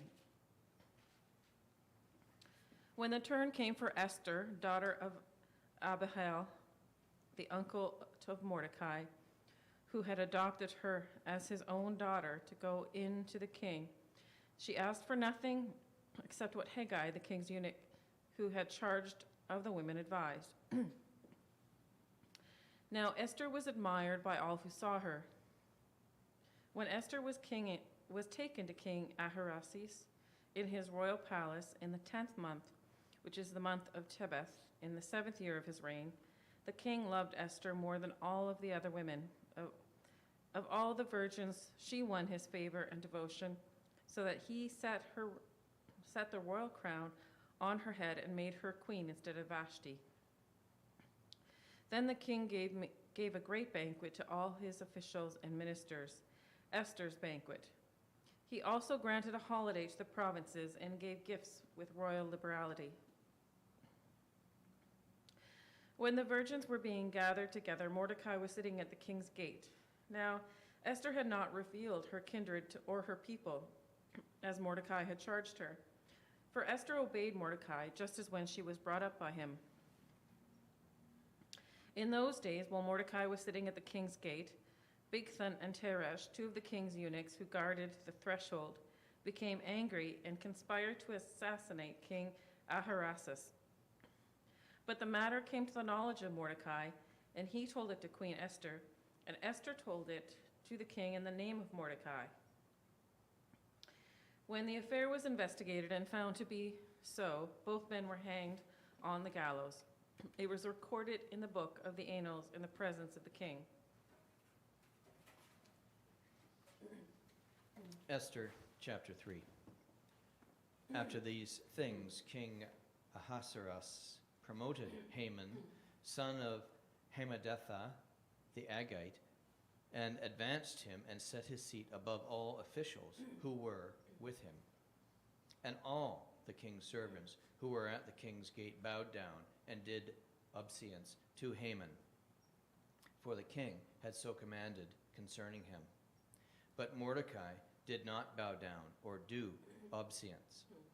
Then the king's servants who were at the king's gate said to Mordecai, "Why do you disobey the king's command?" When they spoke to him day after day and he would not listen to them, they told Haman, in order to see whether Mordecai's words would avail, for he had told them that he was a Jew. When Haman saw that Mordecai did not bow down or do obeisance to him, Haman was infuriated. But he thought it beneath him to lay hands on Mordecai alone. So having been told who Mordecai's people were, Haman plotted to destroy all the Jews, the people of Mordecai, throughout the whole kingdom of Ahasuerus.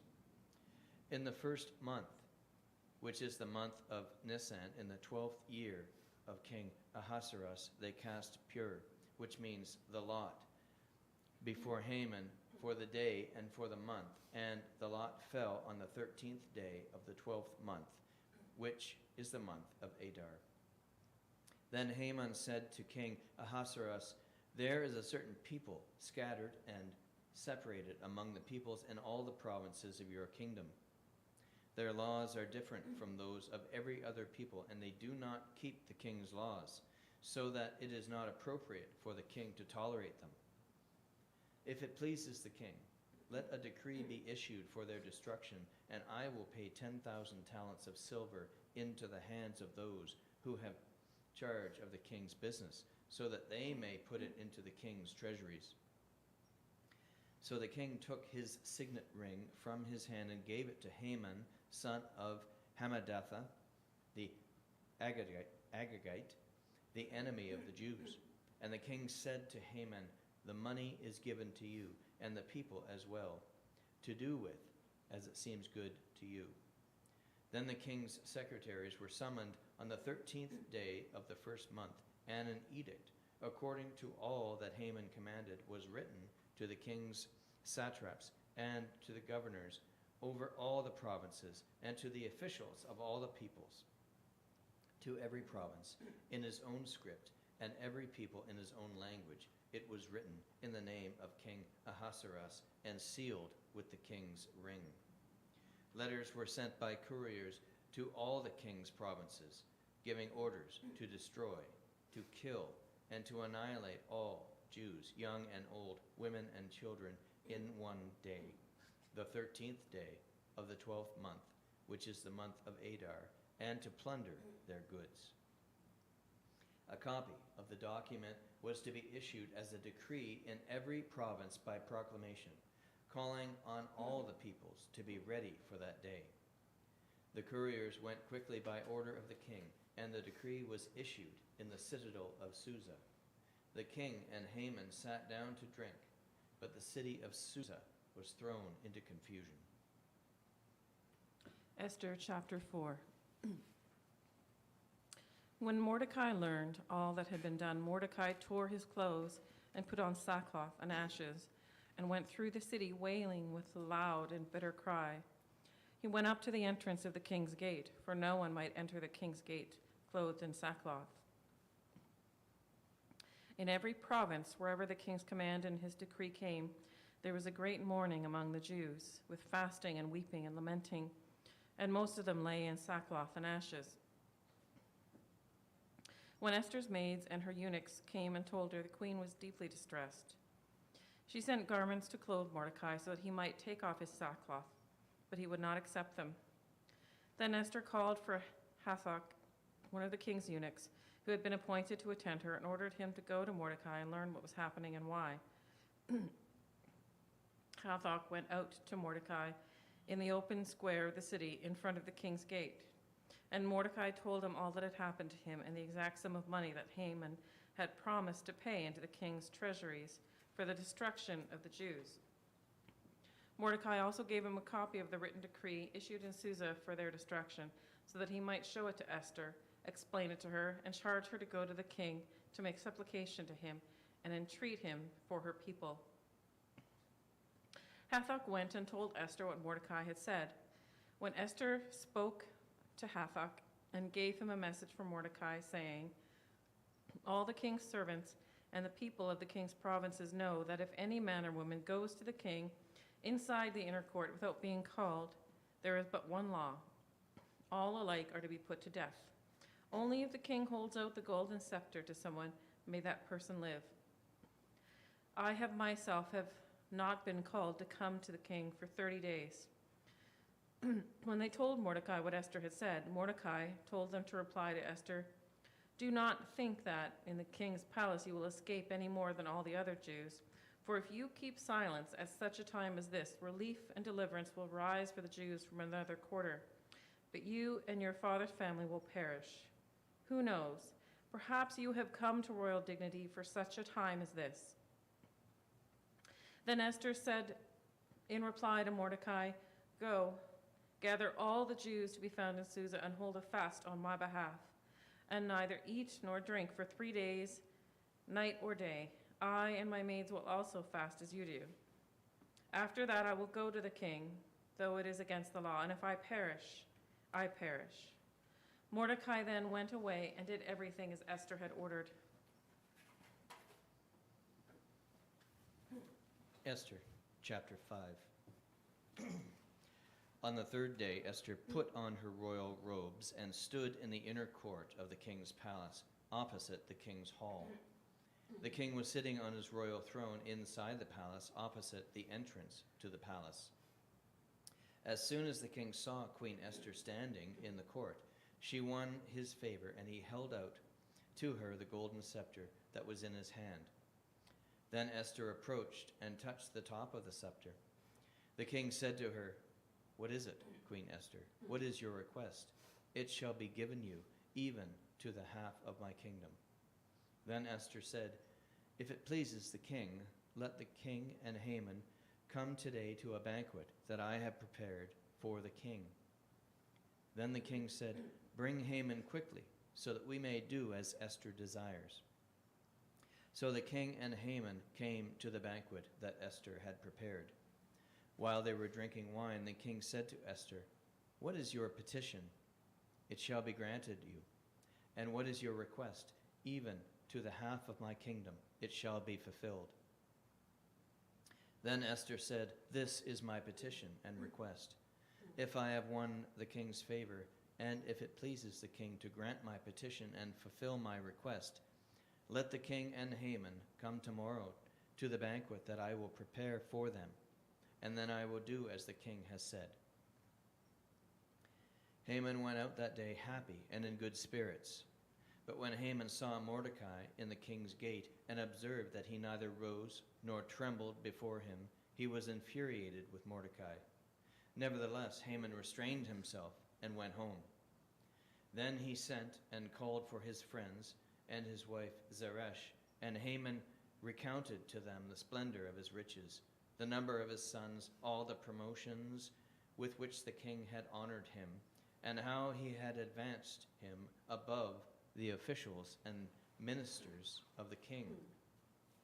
Haman added, "Even Queen Esther, let no one but myself come with the king to the banquet that she prepared. Tomorrow also I am invited by her, together with the king. Yet all this does me no good, so long as I see the Jew Mordecai sitting at the king's gate."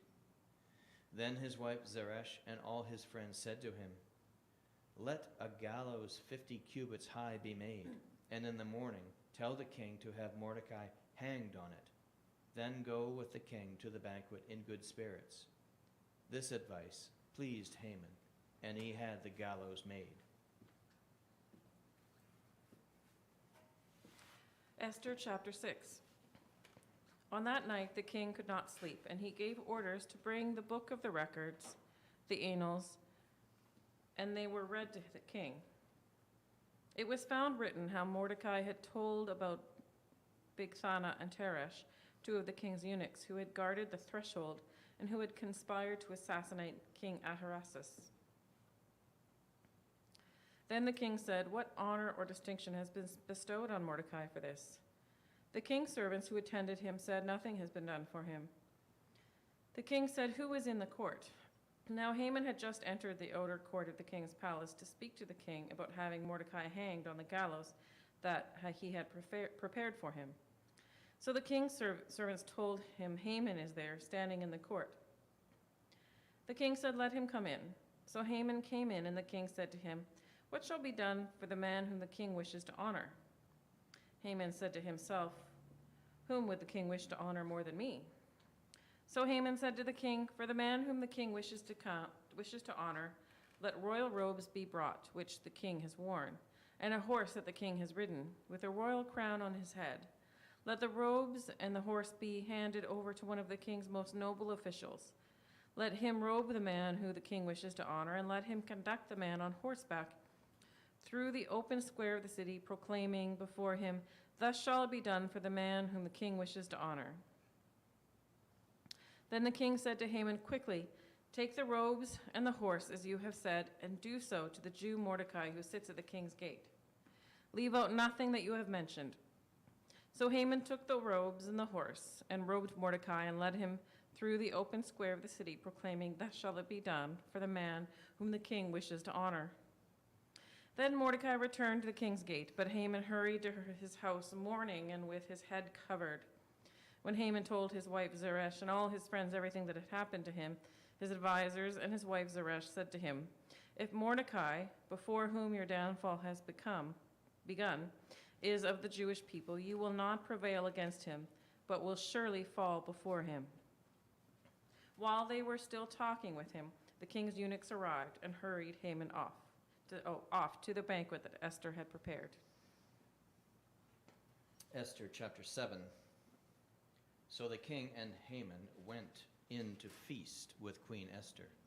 On the second day, as they were drinking wine, the king again said to Esther, "What is your petition, Queen Esther?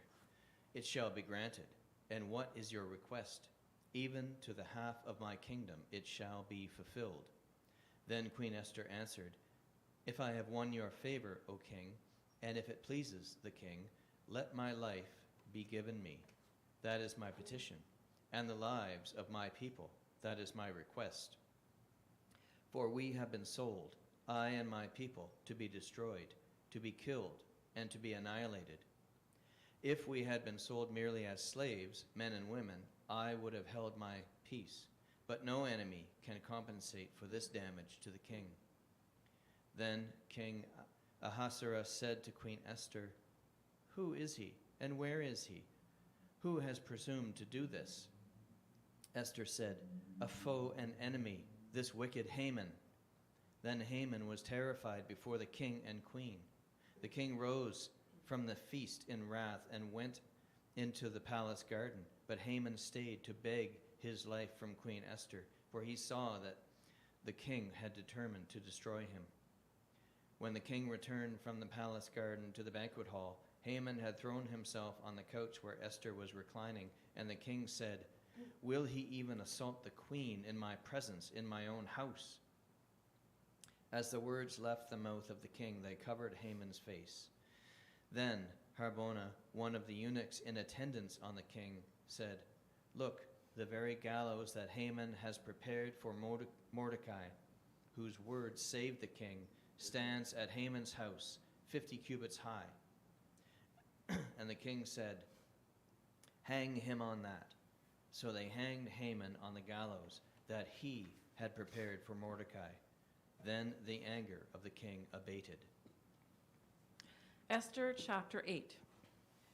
On that day, King Ahasuerus gave to Queen Esther the house of Haman, the enemy of the Jews, and Mordecai came before the king, for Esther had told what he was to her. Then the king took off his signet ring, which he had taken from Haman, and gave it to Mordecai. So Esther set Mordecai over the house of Haman. Then Esther spoke again to the king. She fell at his feet, weeping and pleading with him to avert the evil design of Haman the Agagite and the plot that he had devised against the Jews. The king held out the golden scepter to Esther, and Esther rose and stood before the king. She said, If it pleases the king, and if I have won his favor, and if the thing seems right before the king, and I have his approval, let an order be written to revoke the letters devised by Haman, son of Hammedatha, the Agagite, which he wrote, giving orders to destroy the Jews who were in all the provinces of the king. For how can I bear to see the calamity that is coming on my people? Or how can I bear to see the destruction of my kindred? Then King Ahasuerus said to Queen Esther and to the Jew Mordecai, See, I have given Esther the house of Haman, and they have hanged him on the gallows because he plotted to lay hands on the Jews. You may write as you please with regard to the Jews in the name of the king, and seal it with the king's ring. For an edict written in the name of the king and sealed with the king's ring cannot be revoked. The king's secretaries were summoned at that time in the 3rd month, which is the month of Sivan, on the 23rd day, and an edict was written according to all that Mordecai commanded, to the Jews and to the satraps and the governors and the officials of the provinces from India to Ethiopia. 127 provinces, to every province in its own script and every people in its own language, and also to the Jews in their script and their language. He wrote letters in the name of King Ahasuerus, sealed them with the king's ring, and sent them by mounted couriers riding on fast steeds bred from the royal herd. By these letters, the king allowed the Jews who were in every city to assemble and defend their lives, to destroy, to kill, and to annihilate any armed force of any people or province that might attack them with their children and women, and to plunder their goods. On a single day throughout all the province of King Ahasuerus, on the 13th day of the 12th month, which is the month of Adar, a copy of the writ was to be issued as a decree in every province and published to all peoples, and the Jews were to be ready on that day to take revenge on their enemies. So the couriers, mounted on their swift royal steeds, hurried out, urged by the king's command. The decree was issued in the citadel of Susa. Then Mordecai went out from the presence of the king, wearing royal robes of blue and white, with a great golden crown and a mantle of fine linen and purple, while the city of Susa shouted and rejoiced. For the Jews there was light and gladness, joy and honor. In every province and in every city, wherever the king's command and his edict came, there was gladness and joy amongst the Jews, a festival and a holiday. Furthermore, many of the people of the country professed to be Jews because the fear of the Jews had fallen upon them. Esther chapter 9. Now in the 12th month, which is the month of Adar, on the 13th day, when the king's command and edict were about to be executed, on the very day when the enemies of the Jews hoped to gain power over them, but which had been changed to a day when the Jews would gain power over their foes, the Jews gathered in their cities throughout all the provinces of King Ahasuerus to lay hands on those who had sought their ruin, and no one could withstand them, because the fear of them had fallen upon all peoples. All the officials of the provinces, the satraps and the governors and the royal officials were supporting the Jews, because the fear of Mordecai had fallen upon them. For Mordecai was powerful in the king's house, and his fame spread throughout all the provinces as the man Mordecai grew more and more powerful. So the Jews struck down all their enemies with the sword, slaughtering and destroying them, and did as they pleased to those who hated them. In the citadel of Susa, the Jews killed and destroyed 500 people. They killed Parshandatha, Dalphon, Aspatha, Poratha, Adalia, Aradatha, Parmashta, Arasai, Aradai, Vezatha, the 10 sons of Haman, son of Hammedatha, the enemy of the Jews, but they did not touch the plunder. That very day, the number of those killed in the citadel of Susa was reported to the king. The king said to Queen Esther, "In the citadel of Susa, the Jews have killed 500 people, and also the 10 sons of Haman. What have they done in the rest of the king's provinces? Now what is your petition? It shall be granted you. And what further is your request? It shall be fulfilled." Esther said, "If it pleases the king, let the Jews who are in Susa be allowed tomorrow also to do according to this day's edict, and let the 10 sons of Haman be hanged on the gallows." So the king commanded this to be done. A decree was issued in Susa, and the 10 sons of Haman were hanged. The Jews who were in Susa gathered also on the 14th day of the month of Adar, and they killed 300 persons in Susa, but they did not touch the plunder. Now the other Jews who were in the king's provinces also gathered to defend their lives, and gained relief from their enemies, and killed 75,000 of those who hated them. But they laid no hands on the plunder. This was on the 13th day of the month of Adar, and on the 14th day they rested, and made that day of feasting and gladness. But the Jews who were in Susa gathered on the 13th day and on the 14th, and rested on the 15th, making that a day of feasting and gladness.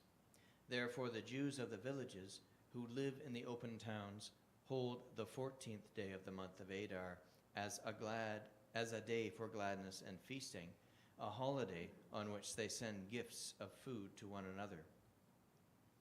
Mordecai recorded these things and sent letters to all Jews who were in all the provinces of King Ahasuerus, both near and far, enjoining them that they should keep the 14th day of the month of Adar, and also the 15th day of the same month, year by year, as the days on which the Jews gained relief from their enemies, and as the month that had been turned for them from sorrow into gladness, and from mourning into a holiday, that they should make them days of feasting and gladness, days for sending gifts of food to one another and presents to the poor.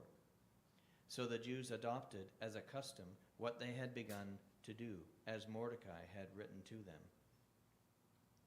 Haman, son of Hammedatha, the Agagite, the enemy of all the Jews, had plotted against the Jews to destroy them, and had cast Pur, that is, the lot, to crush and destroy them. But when Esther came before the king, he gave orders in writing that the wicked plot that he had devised against the Jews should come upon his own head, and that he and his sons should be hanged on the gallows. Therefore these days are called Purim, from the word pure. Thus, because of all that was written in this letter, and of what they had faced in this matter, and of what had happened to them, the Jews established and accepted as a custom for themselves and their descendants, and all who joined them, that without fail they would continue to observe these 2 days every year, as it was written and at the time appointed. These days should be remembered and kept throughout every generation, in every family, province, and city. And these days of Purim should never fall into disuse among the Jews, nor should the commemoration of these days cease among their descendants. Queen Esther, daughter of Abihail, along with the Jew Mordecai, gave full written authority, confirming the second letter about Purim. Letters were sent wishing peace and security to all Jews, to the 127 provinces of the kingdom of Ahasuerus, and giving orders that these days of Purim should be observed at their appointed seasons, as the Jew Mordecai and Queen Esther enjoined on the Jews, just as they had laid down for themselves and for their descendants regulations concerning their fasts and their lamentations. The command of Queen Esther fixed these practices of Purim, and it was recorded in writing. Esther chapter 10. King Ahasuerus laid tribute on the land and all the islands of the sea, all the acts of his power and might, and the full account of the high honor of Mordecai to which the king advanced him. Are they not written in the annals of the kings of Media and Persia? For Mordecai the Jew is next in rank to King Ahasuerus, and he was powerful among the Jews and popular with his many kindred, for he sought the good of his people and interceded for the welfare of all his descendants.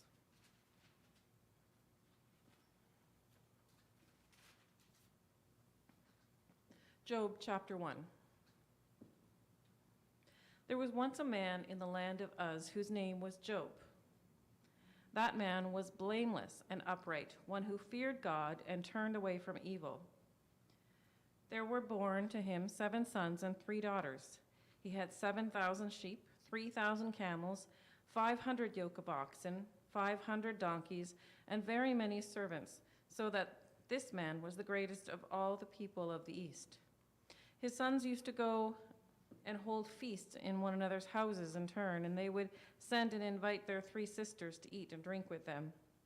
And when the feast days had run their course, Job would send and sanctify them, and he would rise early in the morning and offer burnt offerings according to the number of them all. For Job said, "It may be that my children have sinned and cursed God in their hearts." This is what Job always did. One day the heavenly beings came to present themselves before the Lord, and Satan also came among them. The Lord said to Satan, "Where have you come from?"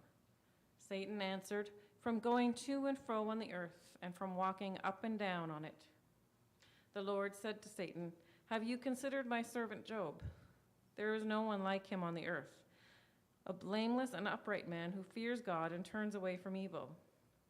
Then Satan answered the Lord, "Does Job fear God for nothing? Have you not put a fence around him and his house and all that he has on every side? You have blessed the work of his hands, and his possessions have increased in the land. But stretch out your hand now and touch all that he has, and he will curse you to your face." The Lord said to Satan, "Very well, all that he has is in your power. Only do not stretch out your hand against him." So Satan went out from the presence of the Lord.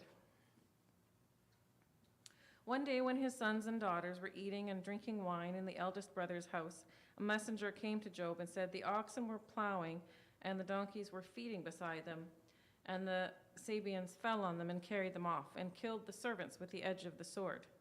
I alone have escaped to tell you." While he was still speaking, another came to him and said, "The fire of God fell from heaven and burned up the sheep and the servants and consumed them. I alone have escaped to tell you." While he was still speaking, another came to him and said, "The Chaldeans formed 3 columns, made a raid on the camels, and carried them off and killed the servants with the edge of the sword. I alone have escaped to tell you." While he was still speaking, another came and said, "Your sons and daughters were eating and drinking wine in their eldest brother's house.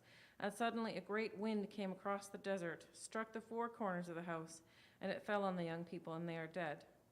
I alone have escaped to tell you." Then Job arose, tore his robe, shaved his head, and fell on the ground and worshipped. He said, "Naked I came from my mother's womb, and naked shall I return there. The Lord gave, and the Lord has taken away. Blessed be the name of the Lord." In all of this, Job did not sin or charge God with wrongdoing. Job chapter 2. One day the heavenly beings came to present themselves before the Lord, and Satan also came among them to present himself before the Lord. The Lord said to Satan, "Where have you come from?" Satan answered the Lord, "From going to and fro on the earth, and from walking up and down on it." The Lord said to Satan, "Have you considered my servant Job? There is no one like him on earth, a blameless and upright man who fears God and turns away from evil. He still persists in his integrity, although you incited me against him, to destroy him for no reason." Then Satan answered the Lord, "Skin for skin. All that people have they will give to save their lives. But stretch out your hand now and touch his bone and his flesh, and he will curse you to your face." The Lord said to Satan, "Very well, he is in your power, only spare his life." So Satan went out from the presence of the Lord and inflicted loathsome sores on Job from the sole of his foot to the crown of his head. Job took potsherd with which to scrape himself and sat among the ashes. Then his wife said to him, "Do you still persist in your integrity? Curse God and die." But he said to her, "You speak as any foolish woman would speak. Shall we receive the good at the hand of God and not receive the bad?" In all this, Job did not sin with his lips. Now when Job's 3 friends heard of all these troubles they had come upon him, each of them set out from his house.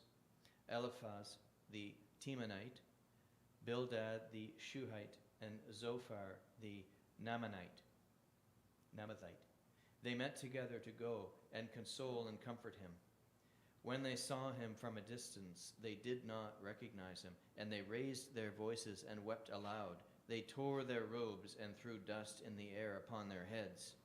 They sat with him on the ground 7 days and 7 nights, and no one spoke a word to him, for they saw that his suffering was very great. Job chapter 3. After this, Job opened his mouth and cursed the day of his birth. Job said, "Let the day perish in which I was born, and the night that said a man-child is conceived. Let that day be darkness. May God above not seek it, or light shine upon it. Let gloom and deep darkness claim it. Let clouds settle upon it. Let the blackness of the day terrify it. That night, let thick darkness seize it. Let it not rejoice among the days of the year. Let it not come into the number of the months. Yes, let that night be barren. Let no joyful cry be heard in it. Let those curse it who curse the sea, those who are skilled to rouse up Leviathan. Let the stars of its dawn be dark. Let it hope for light but have none. May it not see the eyelids of the morning, because it did not shut the doors of my mother's womb and hide trouble from my eyes. Why did I not die at birth, come forth from the womb and expire? Why were the knees to receive me or breasts for me to suck? Now I would be lying down and quiet. I would be asleep, and then I would be at rest with kings and counselors of the earth who rebuild ruins for themselves, or with princes who have gold, who fill their houses with silver. Oh, why was I not buried like a stillborn child, like an infant that never sees the light? There the wicked cease from troubling, and there the weary are at rest. There the prisoners are at ease together. They do not hear the voice of their taskmaster. The small and the great are there, and the slaves are free from their masters.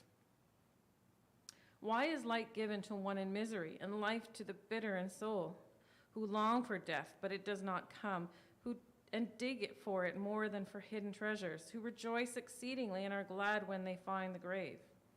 Why is light given to one who cannot see the way, whom God has fenced in? For my sighing comes like my bread, and my groanings are poured out like water. Truly the thing that I fear comes upon me, and what I dread befalls me. I am not at ease, nor am I quiet. I have no rest, but trouble comes. Job chapter 4. Then Eliphaz the Temanite answered, "If one ventures a word with you, will you be offended? But who can keep from speaking? See, you have instructed many, you have strengthened the weak hands. Your words have supported those who were stumbling, and you have made firm the feeble knees. But now it has come to you, and you are impatient. It touches you, and you are dismayed. Is not your fear of God your confidence, and the integrity of your ways your hope? Think now, who that was innocent ever perished? Or where were the upright cut off? As I have seen, those who plow iniquity and sow trouble reap the same. By the breath of God they perish, and by the blast of his anger they are consumed. The roar of the lion, the voice of the fierce lion, and the teeth of the young lions are broken. The strong lion perishes for lack of prey, and the whelps of the lioness are scattered. Now a word came stealing to me, my ear received the whisper of it. Amid thoughts from visions of the night, when deep sleep falls on mortals, dread came upon me, and trembling, which made all my bones shake. A spirit glided past my face, the hair of my flesh bristled. It stood still, but I could not discern its appearance. A form was before my eyes. There was silence. Then I heard a voice. Can mortals be righteous before God? Can human beings be pure before their Maker? Even in his servants he puts no trust, and his angels he trusts with error. How much more those who live in houses of clay, whose foundation is in the dust, who are crushed like a moth. Between morning and evening they are destroyed. They perish forever without any regarding it. Their tent cord is plucked up within them, and they die devoid of wisdom. Job chapter 5. Call now. Is there anyone who will answer you? To which of the holy ones will you turn? Surely vexation kills the fool, and jealousy slays the simple. I have seen fools taking root, but suddenly I cursed their dwelling. Their children are far from safety. They are crushed in the gate, and there is no one to deliver them. The hungry eat their harvest, and they take it even out of the thorns, and the thirsty pant after their wealth. For misery does not come from the earth, nor does trouble sprout from the ground, but human beings are born to trouble, just as sparks fly upward. As for me, I would seek God, and to God I would commit my cause. He does great things and unsearchable, marvelous things without number. He gives rain on the earth and sends water on the fields.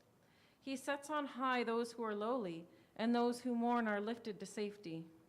He frustrates the devices of the crafty so that their hands achieve no success. He takes the wise in their own craftiness, and schemes of the wily are brought to a quick end. They meet with darkness in the daytime and grope at noonday as in the night.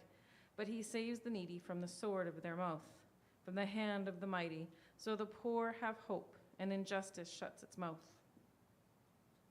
How happy is the one whom God reproves. Therefore do not despise the discipline of the Almighty, for he wounds, but he binds up.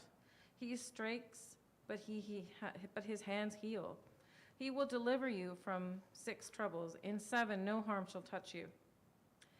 In famine he will redeem you from death, and in war from the power of the sword. You shall be hidden from the scourge of the tongue, and shall not fear destruction when it comes. At destruction and famine you shall laugh, and shall not the wild animals of the earth? For you shall be in league with the stones of the field, and the wild animals shall be at peace with you. You shall know that your tent is safe. You shall inspect your fold and miss nothing. You shall know that your descendants will be many, and your offspring like the grass of the earth. You shall come to your grave in ripe old age, as a shock of grain comes up to the threshing floor in its season. See, we have searched this out. It is true. Hear and know it for yourself.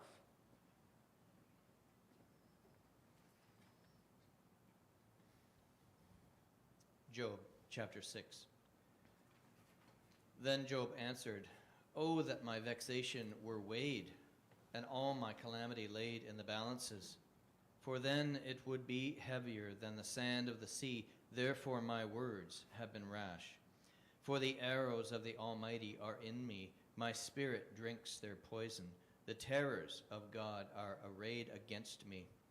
Does the wild ass bray over its grass, or the ox low over its fodder? Can that which is tasteless be eaten without salt, or is there flavor in the juice of mallows? My appetite refuses to touch them. They are like food that is loathsome to me. Oh, that I might have my request, and that God would grant my desire, that it would please God to crush me, that he would let loose his hand and cut me off. This would be my consolation. I would even exult in unrelenting pain, for I have not denied the words of the Holy One. What is my strength that I should wait? And what is my end that I should be patient? Is my strength the strength of stones, or is my flesh bronze? In truth, I have no help in me, and any resource is driven from me. Those who withhold kindness from a friend forsake the fear of the Almighty. My companions are treacherous like a torrent bed, like fresh nets that pass away, that run dark with ice, turbid with melting snow. In time of heat they disappear. When it is hot, they vanish from their place. The caravans turn aside from their course. They go up into the waste and perish. The caravans of Tema look. The travelers of Sheba hope. They are disappointed because they were confident. They come there and are confounded. Such you have now become to me. You see my calamity and are afraid. Have I said, make me a gift, or from your wealth offer a bribe for me, or save me from an opponent's hand, or ransom me from the hand of oppressors? Teach me, and I will be silent. Make me understand how I have gone wrong. How forceful are honest words, but your reproof, what does it reprove? Do you think that you reprove words as if the speech of the desperate were wind? You would even cast lots over the orphan and bargain over your friend. But now be pleased to look at me, for I will not lie to your face.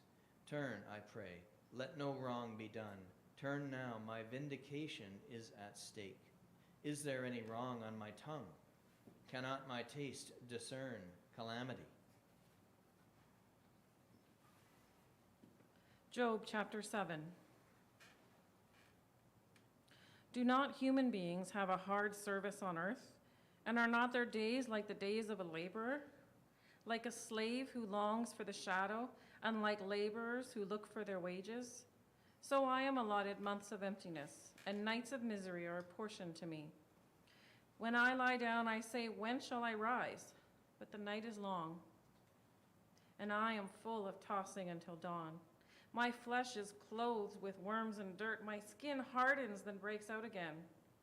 My days are swifter than a weaver's shuttle, and come to their end without hope. Remember that my life is a breath. My eye will never again see good.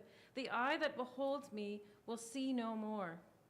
While your eyes are upon me, I shall be gone. As the cloud fades and vanishes, so those who go down to Sheol do not come up.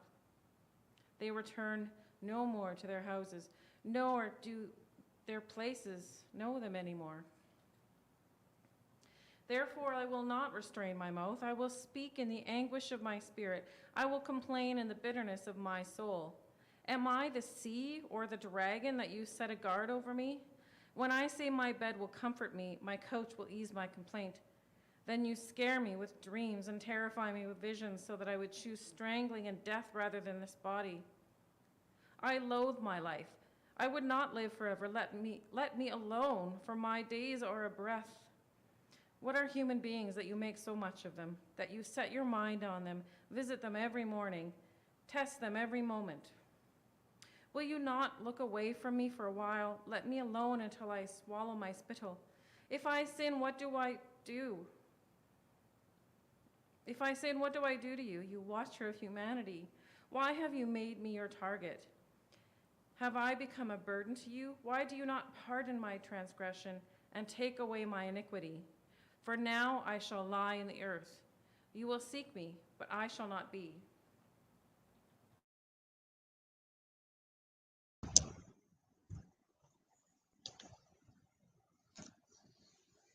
Job chapter 8. Then Bildad the Shuhite replied, "How long will you say such things? Your words are a blustering wind. Does God pervert justice? Does the Almighty pervert what is right? When your children sinned against him, he gave them over to the penalty of their sin. But if you will look to God and plead with the Almighty, if you are pure and upright, even now he will rouse himself on your behalf and restore you to your rightful place. Your beginnings will seem humble, so prosperous will your future be. Ask the former generations and find out what their fathers learned. For we were born only yesterday and know nothing, and our days on earth are but a shadow. Will they not instruct you or tell you? Will they not bring forth words from their understanding? Can papyrus grow tall where there is no marsh? Can reeds thrive without water? While still growing and uncut, they wither more quickly than grass. Such is the destiny of all who forget God. So perishes the hope of the godless. What he trusts in is fragile. What he relies on is a spider's web. He leans on his web, but it gives way. He clings to it, but it does not hold. He is like a well-watered plant in the sunshine, spreading its shoots over the garden. It entwines its roots around a pile of rocks and looks for a place among the stones. But when it is torn from its spot, that place disowns it and says, "I never saw you." Surely its life withers away, and from the soil other plants grow. Surely God does not reject a blameless man or strengthen the hands of evildoers. He will yet fill your mouth with laughter and your lips with shouts of joy. Your enemies will be clothed in shame, and the tents of the wicked will be no more. Job chapter 9. Then Job replied, "Indeed, I know that this is true, but how can mere mortals prove their innocence before God? Though they wished to dispute with him, they could not answer him one time out of 1,000. His wisdom is profound, his power is vast. Who has resisted him and come out unscathed? He moves mountains without their knowing it, and overturns them in his anger. He shakes the earth from its place and makes its pillars tremble.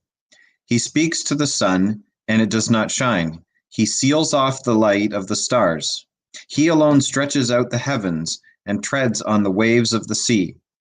He is the maker of the Bear and Orion, and Pleiades, and the constellations of the south. He performs wonders that cannot be fathomed, miracles that cannot be counted. When he passes me, I cannot see him. When he goes by, I cannot perceive him. If he snatches away, who can stop him? Who can say to him, "What are you doing?" God does not restrain his anger. Even the cohorts of Rahab cowered at his feet. How then can I dispute with him? How can I find words to argue with him? Though I were innocent, I could not answer him. I could only plead with my judge for mercy. Even if I summoned him and he responded, do I not believe he would give me a hearing? He would crush me with the storm and multiply my wounds for no reason. He would not let me catch my breath, but would overwhelm me with misery. If it is a matter of strength, he is mighty. And if it is a matter of justice, who can challenge him? Even if I were innocent, my mouth would condemn me. If I were blameless, it would pronounce me guilty. Although I am blameless, I have no concern for myself. I despise my own life. It is all the same. That is why I say, he destroys both the blameless and the wicked.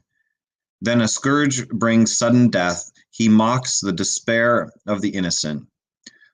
When a land falls into the hands of the wicked, he blindfolds its judges. If it is not he, then who is it? My days are swifter than a runner. They fly away without a glimpse of joy. They skim past like boats of papyrus, like eagles swooping down on their prey. If I say, I will forget my complaint, I will change my expression and smile, I will dread all my sufferings, for I know you will not hold me innocent. Since I am already found guilty, why should I struggle in vain? Even if I washed myself with soap and my hands with cleansing powder, you would plunge me into a slime pit, so that even my clothes would detest me. He is not a mere mortal like me that I might answer him, that we might confront each other in court. If only there were someone to mediate between us, someone to bring us together, someone to remove God's rod from me, so that his terror would frighten me no more. Then I would speak up without fear of him, but as it is now, stands with me, I cannot. Job chapter 10. I loathe my very life. Therefore, I will give free rein to my complaint and speak out in the bitterness of my soul. I will say to God, do not condemn me, but tell me what charges you have against me. Does it please you to oppress me, to spurn the work of your hands, while you smile on the schemes of the wicked? Do you have eyes of flesh? Do you see as a mortal sees?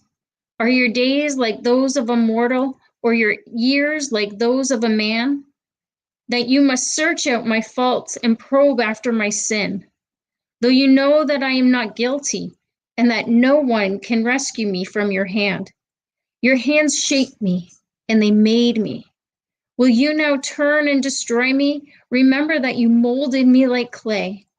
Will you now turn me to dust again? Did you not pour me out like milk and curdle me like cheese, clothe me with skin and flesh, and knit me together with bones and sinews? You gave me life and showed me kindness, and in your providence watched over my spirit.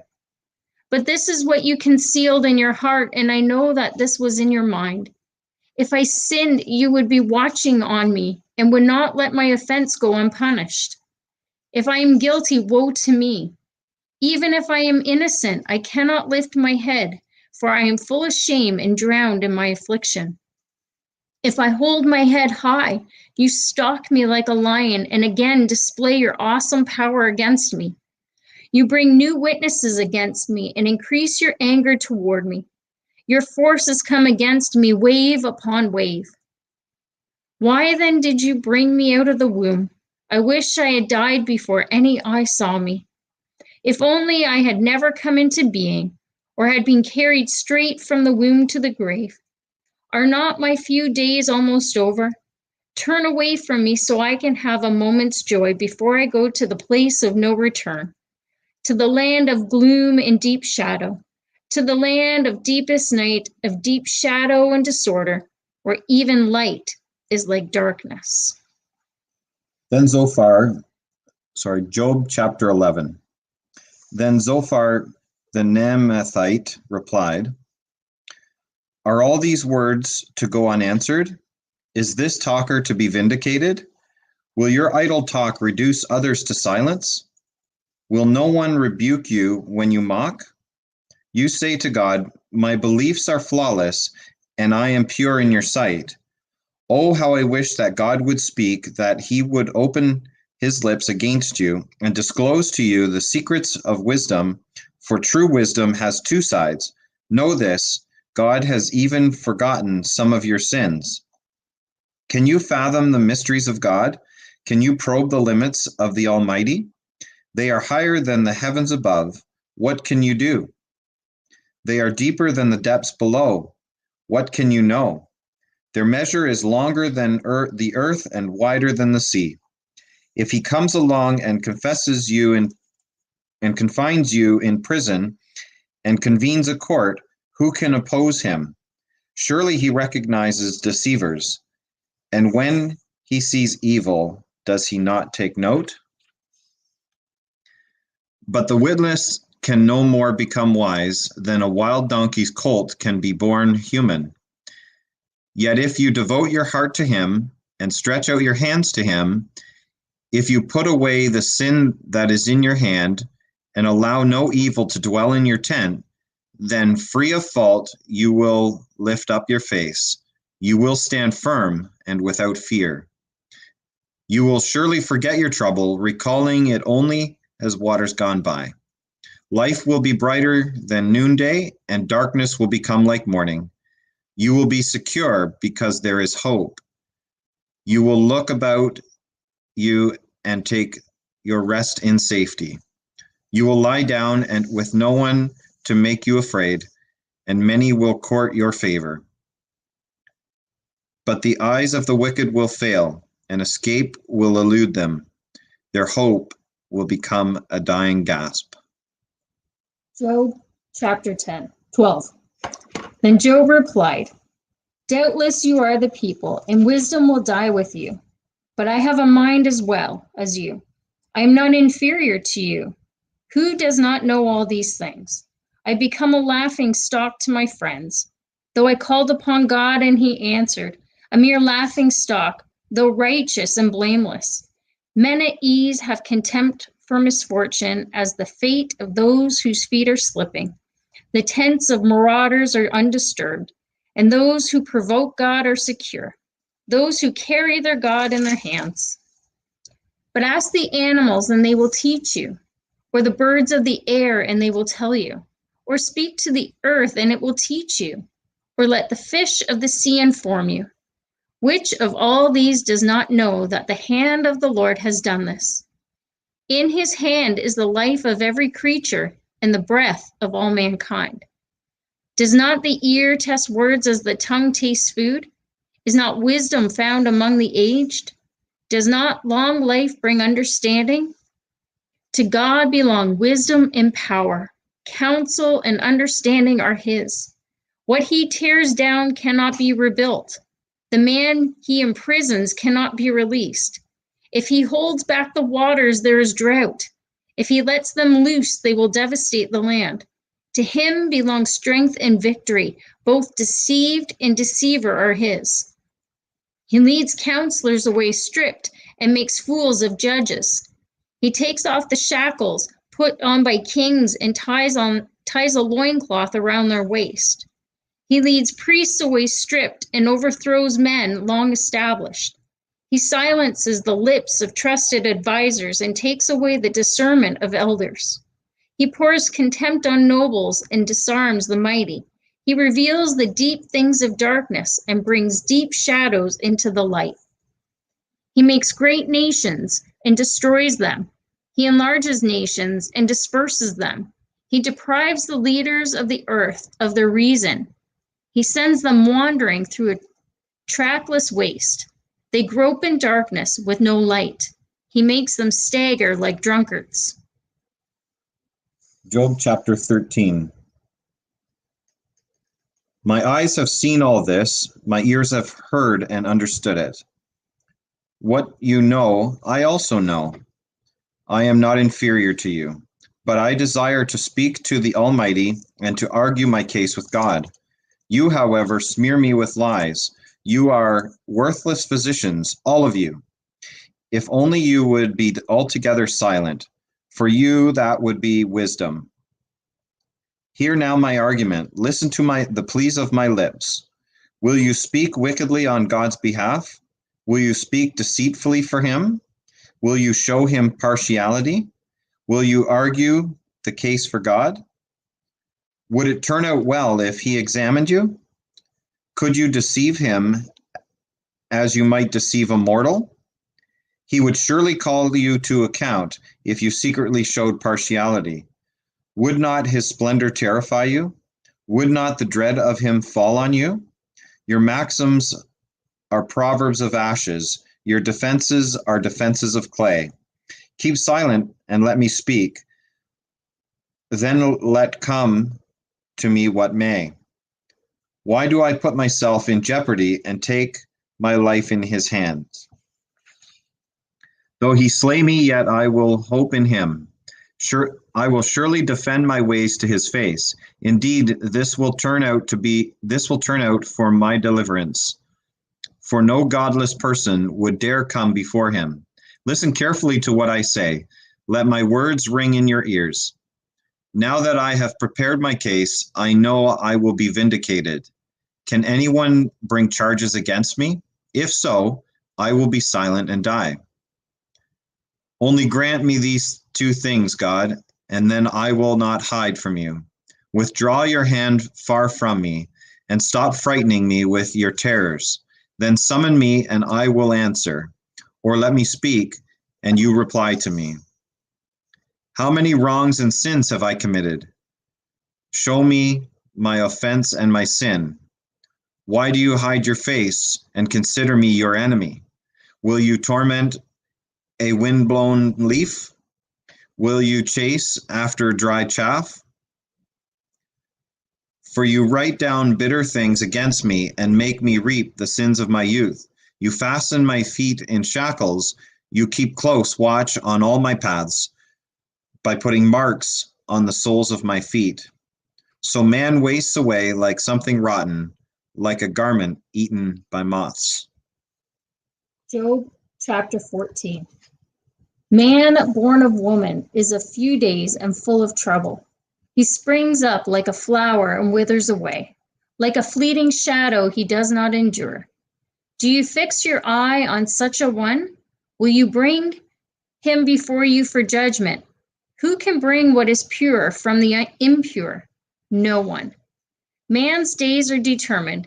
You have decreed the number of his months and have not set limits he cannot exceed. So look away from him and let him alone till he has put in his time like a hired man. At least there is hope for a tree. If it is cut down, it will sprout again, and its new shoots will not fail. Its roots may grow old in the ground, and its stump die in the soil. Yet at the scent of water it will bud and put forth shoots like a plant. But man dies and is laid low. He breathes his last and is no more. As water disappears from the sea, or a riverbed becomes parched and dry, so man lies down and does not rise. Till the heavens are no more, men will not awake or be roused from their sleep. If only you would hide me in the grave and conceal me till your anger has passed. If only you would set me a time and then remember me. If a man dies, will he live again? All the days of my heart's service, I will wait for my renewal to come. You will call and I will answer you. You will long for the creature your hands have made.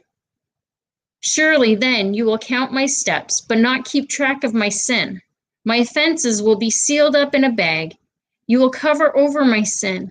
But as a mountain erodes and crumbles, and as a rock is moved from its place, as water wears away stones and torrents wash away the soil, so you destroy man's hope. You overpower him once for all, and he is gone. You change his countenance and send him away. If his sons are honored, he does not know it. If they are brought low, he does not see it. He feels but the pain of his own body and mourns only for himself. Job chapter 15.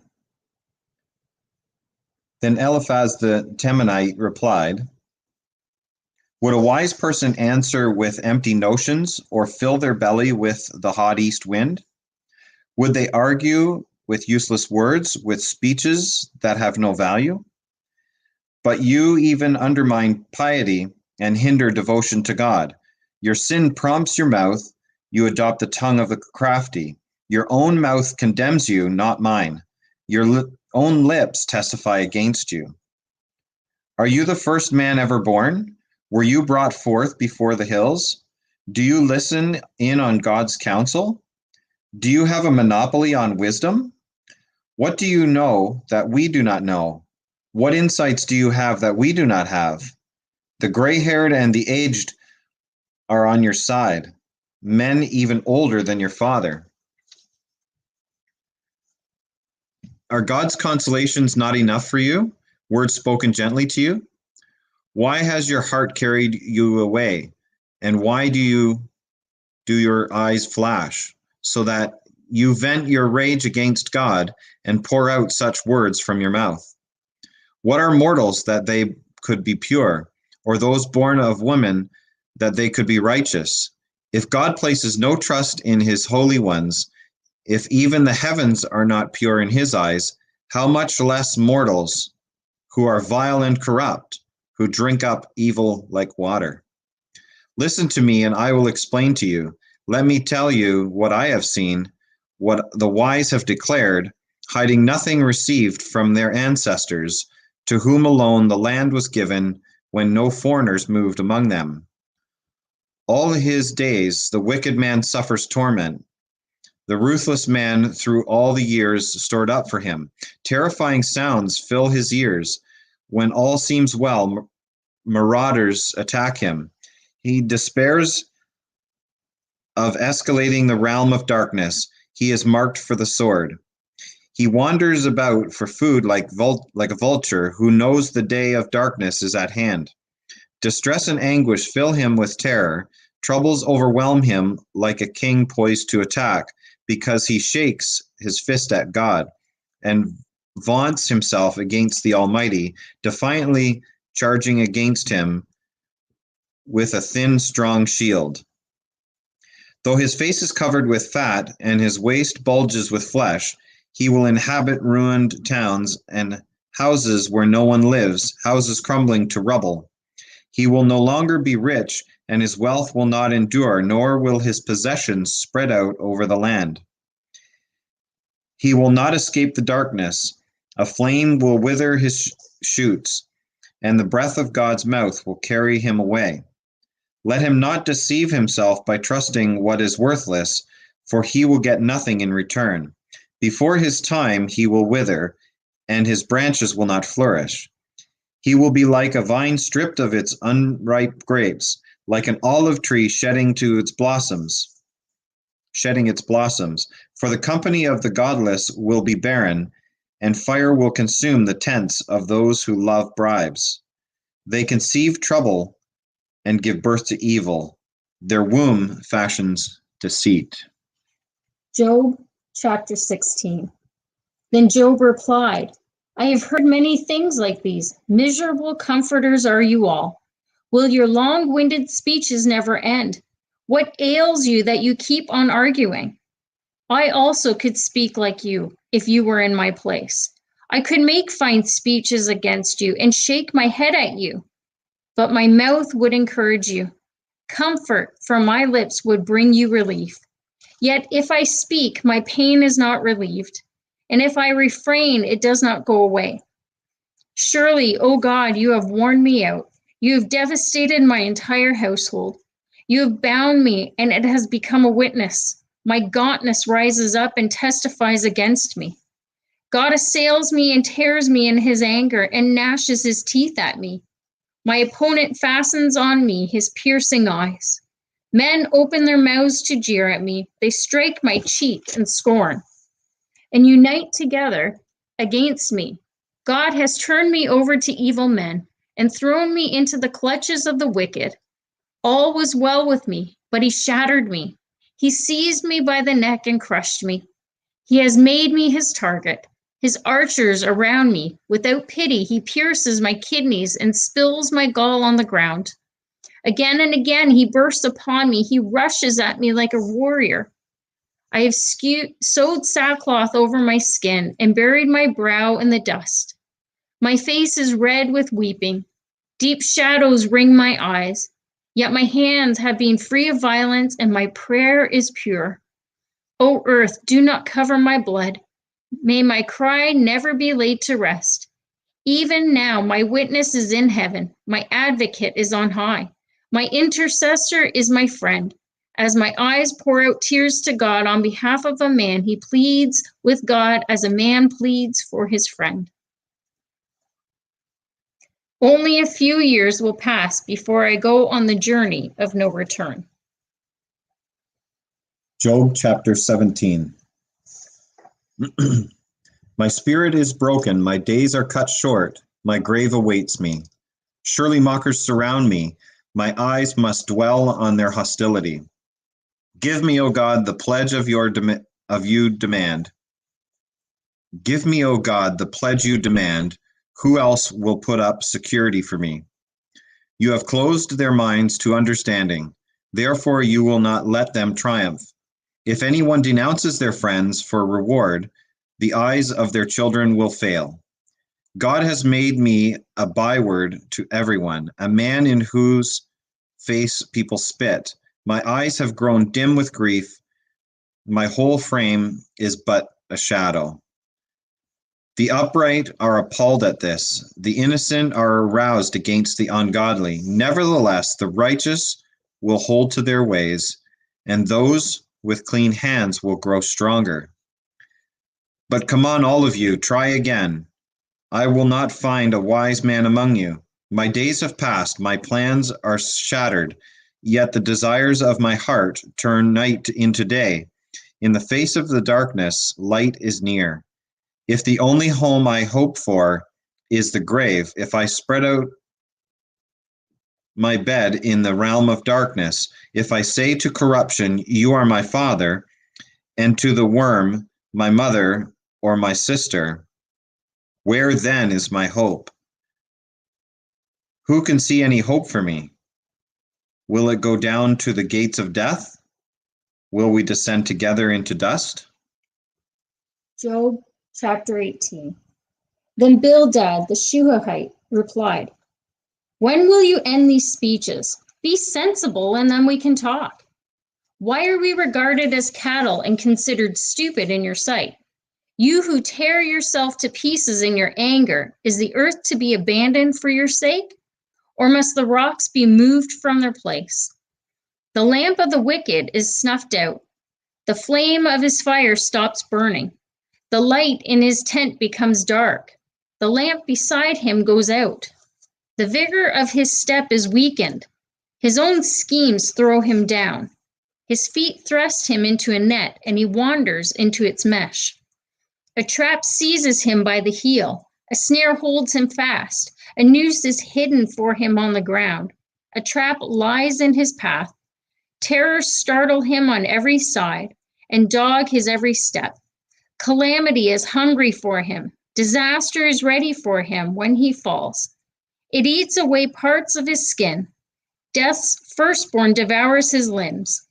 He is torn from the security of his tent and marched off to the king of terrors. Fire resides in his tent. Burning sulfur is scattered over his dwelling. His roots dry up below and his branches wither from above. The memory of him perishes from the earth. He has no name in the land.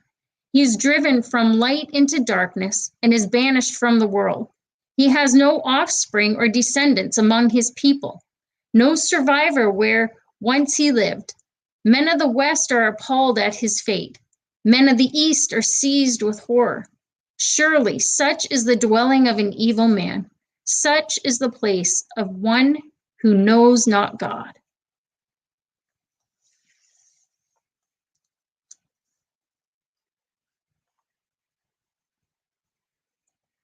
Job chapter 19.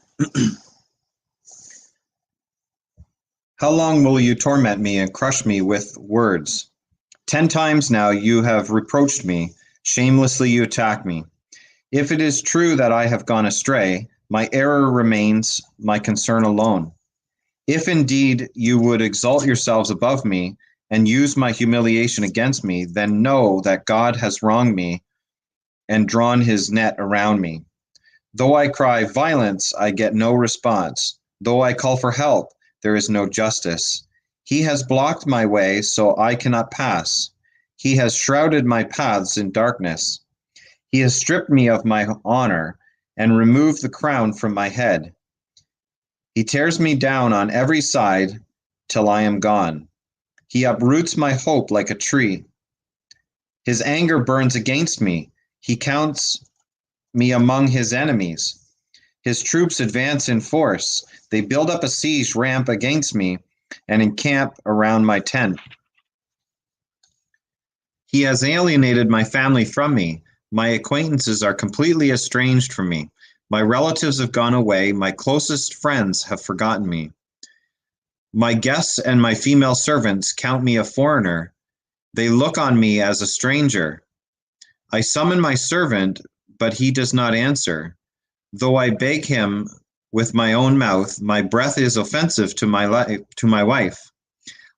I am loathsome to my own family. Even the little boys scorn me. When I appear, they ridicule me.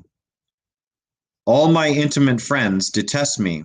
Those I love have turned against me. I am nothing but skin and bones. I have escaped only by the skin of my teeth. Have pity on me, my friends, have pity, for the hand of God has struck me. Why do you pursue me as God does? You will never get enough of my flesh. Oh, that my words were recorded, that they were written on a scroll, that they were inscribed with an iron tool on lead, or engraved in a rock forever. I know that my Redeemer lives, and that in the end he will stand on the earth. And after my skin has been destroyed, yet in my flesh I will see God. I myself will see him. With my own eyes, I and not another. How my heart yearns within me. If you say, how we will hound him, since the root of the trouble lies in him, you should fear the sword yourselves, for the wrath will bring punishment by the sword, and then you will know that there is judgment. Job chapter 20. Then Zophar the Naamathite replied, my troubled thoughts prompt me to answer, because I am greatly disturbed. I hear a rebuke that dishonors me, and my understanding inspires me to reply. Surely you know how it has been from of old, ever since mankind was placed on the earth, that the mirth of the wicked is brief, the joy of the godless lasts but a moment. Though the pride of the godless person reaches to the heavens, and his head touches the clouds, he will perish forever, like his own dung. Those who have seen him will say, where is he? Like a dream he flies away, no more to be found, banished like a vision of the night. The eye that saw him will not see him again. His place will look on him no more. His children must make amends to the poor. His own hands must give back his wealth. The youthful vigor that fills his bones will lie with him in the dust.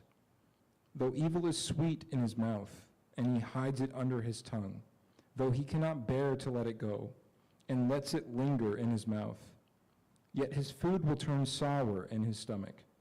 It will become the venom of serpents within him. He will spit out the riches he swallowed. God will make his stomach vomit them up. He will suck the poison of serpents. The fangs of an adder will kill him. He will not enjoy the streams, the rivers flowing with honey and cream. What he toiled for he must give back uneaten, and he will not enjoy the profit from his trading. For he has oppressed the poor and let them destitute. He has seized houses he did not build. Surely he will have no respite from his craving. He cannot save himself by his treasure. Nothing is left for him to devour. His prosperity will not endure. In the midst of his plenty, distress will overtake him. The full force of misery will come upon him. When he has filled his belly, God will vent his burning anger against him and rain down his blows on him. Though he flees from an iron weapon, a bronze-tipped arrow pierces him. He pulls it out of his back, the gleaming point out of his liver. Terrors will come over him. Total darkness lies in wait for his treasures. A fire unfeigned will consume him and devour what is left in his tent. The heavens will expose his guilt. The earth will rise up against him. A flood will carry off his house, rushing waters on the day of God's wrath. Such is the fate God allots the wicked, the heritage appointed for them by God.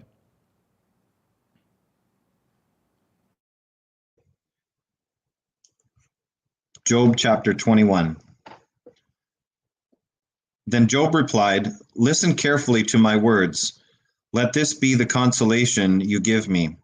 Bear with me while I speak, and after I have spoken, mock me. Is my complaint directed to a human being? Why should I not be impatient? Look at me and be appalled. Clap your hand over your mouth. When I think about this, I am terrified. Trembling seizes my body. Why do the wicked live on, growing old and increasing in power? They see their children established around them, their offspring before their eyes. Their homes are safe and free from fear. The rod of God is not on them. Their bulls never fail to breed. Their cows calve and do not miscarry. They send forth their children as a flock. Their little ones dance about. They sing to the music of timbrel and lyre. They make merry to the sound of the pipe. They spend their years in prosperity and go down to the grave in peace. Yet they say to God, "Leave us alone. We have no desire to know your ways. Who is the Almighty that we should serve him? What would we gain by praying to him? But prosperity is not in their own hands, so I stand aloof from the plans of the wicked." Yet how often is the lamp of the wicked snuffed out? How often does calamity come upon them, the fate God allots in his anger? How often are they like straw before the wind, like chaff swept away by a gale? It is said, God stores up the punishment of the wicked for their children. Let him repay the wicked so that they themselves will experience it. Let their own eyes see their destruction. Let them drink the cup of the wrath of the Almighty. For what do they care about the families they leave behind when their allotted months come to an end? Can anyone teach knowledge to God, since he judges even the highest? One person dies in full vigor, completely secure and at ease, well nourished in body, bones rich with marrow. Another dies in bitterness of soul, never having enjoyed anything good. Side by side they lie in the dust, and worms cover them. Both. I know full well what you are thinking, the schemes by which you would wrong me. You say, "Where now is the house of the great, the tents where the wicked lived?" Have you never questioned those who travel? Have you paid no regard to their accounts, that the wicked are spared from the day of calamity, and that they are delivered from the day of wrath? Who denounces their conduct to their face? Who repays them for what they have done? They are carried to the grave, and watch is kept over their tombs. The soil is in the valley. The soil in the valley is sweet to them. Everyone follows after them, and a countless throng goes before them. So how can you console me with your nonsense? Nothing is left of your answers but falsehood. Job chapter 22. Then Eliphaz the Temanite replied, "Can a man be of benefit to God? Can even a wise person benefit him? What pleasure would it give the Almighty if you were righteous? What would he gain if your ways were blameless? Is it for your piety that he rebukes you and brings charges against you? Is not your wickedness great? Are not your sins endless? You demanded security from your relatives for no reason. You stripped people of their clothing, leaving them naked. You gave no water to the weary, and you withheld food from the hungry, though you were a powerful man, owning lands, an honored man living on it. And you sent widows away empty-handed and broke the strength of the fatherless. That is why snares are all around you, why sudden peril terrifies you, why it is so dark you cannot see, and why a flood of water covers you. Is not God in the heights of heaven? And see how lofty are the highest stars. Yet you say, what does God know? Does he judge through such darkness? Thick clouds veil him, so he does not even see us, as he goes about in the vaulted heavens. Will you keep to the old path that the wicked have trod?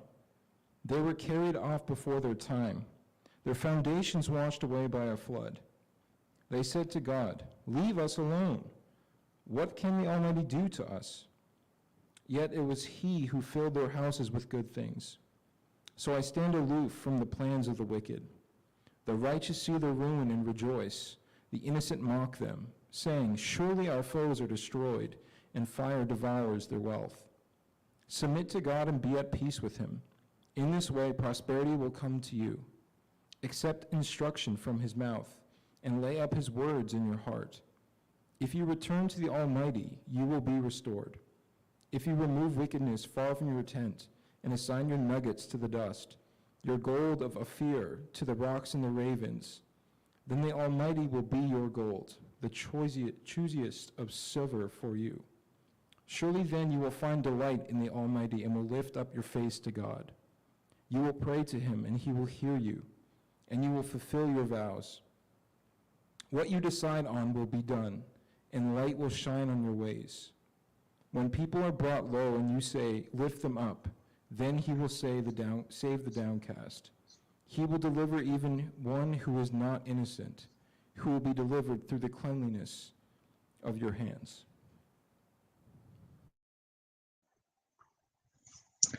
Job chapter 23. Even today my complaint is bitter. His hand is heavy in spite of my groaning. If only I knew where to find him, if only I could go to his dwelling. I would state my case before him and fill my mouth with arguments. I would find out what he would answer me and consider what he would say to me. Would he vigorously oppose me? No, he would not press charges against me. There the upright can establish their innocence before him, and there I would be delivered forever from my judge. But if I go to the east, he is not there. If I go to the west, I do not find him. When he is at work in the north, I do not see him. When he turns to the south, I catch no glimpse of him. But he knows the way that I take. When he tested me, I will come forth as gold. My feet have closely followed his steps. I have kept to his way without turning aside. I have not departed from the commands of his lips. I have treasured the words of his mouth more than my daily bread. But he stands alone, and who can oppose him? He does whatever he pleases. He carries out his decrees against me, and many such plans he still has in store. That is why I am terrified before him. When I think of all of this, I fear him. God has made my heart faint. The Almighty has terrified me. Yet I am not silenced by the darkness, by the thick darkness that covers my face.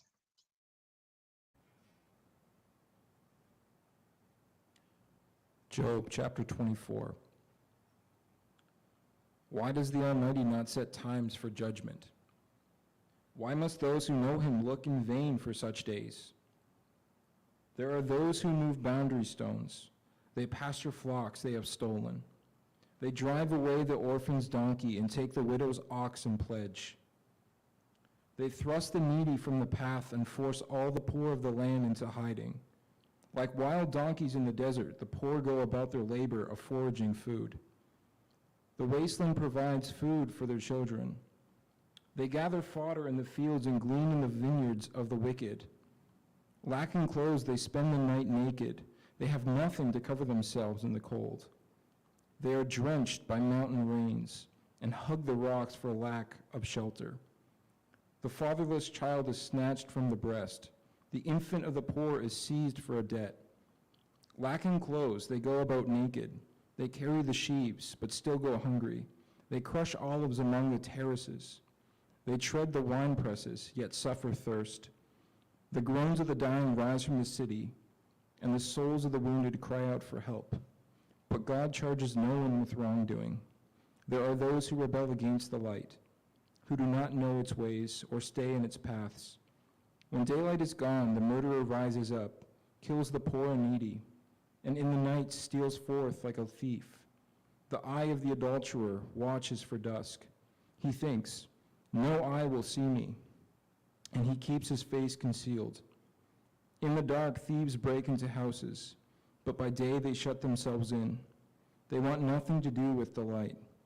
For all of them, midnight is their morning. They make friends with the terrors of darkness.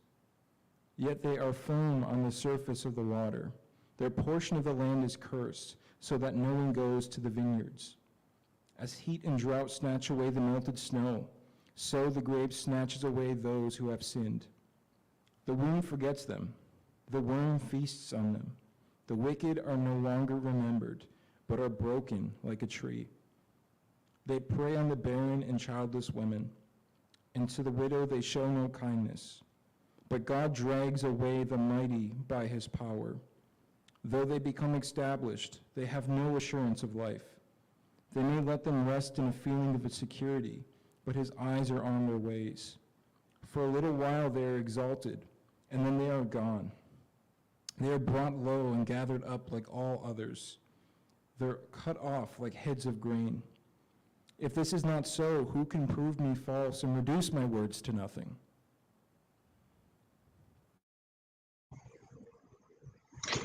Job chapter 25. Then Bildad the Shuhite replied, "Dominion and awe belong to God. He establishes order in the heights of heaven. Can his forces be numbered? On whom does his light not rise? How then can a mortal be righteous before God? How can one born of woman be pure? If even the moon is not bright, and the stars are not pure in his eyes, how much less a mortal who is but a maggot, a human being who is only a worm?" Job chapter 26. Then Job replied, "How you have helped the powerless, how you have saved the arm that is feeble. What advice you have offered to one without wisdom, and what great insight you have displayed. Who has helped you utter these words, and whose spirit spoke from your mouth? The dead are in deep anguish, those beneath the waters and all that live in them. The realm of the dead is naked before God. Destruction lies uncovered. He spreads out the northern skies over empty space. He suspends the earth over nothing.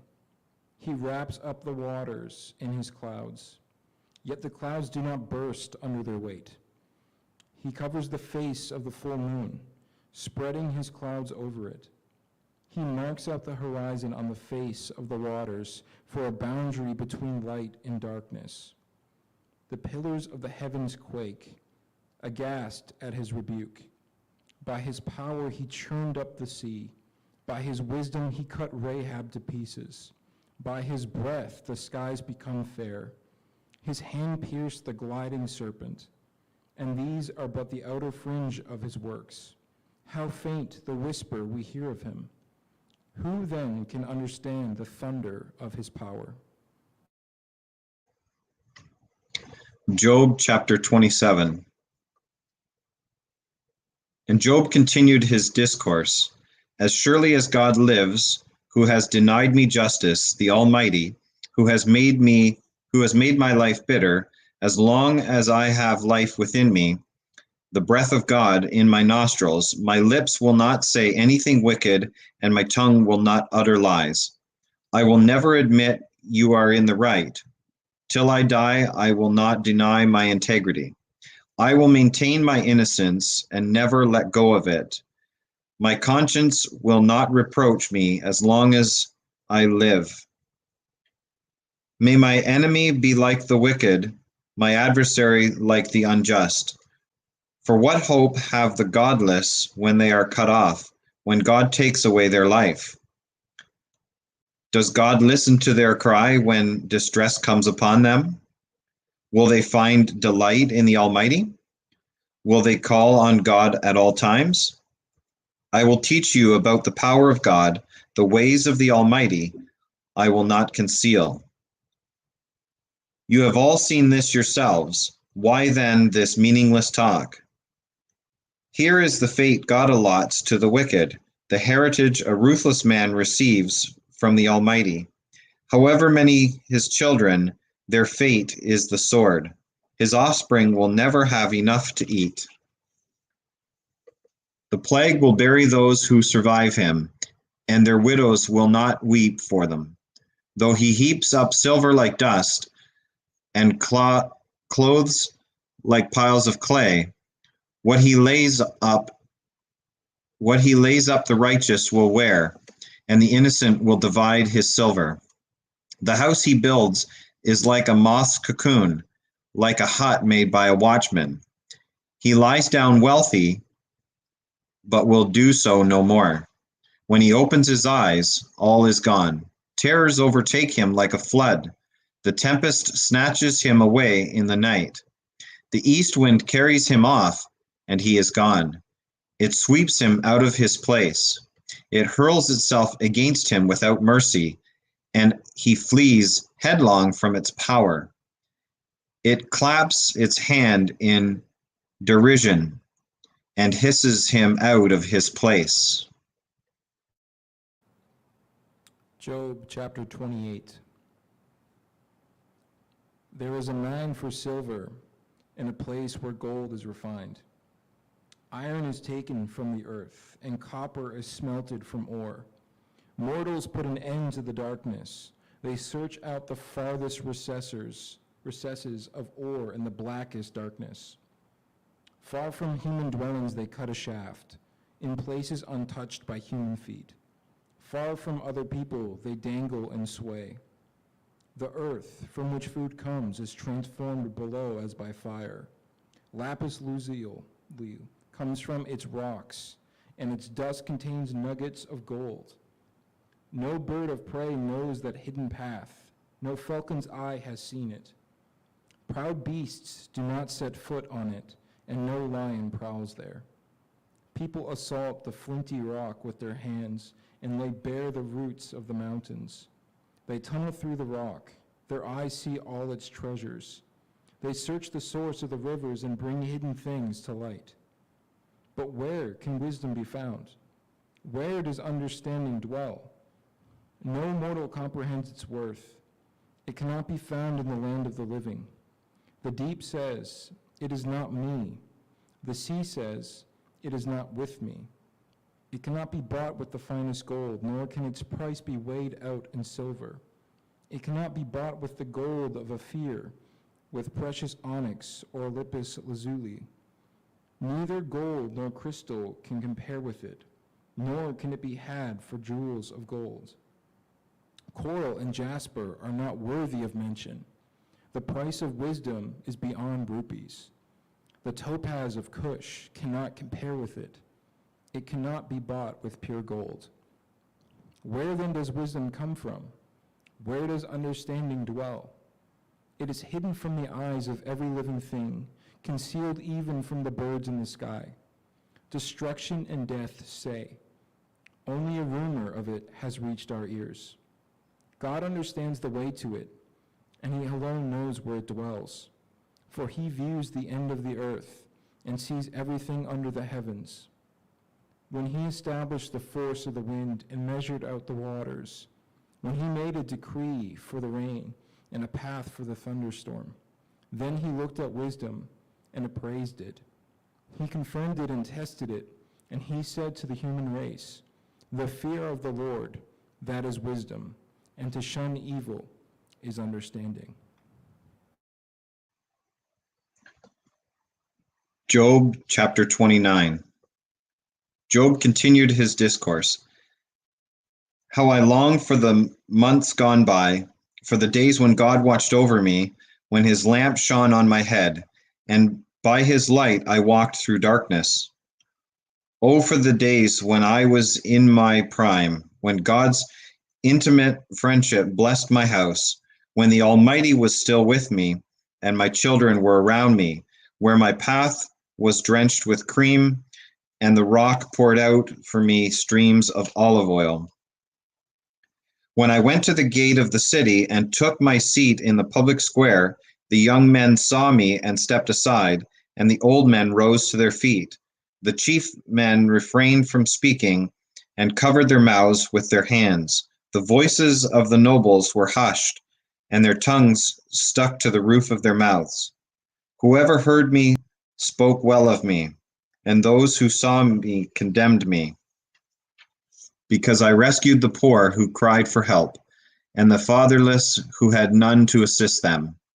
The one who was dying blessed me. I made the widow's heart sing. I put on righteousness as my clothing, justice as my robe and my turban. I was eyes to the blind and feet to the lame. I was a father to the needy. I took up the case of the stranger. I broke the fangs of the wicked and snatched the victims from their teeth. I thought, I will die in my own house, my days as numerous as the grains of sand. My roots will reach to the water, and the dew will lie all night on my branches. My glory will not fade. The bough will the bough will be ever new in my hand. People listened to me expectantly, awaiting in silence for my counsel. After I had spoken, they spoke no more. My words fell gently on their ears. They waited for me as for showers, and drank in my words as the spring rain. When I smiled at them, they scarcely believed it. The light of my face was precious to them. I chose the way for them and sat as their chief. I dwelt as a king among his troops. I was like one who comforts mourners. Job chapter 30. But now they mock me, men younger than I, whose fathers I would have disdained to put with my sheepdogs. Of what use was the strength of their hands to me, since their vigor had gone from them? Haggard from want and hunger, they roamed the parched land in desolate wastelands at night. In the brush they gathered salt herbs, and their food was the root of the broom bush. They were banished from human society, shouted at it as if they were thieves. They were forced to live in the dry stream beds, among the rocks and in holes in the ground. They brayed among the bushes and huddled in the undergrowth. A base and nameless brood, they were driven out of the land. And now those young men mock me in song. I have become a byword among them. They detest me and keep their distance. They do not hesitate to spit in my face. Now that God has unstrung my bow and afflicted me, they throw off restraint in my presence. On my right, the tribe attacks. They lay snares for my feet. They build their siege ramps against me. They break up my road. They succeed in destroying me. No one can help him, they say. They advance as though a gaping breach. Amid the ruins they come rolling in. Terror overwhelms me. My dignity is driven away as by the wind. My safety vanishes like a cloud. And now my life ebbs away. Days of suffering grip me. Night pierces my bones. My gnawing pains never rest. In his great power, God becomes like clothing to me. He binds me like the neck of my garment. He throws me into the mud, and I am reduced to dust and ashes. I cry out to you, God, but you do not answer. I stand up, but you merely look at me. You turn on me ruthlessly. With the might of your hand you attack me. You snatch me up and drive me before the wind. You toss me about in the storm. I know you will bring me down to death, to the place appointed for all the living. Surely no one lays a hand on a broken man when he cries for help in his distress. Have I not wept for those in trouble?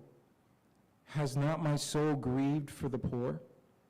Yet when I hoped for good, evil came. When I looked for light, then came darkness. The churning inside me never stops. Days of suffering confront me. I go about blackened, but not by the sun. I stand up in the assembly and cry for help. I have become a brother of jackals, a companion of owls. My skin grows black and peels. My body burns with fever. My lyre is tuned to mourning, and my pipe to the sound of wailing. Job chapter 31. I made a covenant with my eyes, not to look lustfully at a young woman. For what is our lot from God above, our heritage from the Almighty on high? Is it not ruin for the wicked, disaster for those who do wrong? Does he not see my ways and count my every step? If I have walked with falsehood, or my foot has hurried after deceit, let God weigh me in honest scales, and he will know that I am blameless. If my steps have turned from the path, if my heart has been led by my eyes, or if my hands have been defiled, then may others eat what I have sown, and may my crops be uprooted. If my heart has been enticed by a woman, or if I have lurked at my neighbor's door, then may my wife grind another man's grain, and may other men sleep with her. For that would have been wicked, a sin to be judged. It is a fire that burns to destruction. It would have uprooted my harvest. If I have denied justice to any of my servants, whether male or female, when they had a grievance against me, what will I do when God confronts me? What will I answer when called to account? Did not he who made me in the womb make them? Did not the same one form us both within our mothers? If I have denied the desires of the poor, or let the eyes of the widow grow weary, if I have kept my bread to myself, not sharing it with the fatherless, but from my youth I reared them as a father would, and from my birth I guided the widow. If I have seen anyone perishing for lack of clothing, or the needy without garments, and their hearts did not bless me for warming them with the fleece from my sheep, if I have raised my hand against the fatherless, knowing that I had influence in court, then let my arm fall from the shoulder. Let it be broken off at the joint. For I dreaded destruction from God, and for fear of his splendor, I could not do such things. If I have put my trust in gold, or said to pure gold, you are my security. If I have rejoiced over my great wealth, the fortune my hands had gained, if I have regarded the sun in its radiance, or the moon moving in splendor, so that my heart was secretly enticed, and my hand offered them a kiss of homage, then these also would be sins to be judged, for I would have been unfaithful to God on high. If I have rejoiced at my enemy's misfortune, or gloated over the trouble that came to him. I have not allowed my mouth to sin by invoking a curse against their life. If those of my household have never said, who has not been filled with Job's meat? But no stranger had to spend the night in the street, for my door was always open to the traveler. If I have concealed my sin as people do, by hiding my guilt in my heart because I so feared the crowd and so dreaded the contempt of the clans that I kept silent and would not go outside. Oh, that I had someone to hear me. I sign now my defense. Let the Almighty answer me. Let my accuser put his indictment in writing. Surely I would wear it on my shoulder. I would put it on like a crown. I would give him an account of my every step. I would present it to him as to a ruler. If my land cries out against me, and all its furrows are wet with tears, if I have devoured its yield without payment, or broken the spirit of its tenants, then let briars come up instead of wheat, and stinkweed instead of barley. The words of Job are ended. Job chapter 32. So these three men stopped answering Job because he was righteous in his own eyes. But Elihu, son of Barachel, the Buzite, of the family of Ram, became very angry with Job for justifying himself rather than God. He was also angry with the three friends because they had found no way to refute Job and yet had condemned him. Now Elihu had waited before speaking to Job because they were older than he. But when he saw that the three men had nothing more to say, his anger was aroused. So Elihu, son of Barachel, the Buzite, said, I am young in years, and you are old. That is why I was fearful, not daring to tell you what I know. I thought age should speak, advanced years should teach wisdom, but it is the spirit in a person, the breath of the Almighty, that gives them understanding. It is not only the old who are wise, not only the aged who understand what is right. Therefore I say, listen to me. I too will tell you what I know. I waited while you spoke. I listened to your reasoning. While you were searching for words, I gave you my full attention. But not one of you has proved Job wrong. None of you has answered his arguments. Do not say, we have found wisdom. Let God, not a man, refute him. But Job has not marshaled his words against me, and I will not answer him with your arguments. They are dismayed and have no more to say. Words have failed them. Must I wait now that they are silent, now that they stand there with no reply? I too will have my say. I too will tell what I know, for I am full of words, and the spirit within me compels me. Inside I am like bottled up wine, like new wineskins ready to burst. I must speak and find relief. I must open my lips and reply. I will show no partiality, nor will I flatter anyone. For if I were skilled in flattery, my Maker would soon take me away. Job chapter 33. But now, Job, listen to my words. Pay attention to everything I say. I am about to open my mouth. My words are on the tip of my tongue. My words come from an upright heart. My lips sincerely speak what I know. The Spirit of God has made me. The breath of the Almighty gives me life. Answer me then if you can. Stand up and argue your case before me. I am the same as you in God's sight. I too am a piece of clay. No fear of me should alarm you, nor should my hand be heavy on you. But you have said in my hearing, I heard the very words, I am pure, I have done no wrong, I am clean and free from sin. Yet God has found fault with me.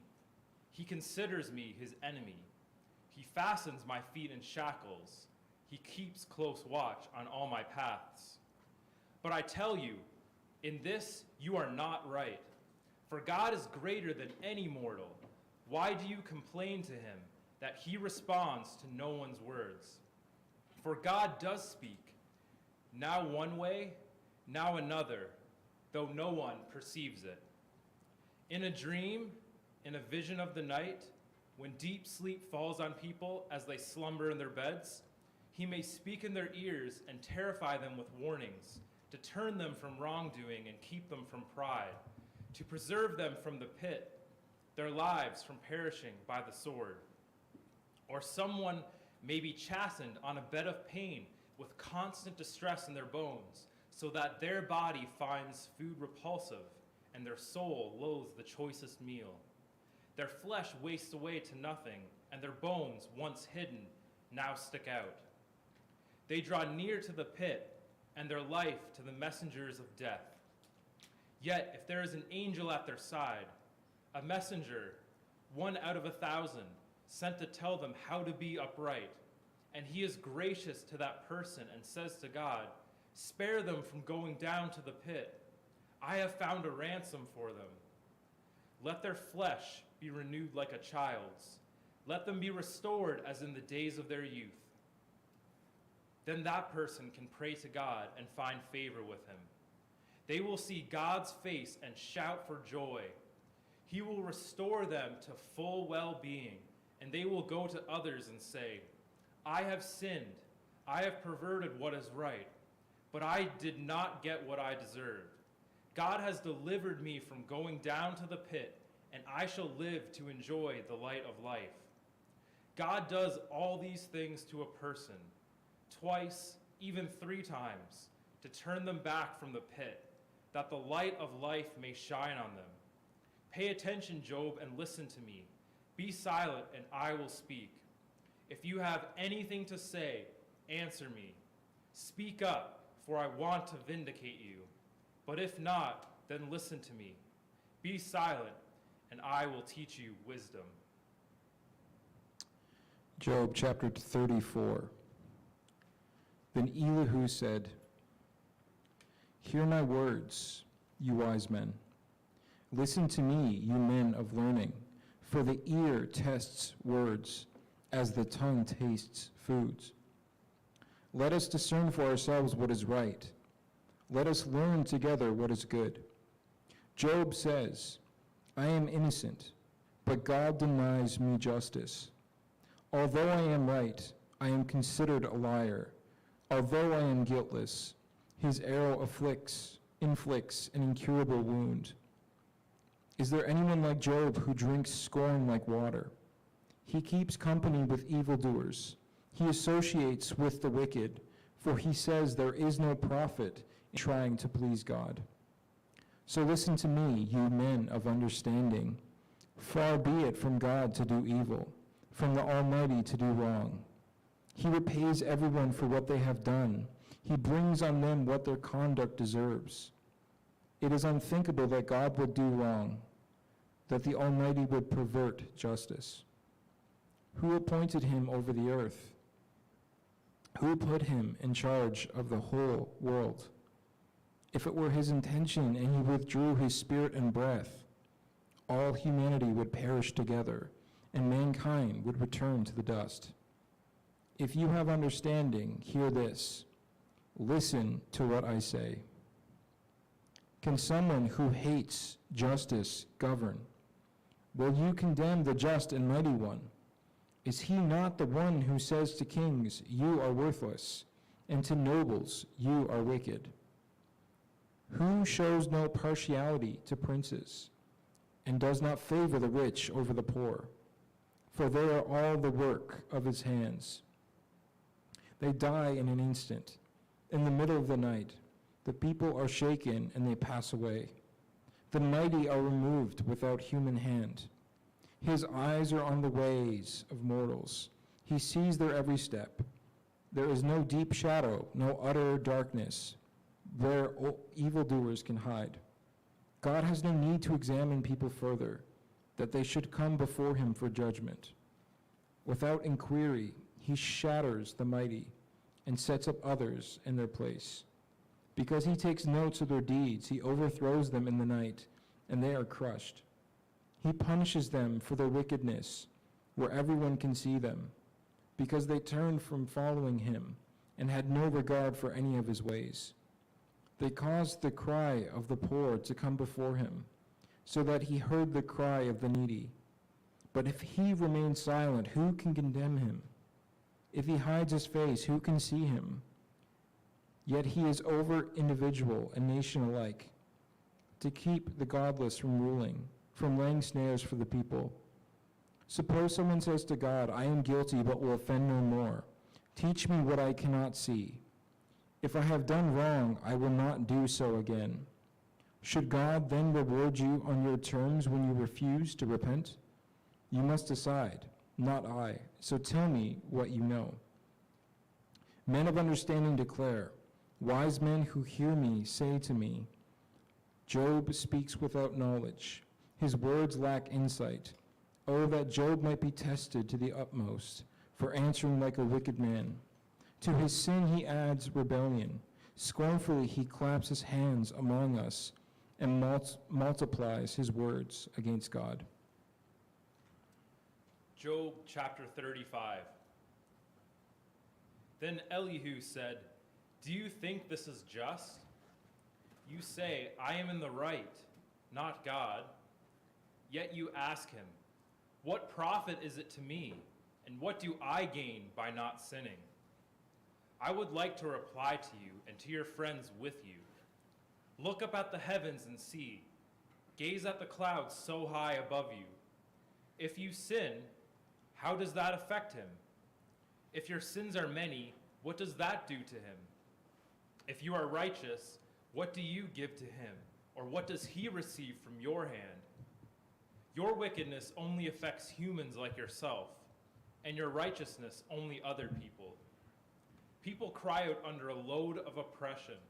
They plead for relief from the arm of the powerful.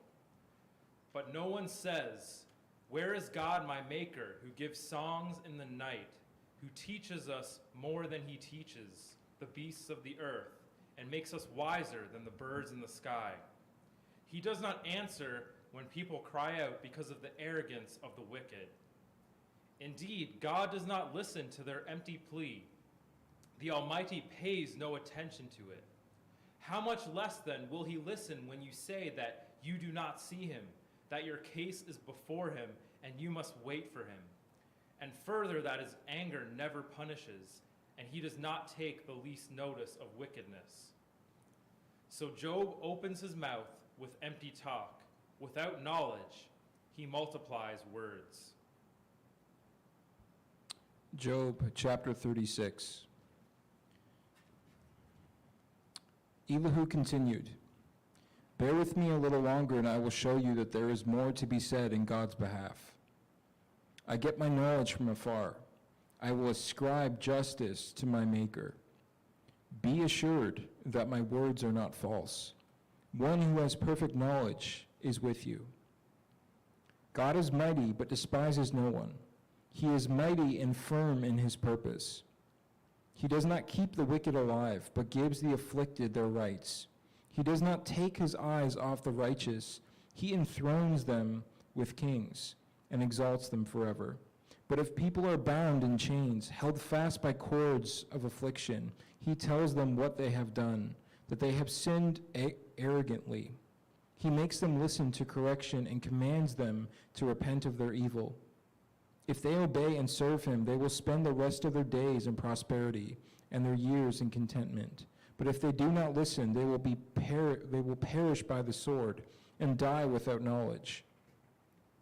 The godless in heart harbor resentment. Even when he fetters them, they do not cry for help. They die in their young among male prostitutes of the shrines. But those who suffer, he delivers in their suffering. He speaks to them in their affliction. He is wooing you from the jaws of distress to a spacious place free from restriction, to the comfort of your table laden with choice food. But now you are laden with the judgment due the wicked. Judgment and justice have taken hold of you. Be careful that no one entices you to be too rich by riches, Do not let a large bribe turn you aside. Would your wealth or even all your mighty efforts sustain you so you would not be in distress? Do not long for the night to drag people away from their homes. Beware of turning to evil, which you seem to prefer to affliction. God is exalted in his power. Who is a teacher like him? Who has prescribed his ways for him, or said to him, "You have done wrong"? Remember to extol his work, which people have praised in song. All humanity has seen it. Mortals gaze on it from afar. How great is God beyond our understanding. The number of his years is past finding out. He draws up from the drops of water which distill us as rain to the streams. The clouds pour down their moisture, and abundant showers fall on mankind.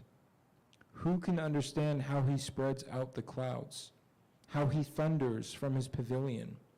See how he scatters his lightning about him, bathing the depths of the sea. This is the way he governs the nations and provides food in abundance. He fills his hand with lightning and commands it to strike its mark. His thunder announces the coming storm. Even the cattle make known its approach. Job chapter 37. At this my heart pounds and leaps from its place. Listen, listen to the roar of his voice, to the rumbling that comes from his mouth. He unleashes his lightning beneath the whole heaven and sends it to the ends of the earth. After that comes the sound of his roar. He thunders with his majestic voice.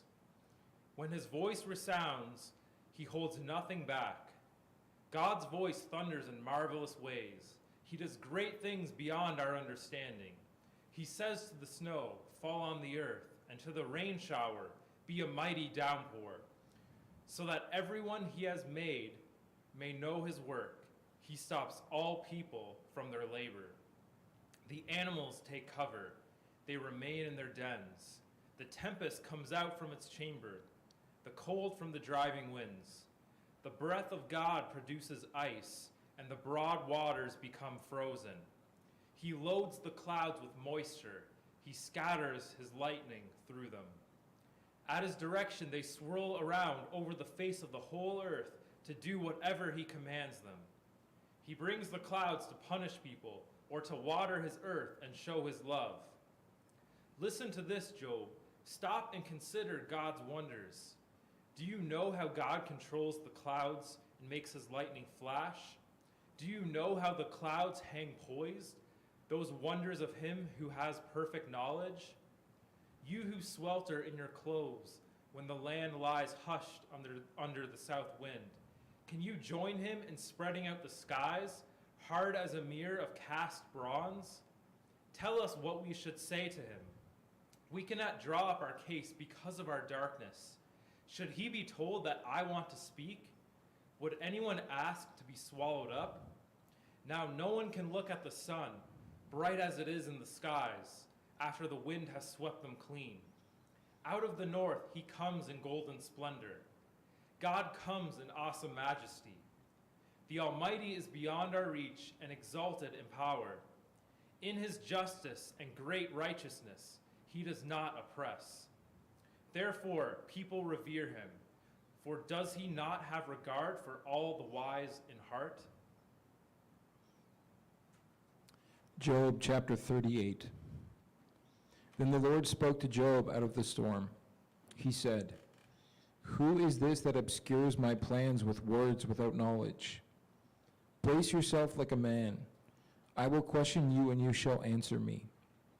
Where were you when I laid the earth's foundation? Tell me if you understand. Who marked off its dimensions? Surely you know. Who stretched a measuring line across it? On what were its footings set? Or who laid its cornerstone? While the morning stars sang together and all the angels shouted for joy. Who shut up the sea behind doors when it burst forth from the womb? When I made the clouds its garment, and I wrapped it in thick darkness, when I fixed the limits for it, and set its doors and bars in place, when I said, 'This far you may come, and no further,' Here is where your proud waves halt. Have you ever given orders to the morning or shown the dawn its place, that it might take the earth by the edges and shake the wicked out of it? The earth takes shape like clay under a seal. Its features stand out like those of a garment.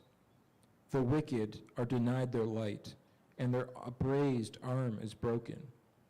Have you journeyed to the springs of the sea or walked in the recesses of the deep? Have the gates of death been shown to you? Have you seen the gates of the deepest darkness? Have you comprehended the vast expanses of the earth? Tell me if you know all this. What is the way to the abode of light? And where does darkness reside? Can you take them to their places? Do you know the paths to their dwellings? Surely you know, for you were already born. You have lived so many years. Have you entered the storehouses of the snow, or seen the storehouses of the hail, which I reserve for times of trouble, for days of war and battle? What is the way to the place where the lightning is dispersed, or the place where the east winds are scattered over the earth?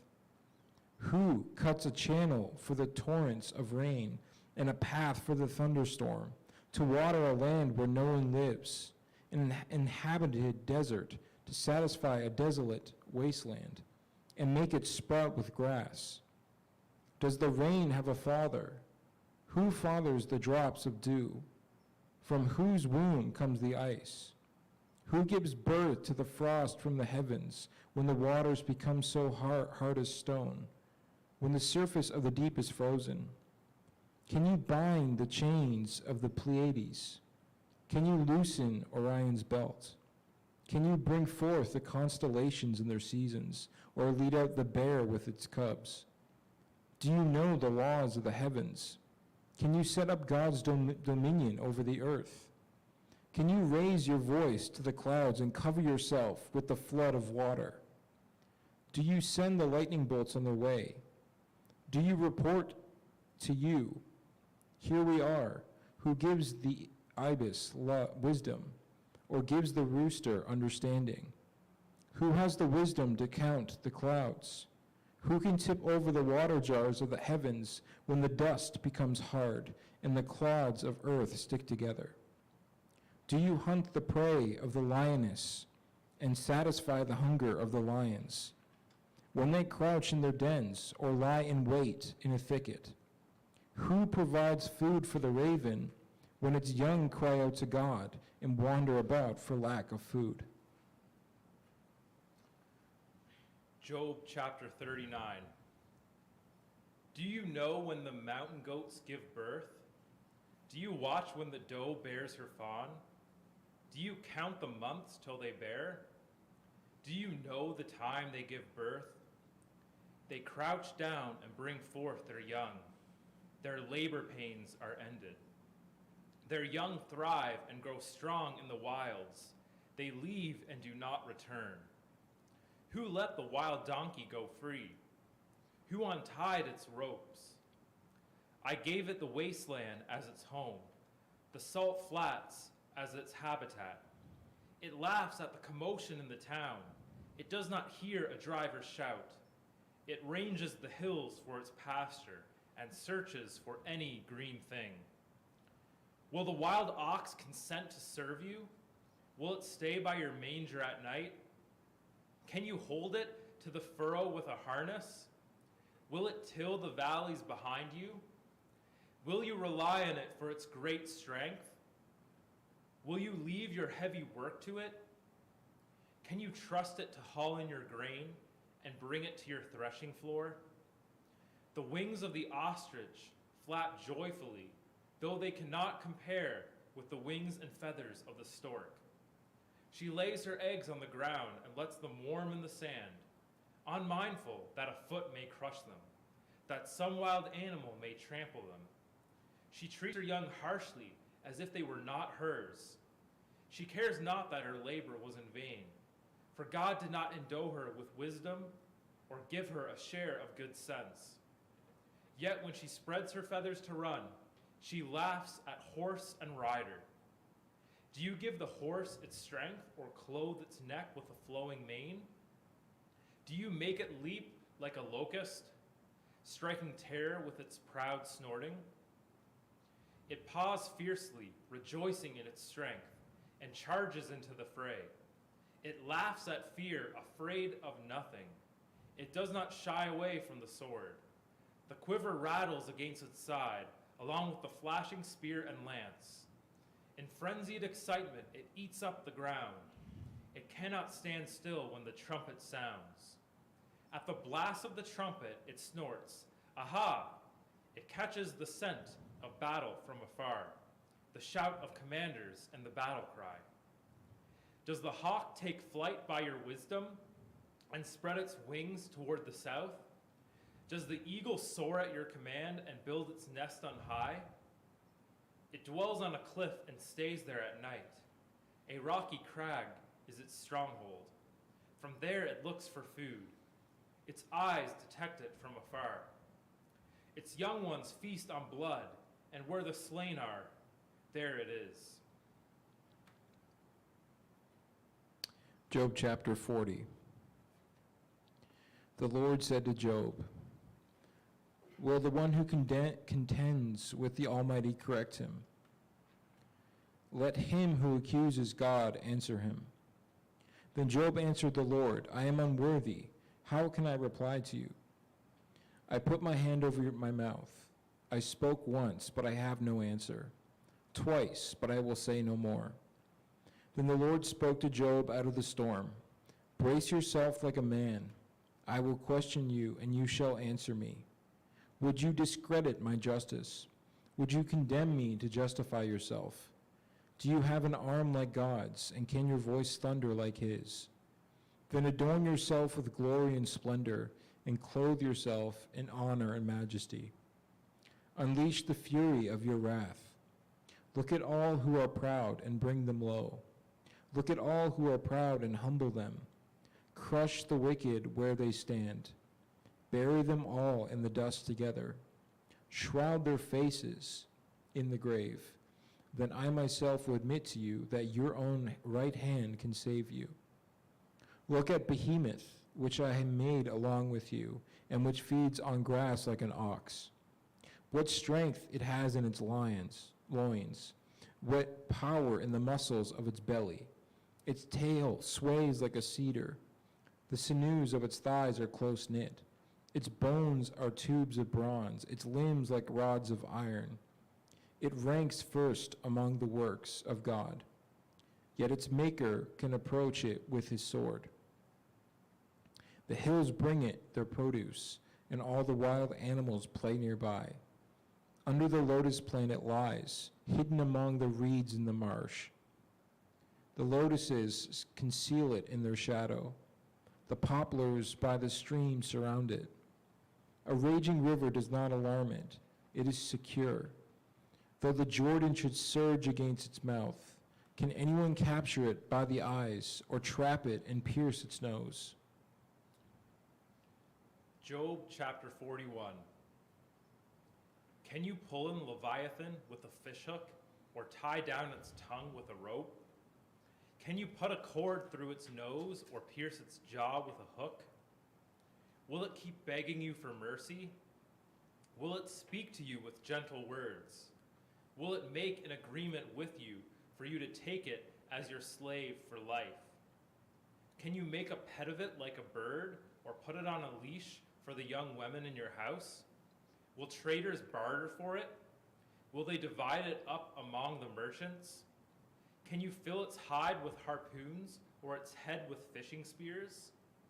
If you lay a hand on it, you will remember the struggle and never do it again. Any hope of subduing it is false. The mere sight of it is overpowering. No one is fierce enough to rouse it. Who then is able to stand against me? Who has a claim against me that I must pay? Everything under heaven belongs to me. I will not fail to speak of Leviathan's limbs, its strength, and its graceful form. Who can strip off its outer coat? Who can penetrate its double coat of armor? Who dares open the doors of its mouth, ringed about with fearsome teeth?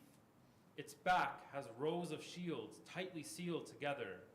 Each is so close to the next that no air can pass between.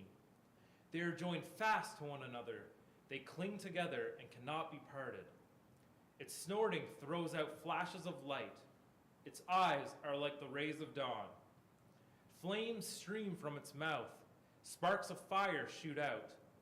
Smoke pours from its nostrils, as from a boiling pot over burning reeds. Its breath sets coals ablaze, and flames dart from its mouth. Strength resides in its neck. Dismay goes before it. The folds of its flesh are tightly joined. They are firm and immovable. Its chest is hard as rock, hard as a lower millstone. When it rises up, the mighty are terrified. They retreat before its thrashing. The sword that reaches it has no effect, nor does the spear or the dart or the javelin. Iron it treats like straw, and bronze like rotten wood. Arrows do not make it flee. Slingstones are like chaff to it. A club seems to it but a piece of straw. It laughs at the rattling of the lance. Its undersides are jagged potsherds, leaving a trail in the mud like a threshing sledge. It makes the depths churn like a boiling cauldron and stirs up the sea like a pot of ointment. It leaves a glistening wake behind it. One would think the deep had white hair.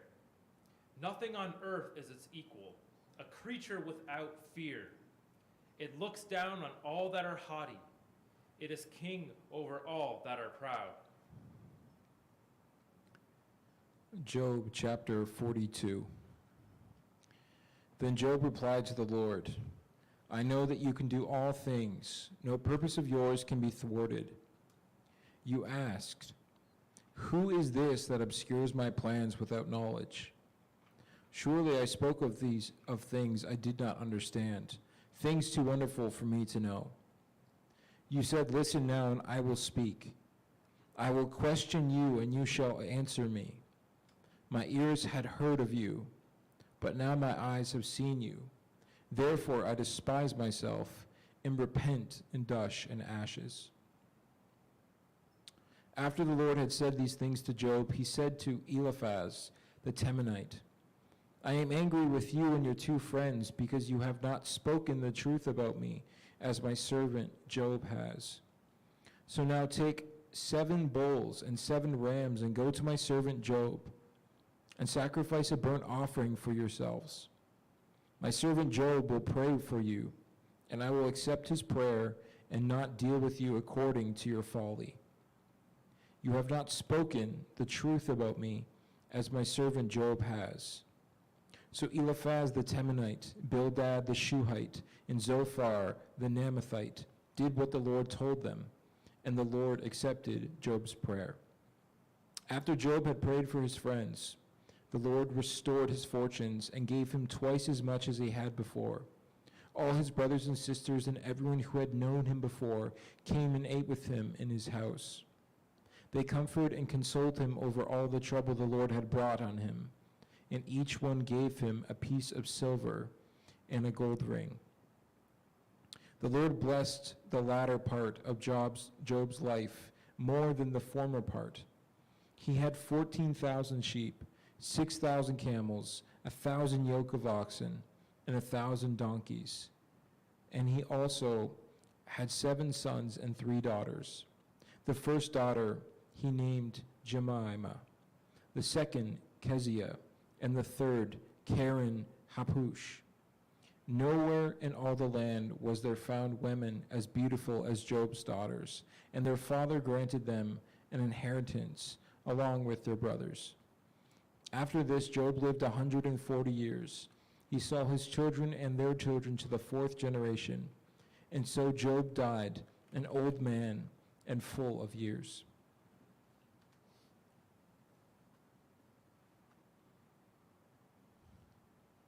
Psalm 1. Blessed is the one who does not walk in step with the wicked, or stand in the way that sinners take, or sit in the company of mockers, but whose delight is in the law of the Lord, and who meditates on his law day and night. That person is like a tree planted by streams of water, which yields its fruit in season, and whose leaf does not wither. Whatever they do prospers. Not so the wicked. They are like chaff that the wind blows away. Therefore the wicked will not stand in the judgment, nor sinners in the assembly of the righteous. For the Lord watches over the way of the righteous, but the way of the wicked leads to destruction. Psalm chapter 2. Why do the nations conspire and the peoples plot in vain? The kings of the earth rise up, and the rulers band together against the Lord and against his anointed, saying, "Let us break their chains and throw off their shackles." The one enthroned in heaven laughs. The Lord scoffs at him. He rebukes them in his anger and terrifies them in his wrath, saying, "I have installed my king on Zion, my holy mountain. I will proclaim the Lord's decree. He said to me, 'You are my son. Today I have become your father.' Ask me, and I will make the nations your inheritance, the ends of the earth your possession. You will break them with a rod of iron. You will dash them to pieces like pottery. Therefore, you kings, be wise. Be warned, you rulers of the earth. Serve the Lord with fear and celebrate his rule with trembling. Kiss his son, or he will be angry, and your way will lead to your destruction. For his wrath can flare up in a moment. Blessed are all who take refuge in him." Psalm 3. Lord, how many are my foes? How many rise up against me? Many are saying of me, "God will not deliver him." But you, Lord, are a shield around me, my glory, the one who lifts my head high.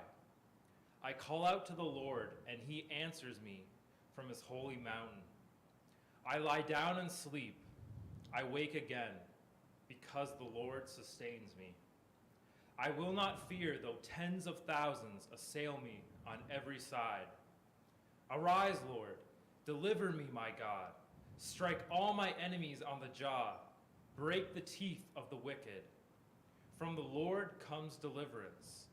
May your blessing be on your people. Psalm chapter 4. Answer me when I call to you, my righteous God. Give me relief from my distress. Have mercy on me and hear my prayer. How long will you people turn my glory into shame? How long will you love delusions and seek false gods? Know that the Lord has set apart his faithful servant for himself. The Lord hears when I call to him. Tremble and do not sin. When you are on your beds, search your hearts and be silent. Offer the sacrifices of the righteous and trust in the Lord. Many, Lord, are asking, who will bring us prosperity? Let the light of your face shine on us. Fill my heart with joy when their grain and new wine abound. In peace I will lie down and sleep. For you alone, Lord, make me dwell in safety. Psalm 5. Listen to my words, Lord. Consider my lament. Hear my cry for help, my King and my God, for to you I pray. In the morning, Lord, you hear my voice. In the morning I lay my request before you and wait expectantly. For you are not a God who is pleased with wickedness. With you, evil people are not welcome. The arrogant cannot stand in your presence. You hate all who do wrong. You destroy those who tell lies. the bloodthirsty and deceitful, you, Lord, detest. But I, by your great love, can come into your house. In reverence, I bow down toward your holy temple. Lead me, Lord, in your righteousness because of my enemies. Make your way straight before me. Not a word from their mouth can be trusted. Their heart is filled with malice. Their throat is an open grave. With their tongues, they tell lies. Declare them guilty, O God. Let their intrigues be their downfall. Banish them for their many sins, for they have rebelled against you. But let all who take refuge in you be glad. Let them ever sing for joy. Spread your protection over them, that those who love your name may rejoice in you. Surely, Lord, you bless the righteous. You surround them with your favor as with a shield. Psalm chapter 6. Lord, do not rebuke me in your anger, or discipline me in your wrath. Have mercy on me, Lord, for I am faint. Heal me, Lord, for my bones are in agony. My soul is in deep anguish. How long, Lord? How long? Turn, Lord, and deliver me. Save me because of your unfailing love. Among the dead, no one proclaims your name. Who praises you from the grave? I am worn out from my groaning. All night long I flood my bed with weeping and drench my couch with tears. My eyes grow weak with sorrow. They fail because of all my foes. Away from me, all you who do evil, for the Lord has heard my weeping. The Lord has heard my cry for mercy. The Lord accepts my prayer. All my enemies will be overwhelmed with shame and anguish. They will turn back and suddenly be put to shame. Psalm 7. Lord, my God, I take refuge in you. Save and deliver me from all who pursue me, or they will tear me apart like a lion and rip me to pieces with no one to rescue me. Lord, my God, if I have done this and there is guilt on my hands, if I have repaid my ally with evil or without cause have robbed my foe, then let my enemy pursue and overtake me. Let him trample my life to the ground and make me sleep in the dust. Arise, Lord, in your anger. Rise up against the rage of my enemies. Awake, my God. Decree justice. Let the assembled peoples gather around you, while you sit enthroned over them on high. Let the Lord judge the peoples. Vindicate me, Lord, according to my righteousness, according to my integrity, O Most High. Bring to an end the violence of the wicked, and make the righteous secure. You, the righteous God, who probes minds and hearts. My shield is God Most High, who saves the upright in heart. God is a righteous judge, a God who displays his wrath every day. If he does not relent, he will sharpen his sword. He will bend and string his bow. He has prepared his deadly weapons. He makes ready his flaming arrows. Whoever is pregnant with evil conceives trouble and gives birth to disillusionment. Whoever digs a hole and scoops it out falls into the pit they have made. The trouble they cause recoils on them. Their violence comes down on their own heads. I will give thanks to the Lord because of his righteousness. I will sing the praises of the name of the Lord Most High. Psalm chapter 8. Lord, our Lord, how majestic is your name in all the earth. You have set your glory in the heavens. Through the praise of children and infants, you have established a stronghold against your enemies, to silence the foe and the avenger. When I consider your heavens, the work of your fingers, the moon and the stars which you have set in place. What is mankind that you are mindful of them, human beings that you care for them? You have made them a little lower than the angels and crowned them with glory and honor. You have made them rulers over the works of your hands. You put everything under their feet, all flocks and herds, and the animals of the wild, the birds in the sky, and the fish in the sea, all that swim the paths of the seas. Lord, our Lord, how majestic is your name in all the earth. Psalm 9. I will give thanks to you, Lord, with all my heart. I will tell of all your wonderful deeds. I will be glad and rejoice in you. I will sing the praises of your name, O Most High. My enemies turn back. They stumble and perish before you. For you have upheld my right and my cause, sitting enthroned as the righteous judge. You have rebuked the nations and destroyed the wicked. You have blotted out their name forever and ever. Endless ruin has overtaken my enemies. You have uprooted their cities. Even the memory of them has perished. The Lord reigns forever. He has established his throne for judgment. He rules the world in righteousness and judges the peoples with equity. The Lord is a refuge for the oppressed, a stronghold in times of trouble. Those who know your name trust in you, for you, Lord, have never forsaken those who seek you. Sing the praises of the Lord enthroned in Zion. Proclaim among the nations what he has done. For he who avenges blood remembers. He does not ignore the cries of the afflicted. Lord, see how my enemies persecute me. Have mercy and lift me up from the gates of death, that I may declare your praises in the gates of daughter Zion, and there rejoice in your salvation. The nations have fallen into the pit they have dug. Their feet are caught in the net they have hidden. The Lord is known by his acts of justice. The wicked are ensnared by the work of their hands. The wicked go down to the realm of the dead, all the nations that forget God.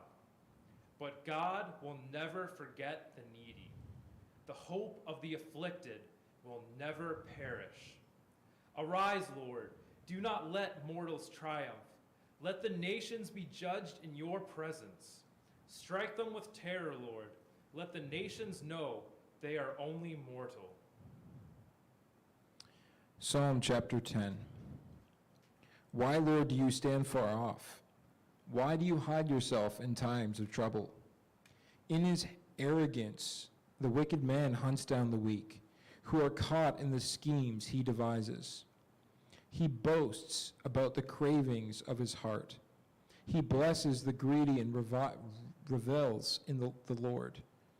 In his pride, and the wicked man does not seek him. In all his thoughts there is no room for God. His ways are always prosperous. Your laws are rejected by him. He sneers at all his enemies. He says to himself, nothing will ever shake me. He swears, no one will ever do me harm. His mouth is full of lies and threats. Troubled and evil are under his tongue. He lies in wait near the villages. From ambush he murders the innocent. His eyes watch in secret for his victims. Like a lion in cover, he lies in wait. He lies in wait to catch the helpless. He catches the helpless and drags them off in his net. His victims are crushed. They collapse. They fall under his strength. He says to himself, God will never notice. He covers his face and never sees. Arise, Lord, lift up your hands, O God. Do not forget the helpless. Why does the wicked man reveal God? Why does he say to himself, he won't call me to account? But you, God, see the trouble of the afflicted. You consider their grief and take it in hand. The victims commit themselves to you. You are the helper of the fatherless. Break the arm of the wicked man. Call the evildoer to account for his wickedness, that you would not otherwise be found out. The Lord is king forever and ever. The nations will perish from his land. You, Lord, hear the desire of the afflicted. You encourage them, and you listen to their cry, defending the fatherless and the oppressed, so that mere earthly mortals will never again strike terror. Psalm 11. In the Lord I take refuge. How then can you say to me, flee like a bird to your mountain? For look, the wicked bend their bows. They set their arrows against the strings to shoot from the shadows at the upright in heart. When the foundations are being destroyed, what can the righteous do? The Lord is in his holy temple. The Lord is on his whole heavenly throne. He observes everyone on earth. His eyes examine them. The Lord examines the righteous, but the wicked, those who love violence, he hates with a passion. On the wicked he will rain fiery coals and burning sulfur. A scorching wind will be their lot. For the Lord is righteous. He loves justice. The upright will see his face. Psalm chapter 12. Help, Lord, for no one is faithful anymore. Those who are loyal have vanished from the human race. Everyone lies to their neighbor. They flatter with their lips, but harbor deception in their hearts. May the Lord silence all flattering lips and every boastful tongue. Those who say, by our tongues we will prevail, our own lips will defend us. Who is Lord over us? Because the poor are plundered and the needy groan. I will now arise, says the Lord. I will protect them from those who malign themselves. And the words of the Lord are flawless, like silver purified in a crucible, like gold refined 7 times. You, Lord, will keep the needy safe and will protect us forever from the wicked, who freely strut about when what is vile is honored by the human race. Psalm 13. How long, Lord, will you forget me forever? How long will you hide your face from me? How long must I wrestle with my thoughts and day after day have sorrow in my heart?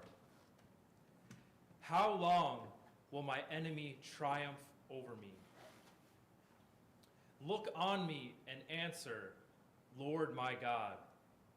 Give light to my eyes, or I will sleep in death, and my enemy will say, I have overcome him, and my foes will rejoice when I fall. But I trust in your unfailing love. My heart rejoices in your salvation. I will sing the Lord's praise, for he has been good to me.